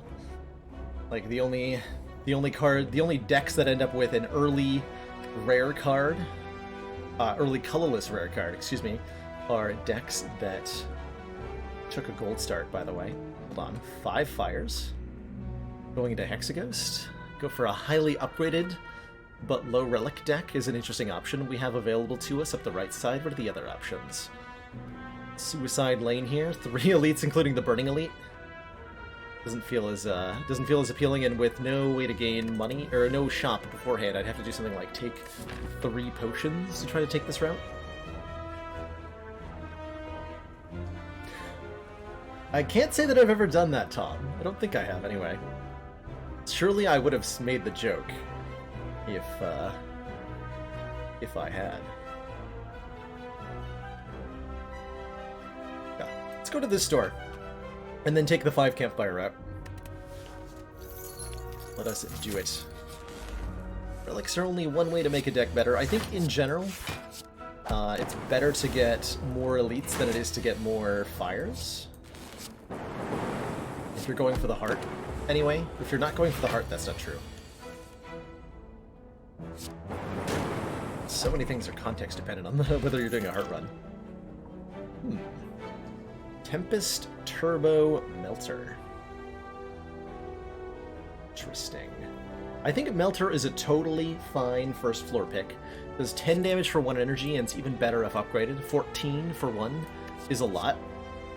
And then the bonus damage is nice when it removes block. Like, that's not a part of the card that always needs to do something in order for the card to be good. In a lot of fights, it's just 14 damage, and sometimes it's more than that, and that's fine. That's a decent damage source in your deck. Tempest is fun in different ways. Tempest lets us do a lot of fun stuff with orbs. But I kind of want to take the Melter here, just to be contrarian. My mic volume down today? It's down a little bit. I can turn it back up, actually. I've been messing with my mic settings, so we are on slightly different audio stuff, and the mic's positioned a little differently than yesterday. Try to really find the sound I'm looking for. Up, please? Can do. I'll turn that up just a tad. How do I sound now? Was that enough up? Or does it need to go further? Appreciate the feedback, by the way. It's really tricky to get audio stuff right, especially. Rumbly and sexy as usual. Perfect. Perfect. I'm gonna take this Melter. And I'm gonna take even more money.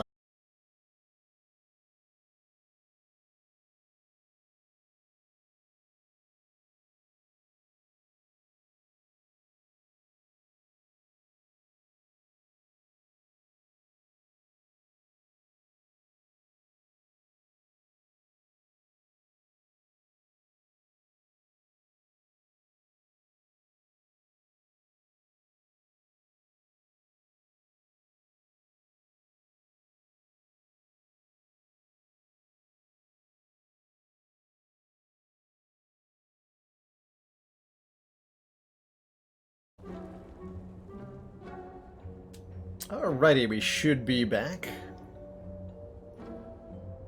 Apologies for the interruption there.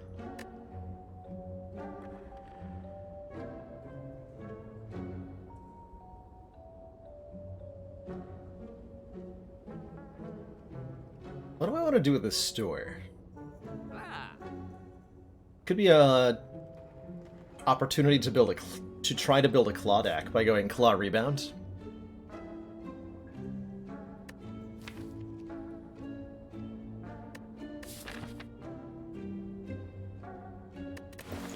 No claw is flaw, as they say. Okay, actually, let's leave this one up to Twitch chat. So here are the options. I can buy Rebound and Claw. And then to go with them, I'm probably taking the Vajra for +1 strength. And I'm probably also taking a Cool-Headed. So, like, option 1 is Rebound, Cool-Headed, Vajra, Claw, and a card removal to make the deck nice and compact and go for an attack-heavy focus. The other option is to buy the Toolbox, which says at the start of each combat, add a random colorless card into our hand. And with that, we probably take... Sure, what we could actually take Dramatic Entrance there. So, like, maybe Toolbox Dramatic Entrance card remove or something?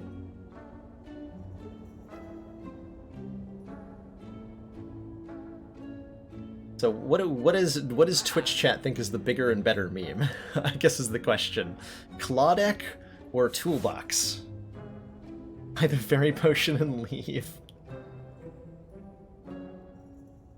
I have done Twitch Plays Ascension 15 run, spoil sport. I think we've done... I think we've had a successful, at some point, Ascension 20 heart kill with Twitch chat's help.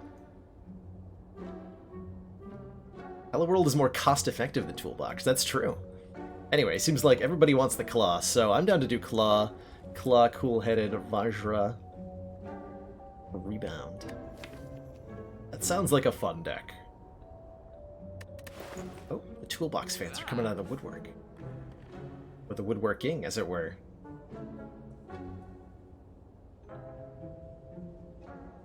Go to Claw. I'm seeing what y'all are putting down. So this is our decided. We could also take a Darkness here if we wanted some. I think Claw is good against single target though, right? Like we don't need Darkness scaling if I'm doing Claw. Feels like an unnecessary way to do things. Okay. So we'll take this and we'll see how that goes.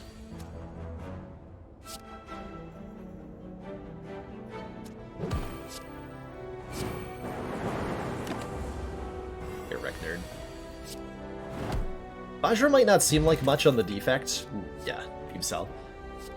Vajra might not seem like that much on the defect, but it is a actually really good source of making those physical attacks do just a little bit enough more that you're able to like tackle elites in Act 2 and get through hallway fights with less damage taken.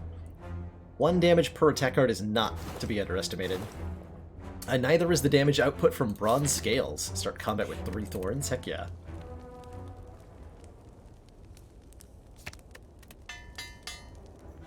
What do I think is the best, most consistent combo in Defect? I would say Orb Synergies. Getting a mixture of Frost and Damage Orbs and getting, like, Focus. Focus or Orb Slot scaling of some kind is what I would describe as the most consistent slash best, probably. What's the most Thorns I've ever had?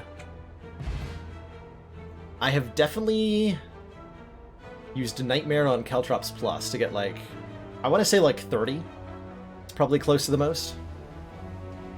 We did once create an infinite combo with Flame Barrier, though, that let me stack Flame Barrier to 200 return damage on 1 turn. And I used that to kill the heart. That was fun. With all these 0 costs and 2 orb types already in the deck, this Compiled River looks pretty good. Deal 7 damage, draw a card for each unique orb we have. Definitely wanting more card draw. We would also start to like more block, but I guess that can wait a little bit.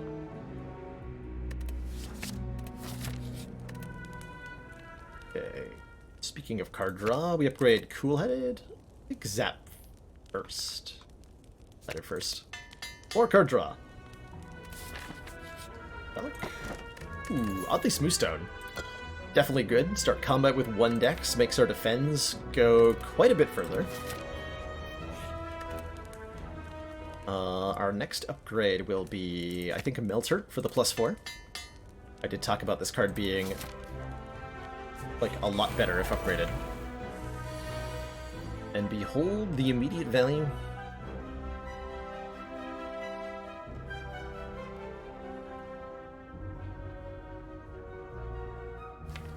fight is a little... Actually, we got a pretty good layout of gremlins. We just kill the fat gremlin on turn 1, and then everything is fine. Forever. Beam Cell Compadre would be 12 plus 5, 17. That makes me have a chance of full blocking. Nope.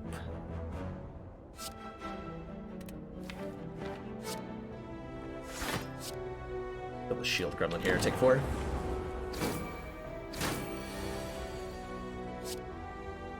Then it's fine.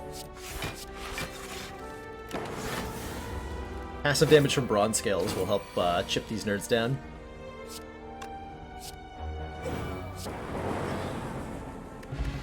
Strength Pot is appreciated. A second Cool-Headed?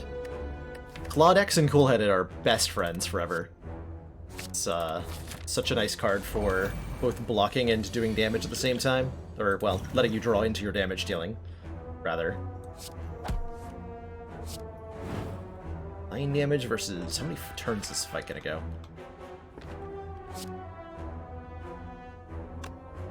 If 3 turns, Sap is equal.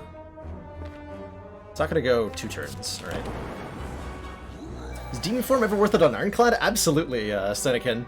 Demon Form is one of the most powerful strength scaling cards in the game, and it's worth it if you need a solution to long-term fights and have a way to get it into play. It's particularly worth it if you have a Reaper in your deck, or if you're good at stalling out in fights for a while. Also incredibly good if you've got a Snecko Eye, because then you can just probably play it at a much discounted price. Am I playing dual cast here? So we know we're drawing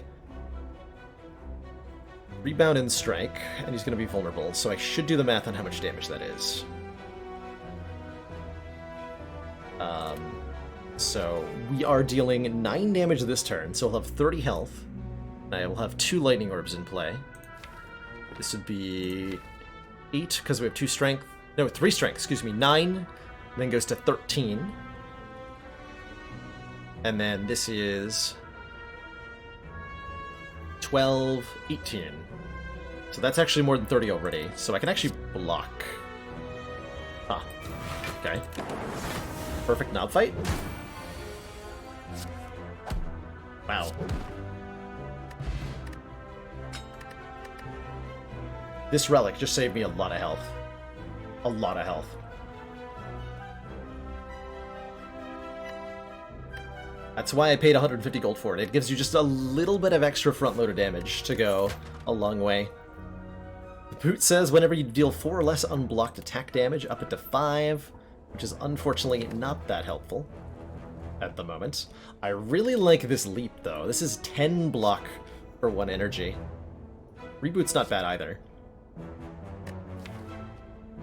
And I could upgrade that reboot, so that'd be crazy card draw. I'd probably take and upgrade this. The normal version of reboot's not that great. Shuffle your cards into draw pile, draw 4.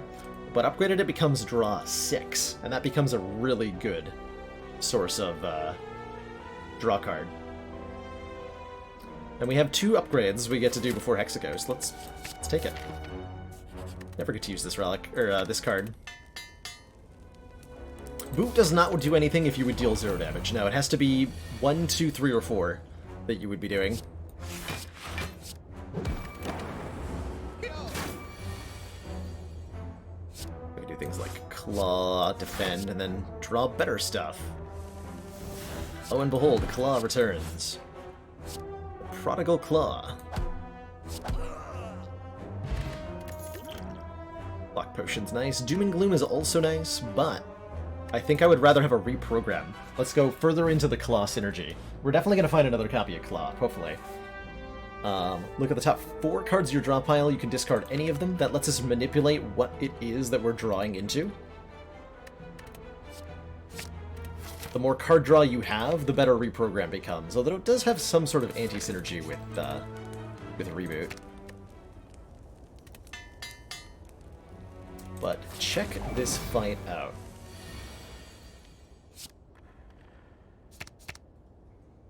relatively good turn next turn, actually, if I don't play anything, but I'm not gonna not play anything. Get our Frost Orbs out.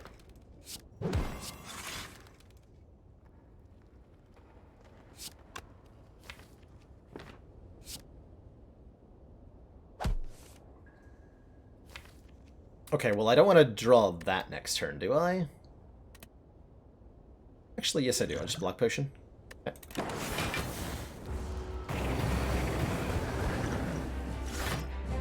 So go Rebound the Claw. Strike, strike. Get some damage done here. Rebound the Claw.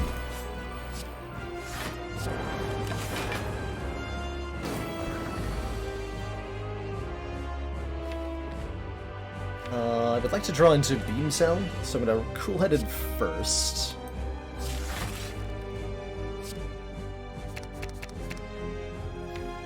Beam Cell, please. Thank you. 22 damage from Melter, by the way.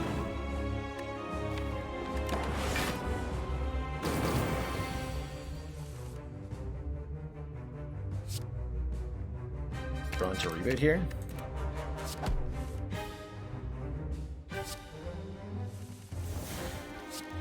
Cell, Claw, Compile Driver.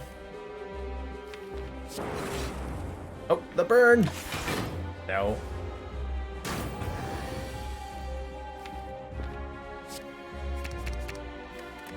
Melter for 22, draw 2 more to try to redraw Melter.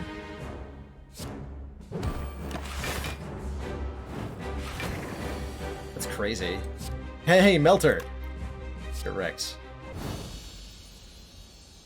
So I'd like to point out that Melter did, like, most of Hexagos's life bar.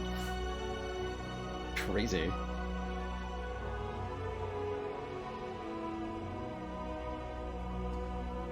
Crazy. You actually got a Snecko Eye? Amazing, Cirrus. After, like, 5 3-cost cards? Does Rebound get used up if you play a card that exhausts? Yes.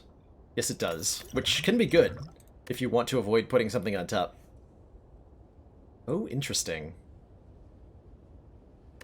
So our options here are Core Surge, deal 11 damage, gain an artifact, exhaust, Echo Form, a 3-cost power that doubles the first card we play each turn, or Seek. Put a card from the draw pile into our hand. None of our cards are, like, individually high impact, and Echo Form's strength comes in primarily in letting you play your most impactful card twice on a turn. But if you're playing, like, 10 cards a turn, Echo Form doesn't do that much, and won't really justify its cost. So, given that our deck is kind of like that right now, I'm thinking we maybe want a Seek, or maybe the Core Surge. Core Surge would allow a Bias Cognition pickup later, which could be a way for this deck to block reliably with the Cool-Headeds. We have a Speed Potion, which makes that Speed Potion a lot better too. But man, is Seek really good. Seek is so good. Seek is so good. Really hard to say no to here. But do I really need a Seek with all this manipulation? Like, look at all this draw. Take a Core Surge. It's a 12 damage card. Can I do another Black Star run? I want to.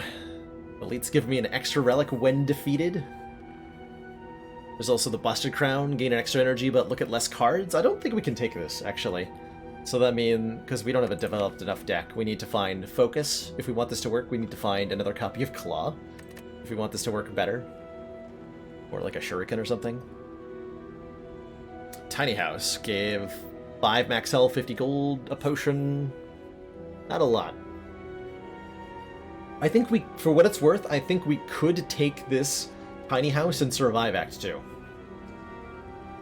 I don't think this is a run-losing pick, but I don't think it's a better pick than the Black Star. Busted Crown ever the right pick in Act 1? Sometimes, Mick. I've even had runs swap their starter relic for a Busted Crown, and then defeat the Ascension 20 Heart. It's certainly possible to use to get cards in non-reward ways, like you get them from shops, or you get them from like Dead Branch or Nilry's Codex. Yeah, the more gold you have, the better a Busted Crown is. I think we're gonna take the Black Star, though. I gotta believe. This deck can beat elites. It can get us more relics. Any sort of, like, attack-heavy relic, Ornamental Fan, Kunai, Shuriken, these would all be incredible things to find. Oh man, I could take a 4 elite path. Am I crazy enough to try it? What are my alternatives? 1 elite. Or I could go these two. I think that's the most reasonable choice. Is take the shop here, take the fire here. Fight 2. But why the heck would I do something unreasonable? Fool, I have a Melter in my deck. You have no chance. Aha! Got him. Got him. Overclock plus, draw 3 cards at a burn to your discard pile, or a go for the eyes. Deal 3, and if the enemy is intending to attack, apply 1 weak. Both of these are really, really good. This does 5 damage with the boot, whereas Overclock is just like really good card draw, and I can often remove the burns with Reprogram anyway. I'm gonna take the Overclock here.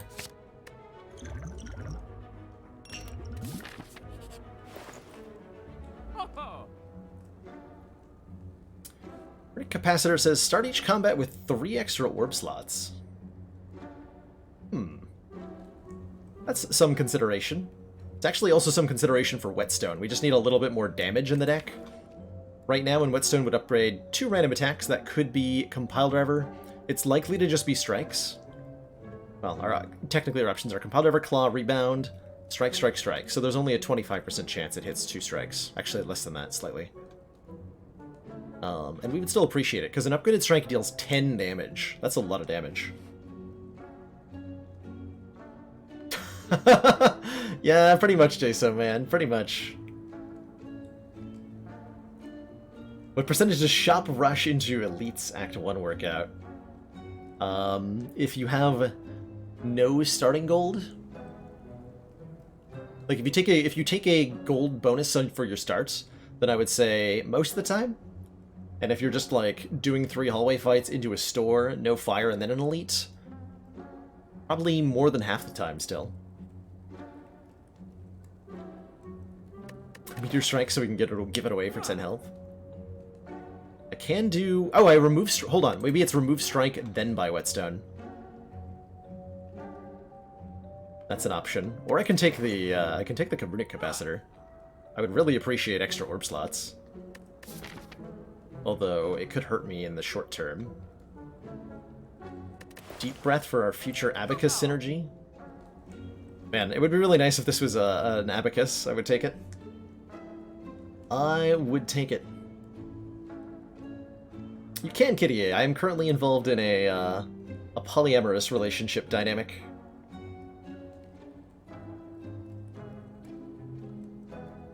My partner has another partner of her own.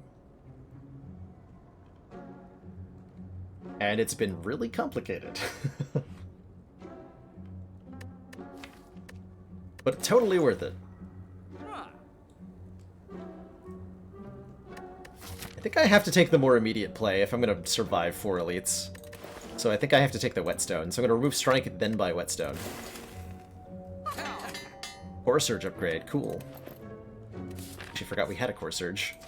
So that is a 16 damage attack now. Heck yeah.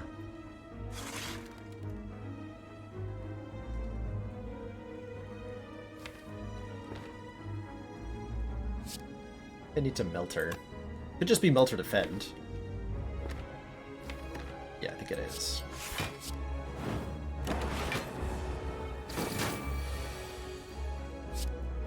Okay, we can draw into Core Surge so we don't get cursed here or whatever.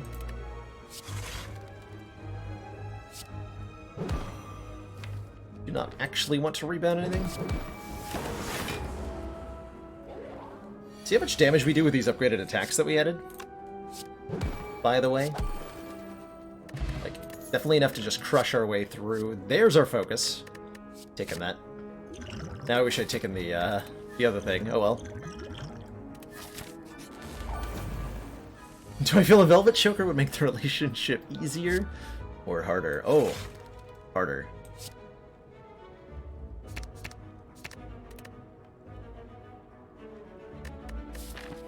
I wanted to use that on slavers.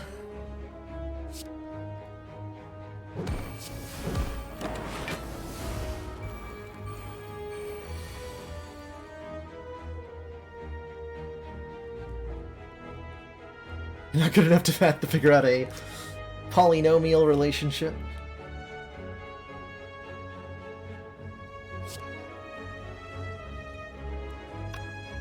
A good kind of relationship if you like curves, though.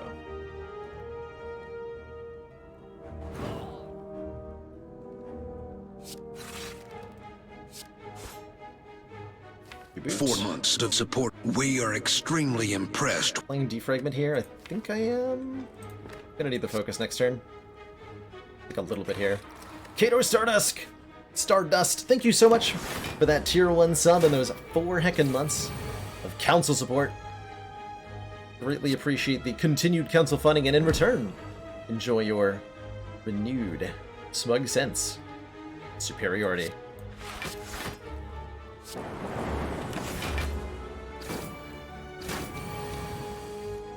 This fight wasn't too bad, and I attribute that largely to the fact that I used my explosive potion.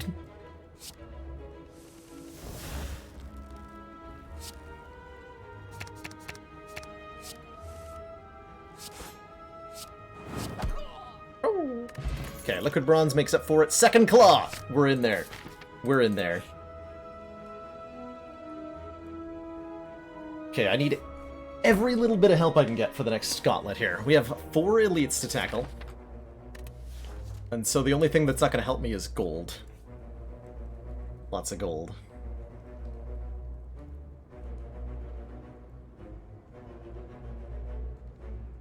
Lots of gold.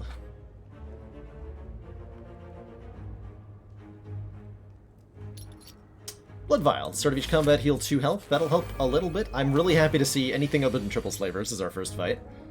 Oh boy, am I ever. Oh boy, am I ever. I'm gonna use my Liquid Bronze here for being attacked on turn 1. So, the goal here is kill the gremlins to prevent Gremlin Leader from ruining my day.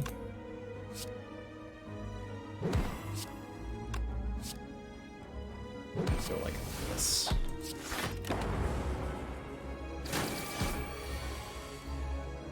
Wow. Shitco dual cast. The other order. Okay, happy to be attacked again. Well, kind of happy to be attacked again.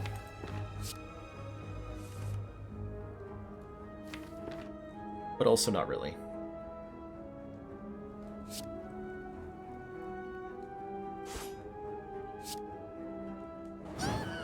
Might have to be our speed potion. Nope. Nope, I'm just gonna take 18 damage. Alright, good talk.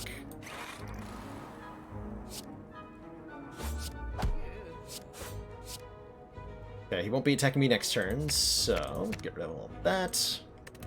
Ouch. Not looking good for our numerous elite gauntlet. But, you know. You know.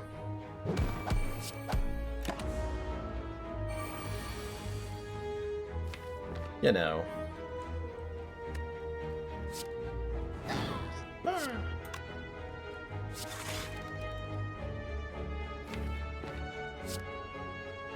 Attacks me again next turn, I'm in really big trouble.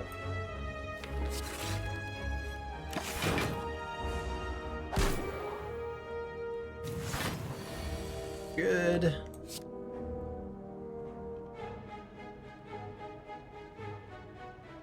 Okay, that should be lethal on Gremlin Leader next turn.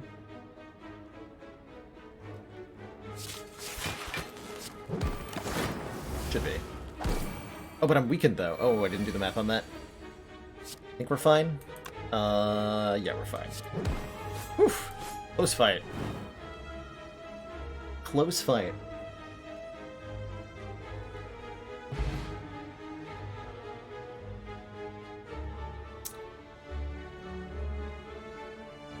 Where's our poly relationship support Discord channel? Oh, I should make one of those. I imagine Jin would be thrilled by that. Also, I want to thank everybody for keeping the Discord and chat, like, super polite and respectful.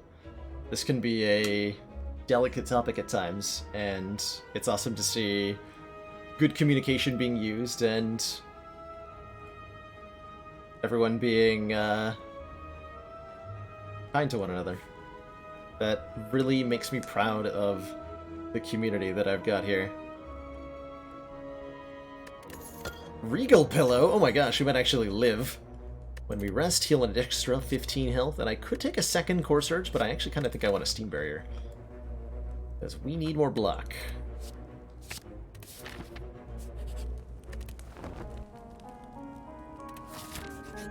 Okay, not triple slavers? Yes. We're doing it. We're not dying yet.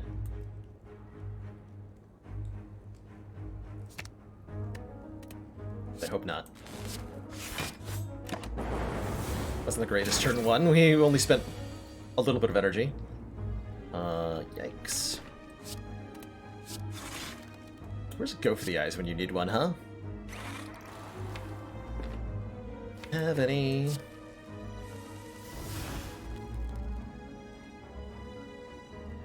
That's not cool.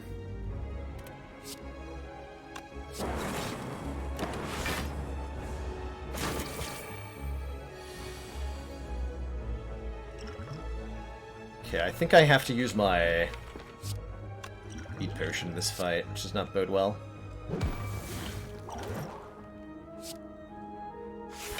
Does not bode well for me.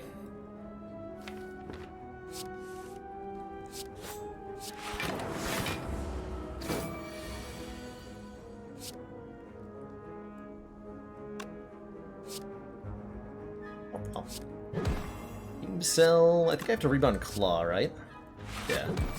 Gotta kill it this turn.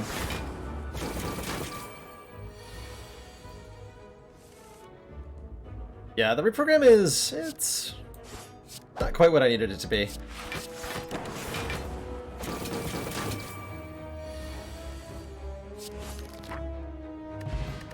Oh, thank goodness. Okay. So Wing Boots mean I don't have to fight this, and therefore don't die. That's nice. That's really nice. How do I feel about Consume versus Buffer versus Rebound? Buffer seems pretty good. Seems pretty great. Man, I have to skip 2 elites. We're not doing elite things.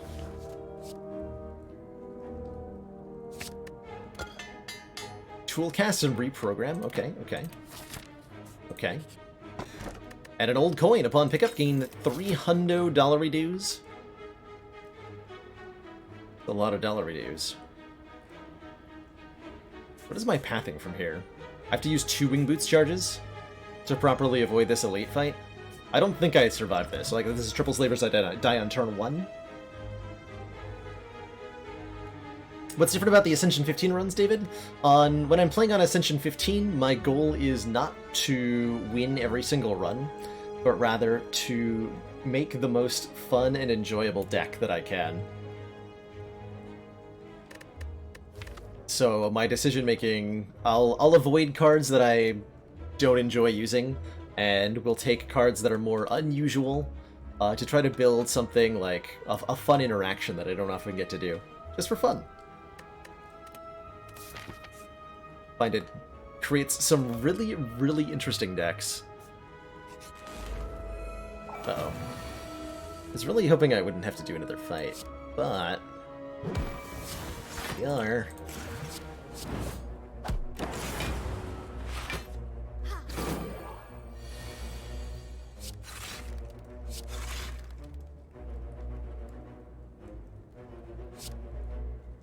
Okay, that's perfect block. Deal. I have a hard time getting the orbs up in time. I'd really like to upgrade that defragment.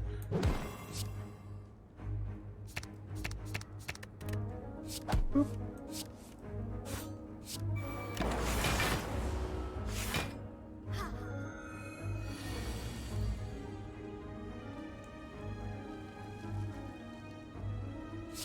Reprogram doesn't actually help me here. No, it does not. Talk. I just do that. Aha! Die! Cool.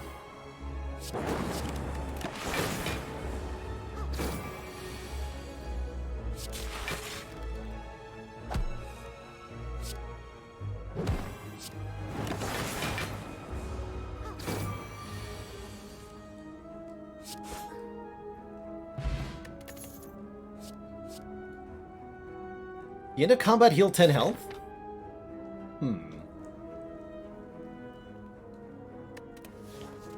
That's pretty nice right now. Ball lightning is also good, so is Go for the Eyes. In this deck. Go for the Eyes in particular is, like, really good. Should you make a channel for this? Absolutely, Chrono. By all means. I'm happy that there's a call for one.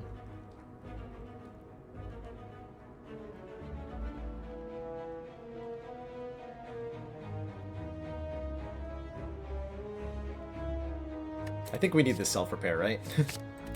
Feels like we do. And I'm going to take a regular fight. I could teleport away.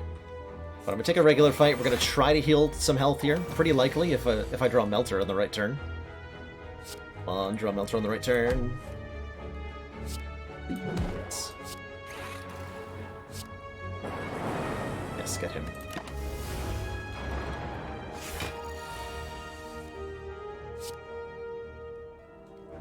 Okay. Bullheaded will draw 2 cards. Force Surge is good here. Bullheaded, Steam Barrier. Force Surge.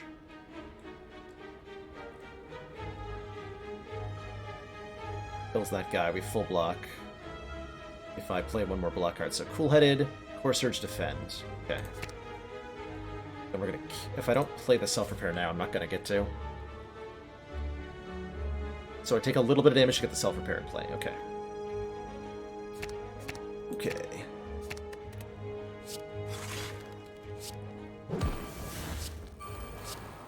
Oh, I only take 1? That's fine. There's Melter! Hooray! Get wrecked, nerd. And Bullseye Plus would be great if I had a little bit more damage orbs. I do like Leap as a 10 block for 1 energy card. Because we need a little bit more block. We need a little bit more block. Yoink. Am I good enough to take an elite now? Probably not. Am I going to try it anyway? Maybe. Maybe. My other option is to use my remaining 2 Wing Boots charges. I might... There's a decent chance I'd die. Might try to tackle a fight right now. How likely is it that I don't die? Not particularly good at Gremlin Leader. And I'm terrible at Triple Slavers. I think we're just gonna die if I end up fighting an elite. Do I go question mark, then fire? Or I can actually just go hallway fight and then fire. And then we only lose 1 charge of the Wing Boots. That's probably better. That's probably better. I think that's the play.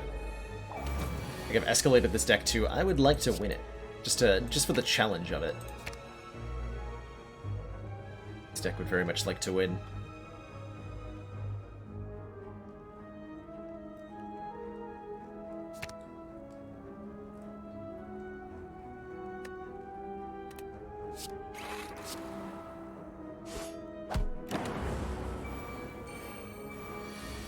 Part of the problem is that the deck has no AoE damage at the moment.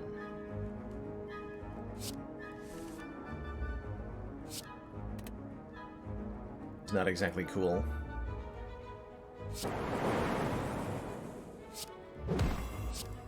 $24. Almost enough. Damn. It's like wasting damage, basically. Actually, I think I let him alive and kill him with the Thorns.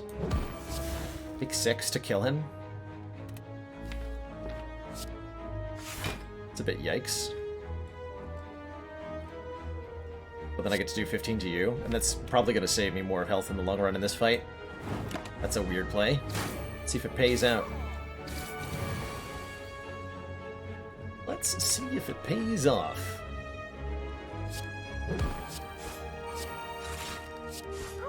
Yeah, I wouldn't have gotten the kill on that guy that turn if I hadn't have done that. So we make back the 6 damage. Feel like I have to get this in play. This will block for 12. I take 2. Or I can reboot and try to do better. Like that. Worst of both worlds. No, best of both worlds. Cool. Let's rebound the dual cast, so I can do that again next turn. I should have played that first, but that's okay. Okay. Not optimal play.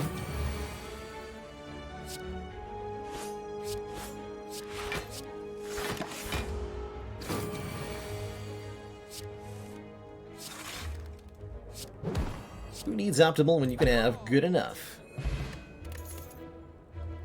Hologram is really nice in this deck. Letting us pull back any zero-cost card from the discard pile. This is getting to be a bloated claw deck, but doing it anyway. Hit points. You know, I have enough money that I think I actually used my last charge to get to the store? Yeah.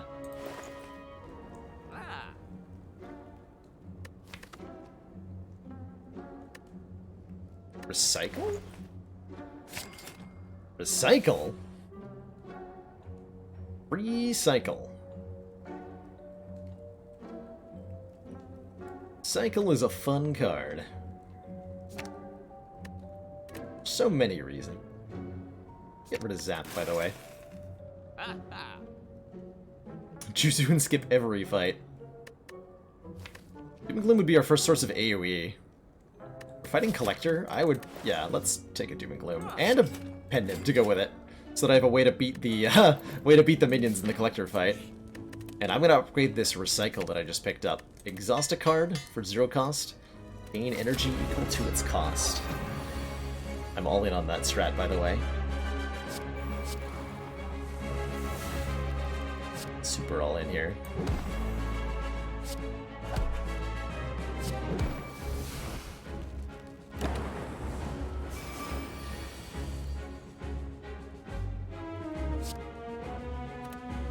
Here's my Doom and Gloom. Do I want to use it? Recycle makes any deck a thin deck. Eventually. Maybe.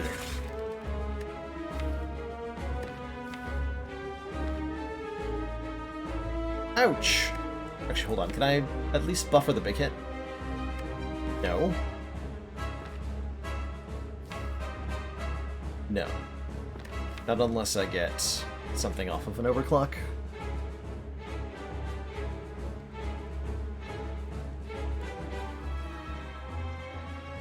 That's unfortunate. I don't want to take 21 damage. Let's gamble. Not get there? Okay. Man. That's unfortunate. I am not sure I survived this anymore. I had good odds until that hand. Recycle being the bottom card is bad? I think bad is the technical term here.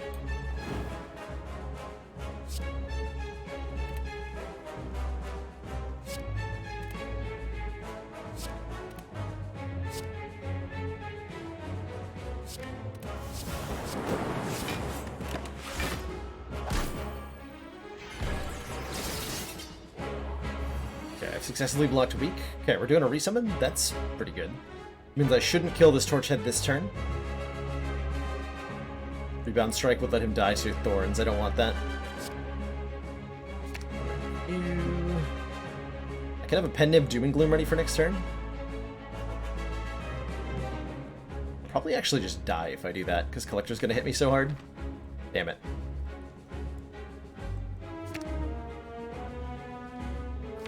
Dang it.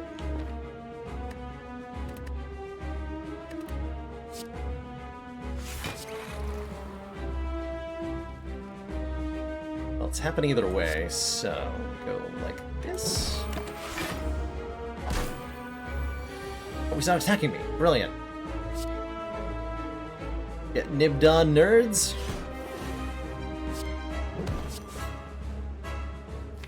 Okay, that's definitely helpful.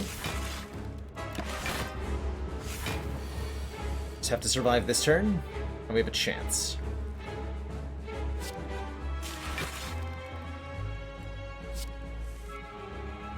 Damn it.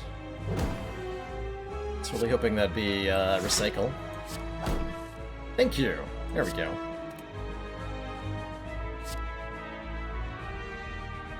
There we go. I think recycle... If I recycle Melter or Self-Repair, I can play Defend and have 4 more health, or I can just recycle the Burn and have 2 more health, but also not have a Burn. Burn. Okay, we're no longer, like, vulnerable and all that crap, so we should be able...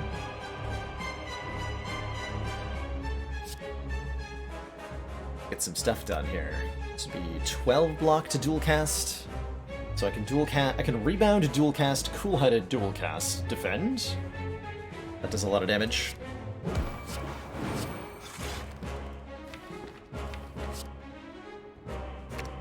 Won't be attacking again next turn. I don't believe Collector's allowed to attack 3 times in a row. Can't do that, that's illegal!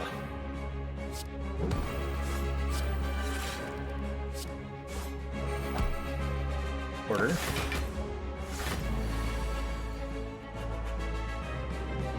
No! Got so close to winning. Damn. GG, Collector. GG.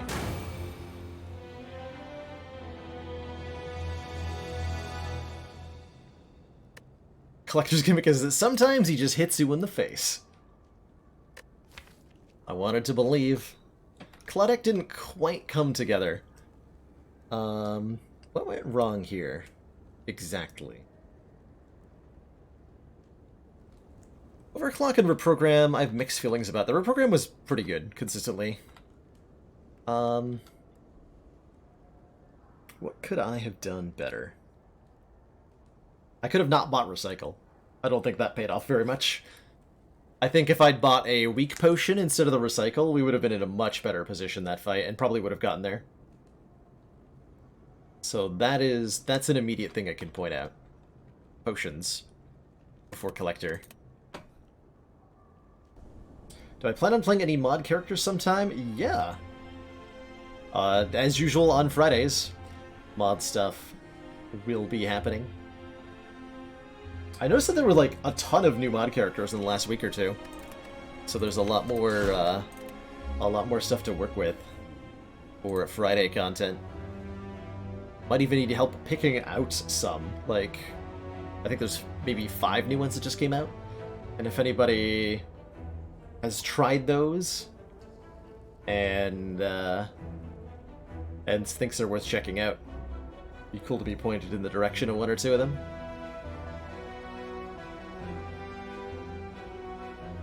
Yeah, Thornton is tough. Thornton has been nerfed multiple times since I streamed him in reaction to my streaming him. Which is pretty hilarious. Let's do some boss relic swapping on Ironclad. Screw Burning Blood. Heal 6 health, pah.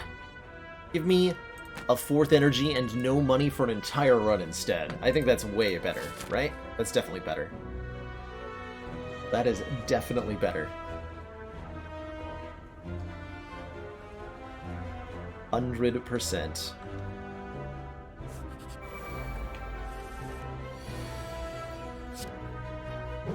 Bop. Wait. I just screwed that up. For some reason I thought that was gonna kill him. Nope. Just bad at video games. As usual.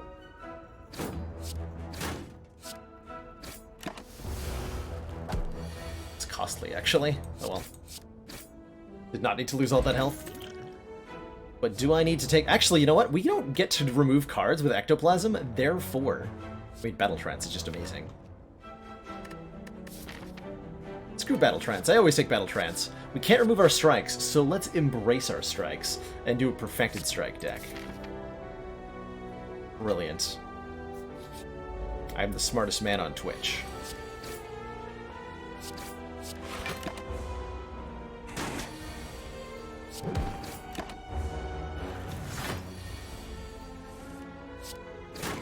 Perfected Strike is a 2-cost, pretty chunky attack. Oh, I can't take a Wild Strike though. Or can I? We'll try it. I don't like Wild Strike. I don't like Wild Strike at all. I think it's a terrible card. But I'll give it a chance. Just this once.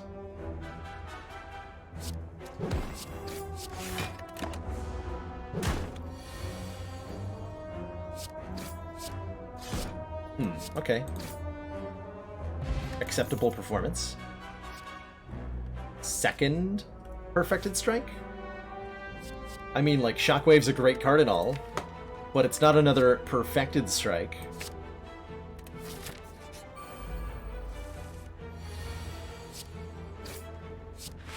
So why even bother? Yeah. Okay, please give me a good card, not opposite. Nope. Yes! Yes! Yes! Yes. Yes. Well, rip all of my money. I'm not paying 11 health for no money.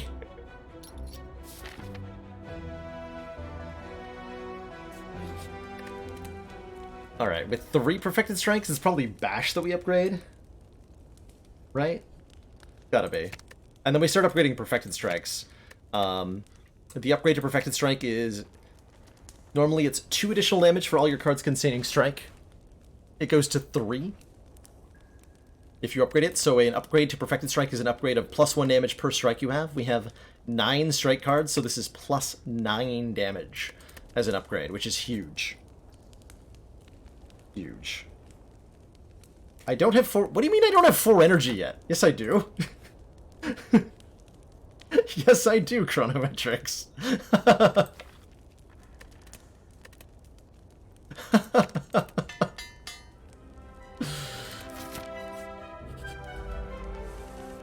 Let's dunk on the nub.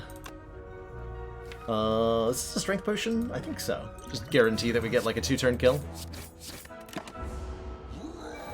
Shame.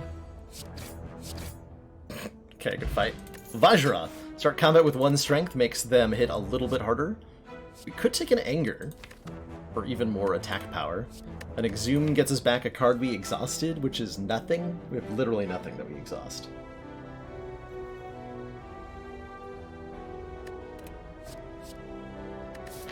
Skip? That said Angry Strike. I think Twinge's Ballad and Smod, is Anchor one of the cards that gets changed? Or was it Iron Wave? It was Iron Wave and Reckless Charge that got Strike added to the name in the Balance mod Redux. There.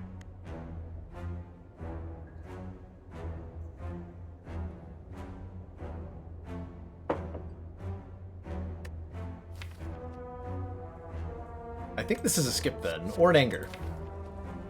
No, it's gonna be a skip. Skipperoo, upgrade a Perfected Strike. We want to upgrade all of these, because they're so good.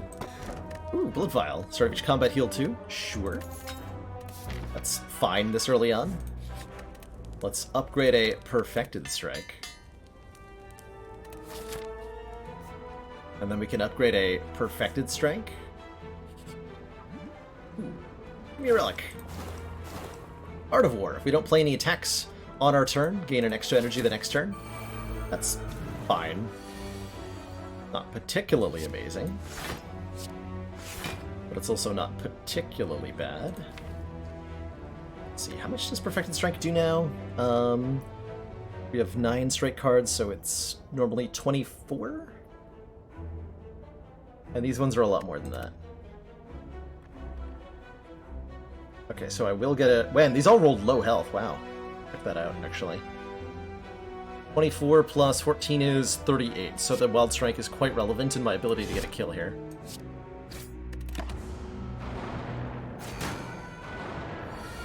Quite relevant.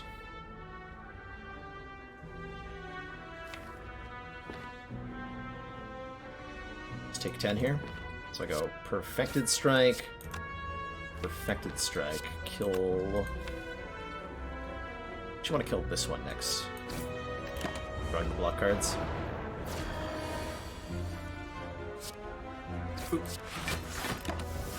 And then hopefully we get a kill before it attacks me again. Aha! Singing Bowl. When adding strikes into our deck, we can instead raise our max health by 2. I mean, these are all pretty interesting cards. I have no exhaust for Dark Embrace. I have no need for strength with these Perfected Strikes. And I have no strength for the Heavy Blade, so I'll take 2 hit points. Aha! What now, fool game? What now? Boom, boom. Okay, I don't want another Wild Strike. Legit, I do not want another Wild Strike. So I'll take 2 hit points. I think another Wild Strike is well on our way to dying. By having too much crap in the draw pile. Show me a bash. I bash Perfected Strike next turn, hopefully.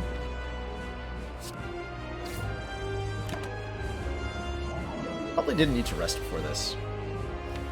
Bash. Rude. So rude. Got him. I noticed that you seem to be a slime. Would you like to be 2 slimes instead? Yeah, I definitely did not need to rest before this fight. Well, that was fine. Good fight. GG. You got him. Double tap Perfected Strike, I think, is the clear winner here, right? We gotta take the double tap so that we can strike harder and more. Feed for max health is also pretty cool here. That gives us a way to block. I don't know how well we can feed, though. Like, we don't have any block in our deck at all.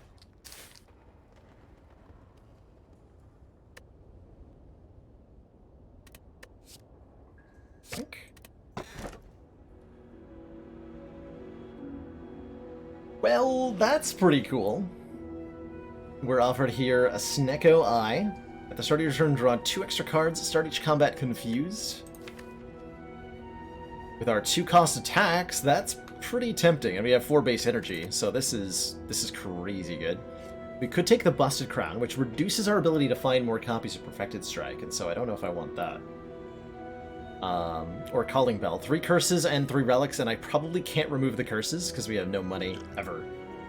So, I think this is an easy Snecko Eye. Yeah, pretty much ideal. Would be better. Actually, I don't think any boss relic would be better. Not even Runic Pyramid. This is just the best of the possible relics we could have found there. Let's fight some frickin' elites. We're gonna dunk our way through this act. A dunk. Do 3 elites that way. I can do 3 elites and the burning elite this way and get no fires. That's terrifying. That is very scary.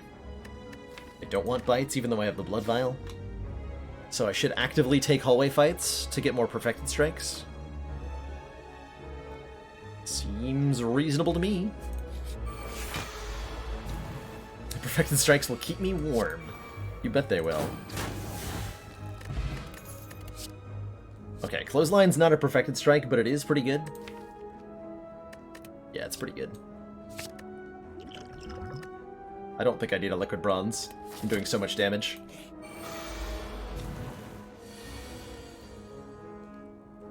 Oh my, I pity you guys. Boop. Bop.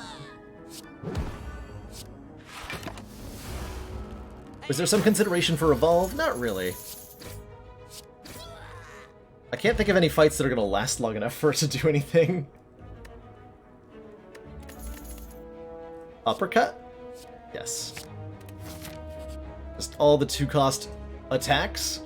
In an abandoned temple, you find a giant book open, riddled with cryptic writings. As you try to interpret the elaborate script, it begins to shift and morph into a writing that you are familiar with. Odd? The book seems to be about a card named Perfected Strike. This piques your interest, but you have a general feeling of malaise.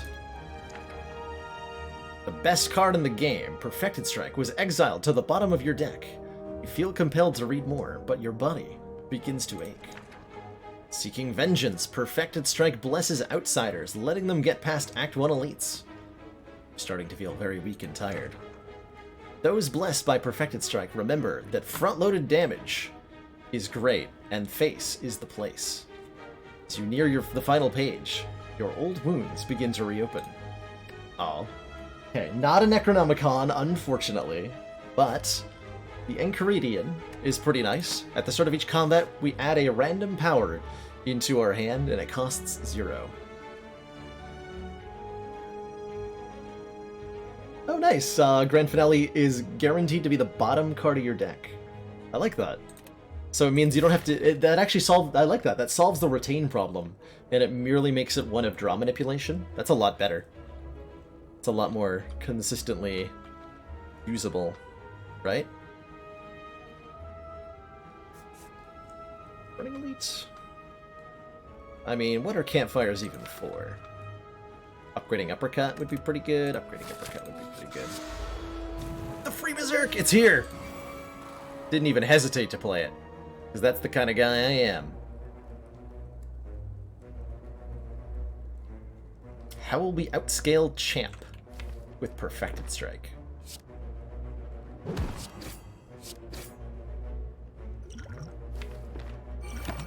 Probably only gonna get like 2 or 3 turns out of this potion. Alright, Wild Strike, you're back on the team. Actually, wait, are you? No, you're not. Never mind, you're off the team again. Recall. Could use my draw potion, but what's the fun in that? Let's take 9.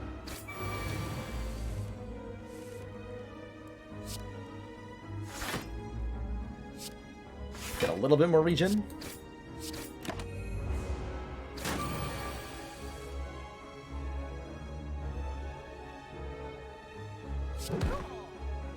Oh.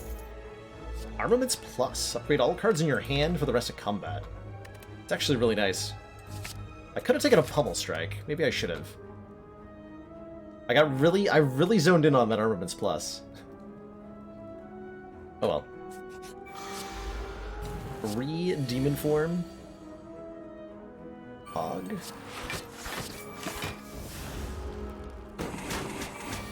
Not that it's gonna matter too much.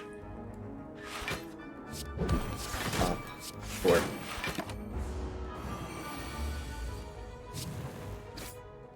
If Pummel Strike exhausts, do you lose the extra point for Perfect Strike? Yes. Any in-combat alterations of how many strike cards are in your deck changes Perfected Strike. Okay, can I play that? I don't think I can, right?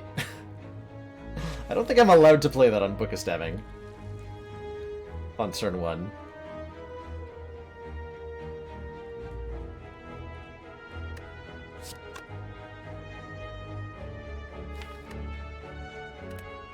This is almost a Swift Potion. I'm thinking about it. But I'm not going to.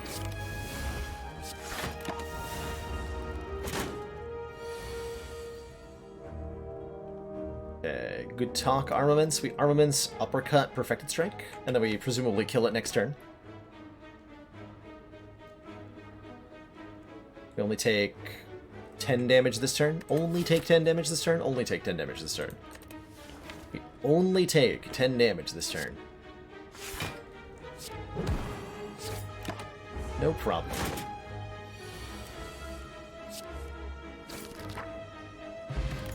Bottled Flame. Choose an attack card. Put it into your hand. Start each combat. Well, do I bottle Perfected Strike, Perfected Strike, or Perfected Strike? What do I bottle here?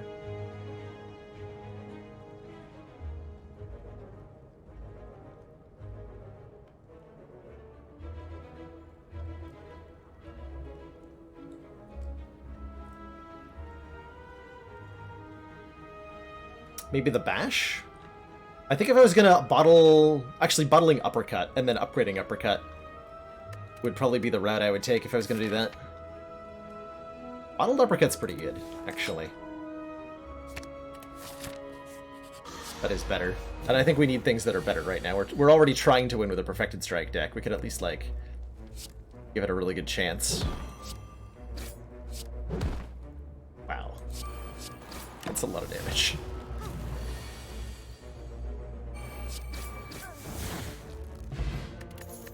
Rest in pieces. None of these cards say strike on them. I don't want them. I do want to fight two elites at 35 health. I am going to do that. Is it going to go well? No. Do I care? No.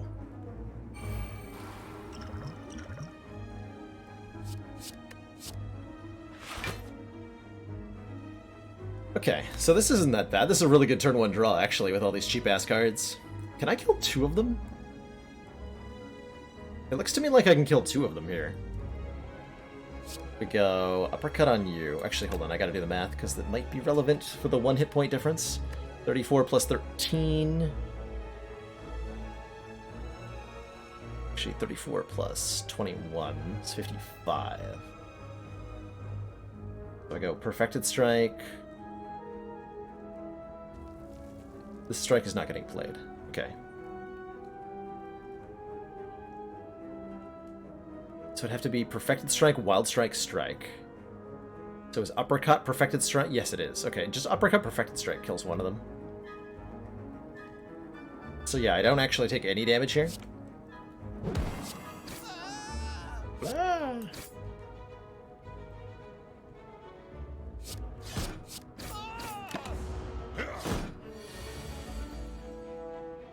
Wrecked nerd.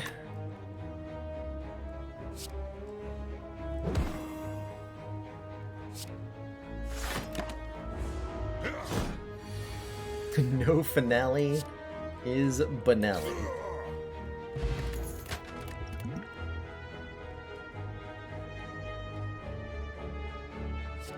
Choose an attacker power card, add 2 copies of that card into your hand. If we duplicate Perfected Strike, the other Perfected Strikes immediately get stronger, because we have more of them. So this is our scaling, is to add more copies of Perfected Strike into the deck. Note that we still have yet to add anything that does anything more than block 5.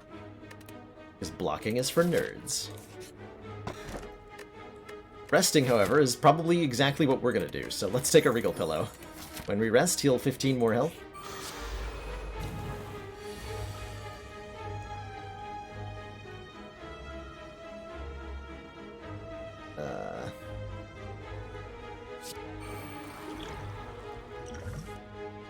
Nice.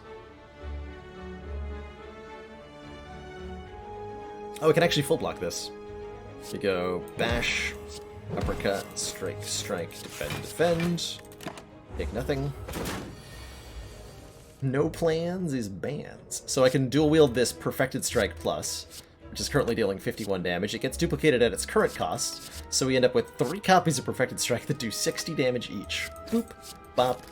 Oh, I didn't even get to play the third one. Rip. Molten Egg. Any additional copies of Perfected Strike we find will already be upgraded. Carnage is Blarnage.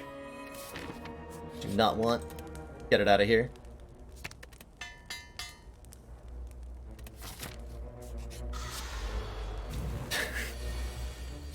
Stupid chat being correct about Berserk. Damn it.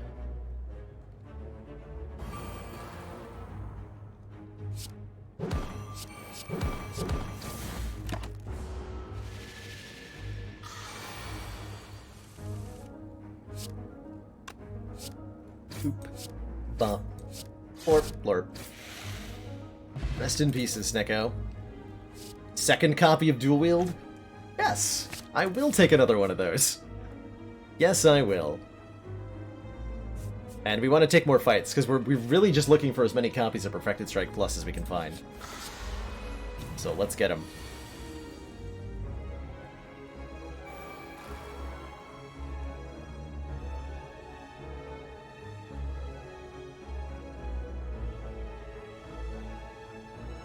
Okay, well, I can actually just, like, dunk everything on turn 1.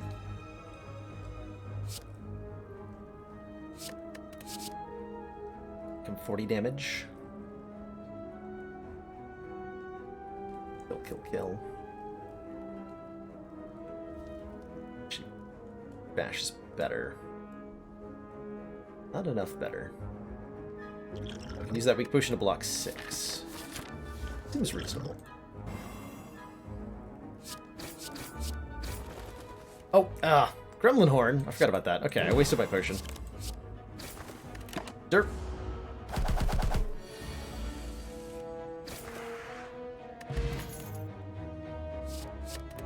None of those say Perfected Strike. Nor do any of these.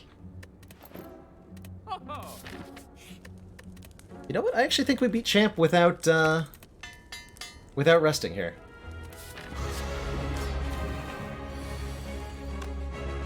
At least that is the hope. I'm gonna uppercut the ever-loving hell out of this dude. Boom! Enjoy your 8 turns of weak and vulnerable, champ.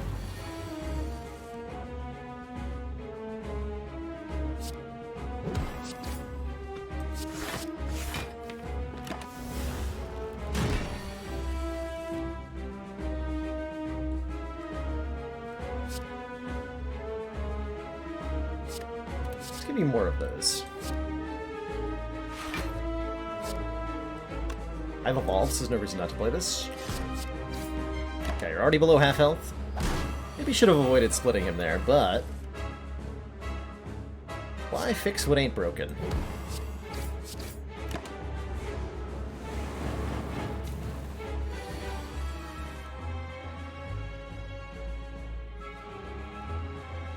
Uh-oh. Dang it, Chrono!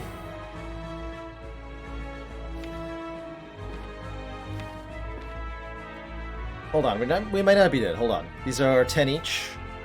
So 14 plus 10, 10, 10. Damn it. Am I dead? No, hold on. No. I can block this. This is only 44. Wait, no, we're exactly dead, right? If I uppercut, defend, I still exactly die? No, I live by 1, right? No, I live by 1. No, but I can't do that. Because I don't have enough energy! No! So the best I can do is uppercut, defend, and that's 22 times 2 coming in at 40 health. So I do die there. I don't think the explosive pot makes a difference, right? This is 14 plus 30. It's 44 damage. 54 damage is still too little to get a kill here.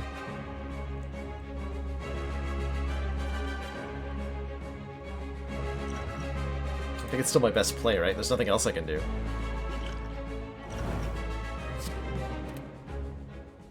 But we don't get a kill there. That's so tragic. This deck could have gone all the way. I wanted to believe. I just split him on the wrong turn. Is what I shouldn't have done. Damn it.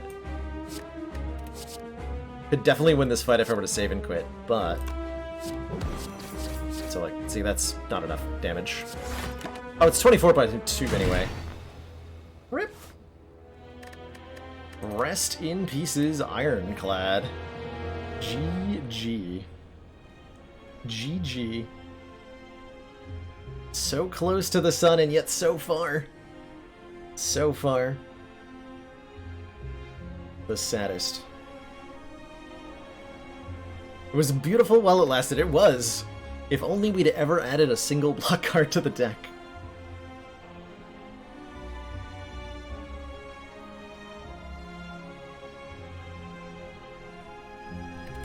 Much disappointment. Dang it, Ironclad. Dang it! Dang it. Dang it.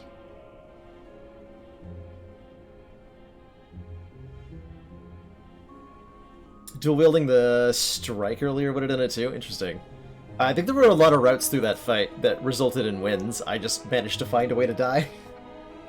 With a particularly bad draw there. On the execute turn. Whoops. Such is life. I would have really liked to see that deck cleave through Giant Head. Oh well. That is, I think, going to bring things to a close today. We've been live for 5.5 hours. It's getting late over here. But I don't have time for another run. So I will call it here. And say thank you so much, everybody, for joining me. And thank you for the generosity tonight. We've been pushed a little bit closer to those 6 streams a week for next month.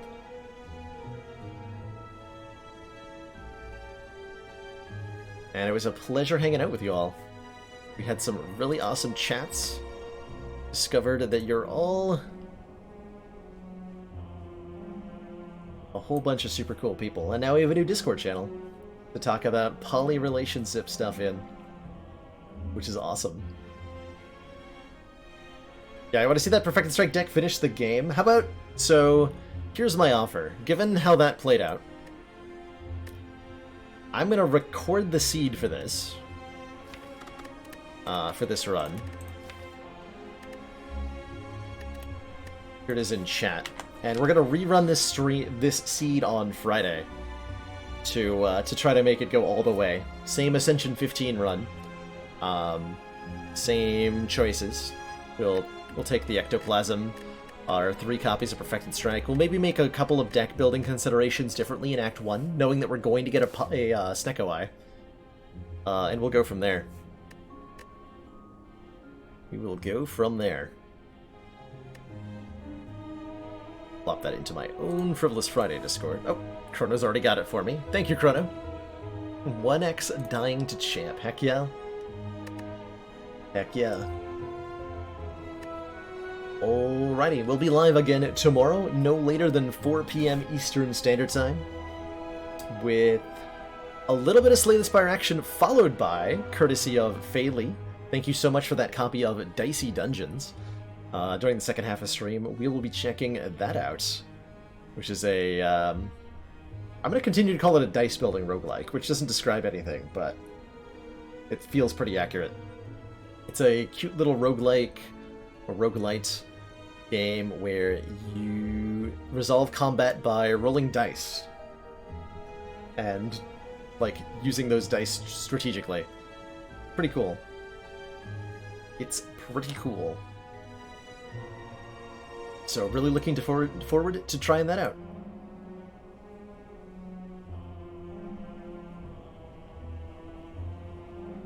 Name of it is Dicey Dungeons. Here, let me get a... Or you're probably talking to Chrono. Dice Forge. I don't think I've played it. Well, no, I haven't played it, because it came out last year, and I haven't played board games in like 2 years. Why would I have played it? Angrily rants itself.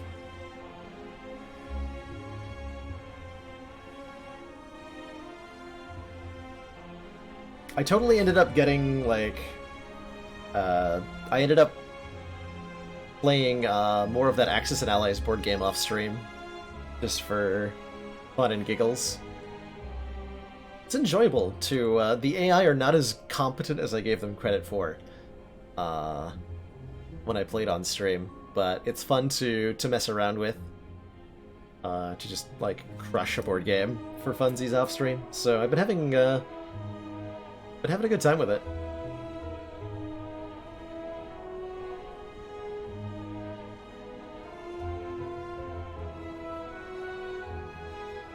Alrighty, well, I'm heading out. Are you on your way to watching Teek's collab stream? Have fun, JDK. Those were some incredible runs. If you're talking about the collab with me. Those were some really incredible runs that Teek and I have done together. Oh, you haven't watched the Defect one? Uh-oh. The Defect run is legendary.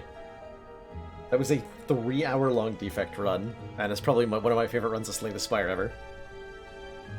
So have a blast if you're going to catch up on that. And to everybody else, have a great night. Ta-ta for now. See you all soon.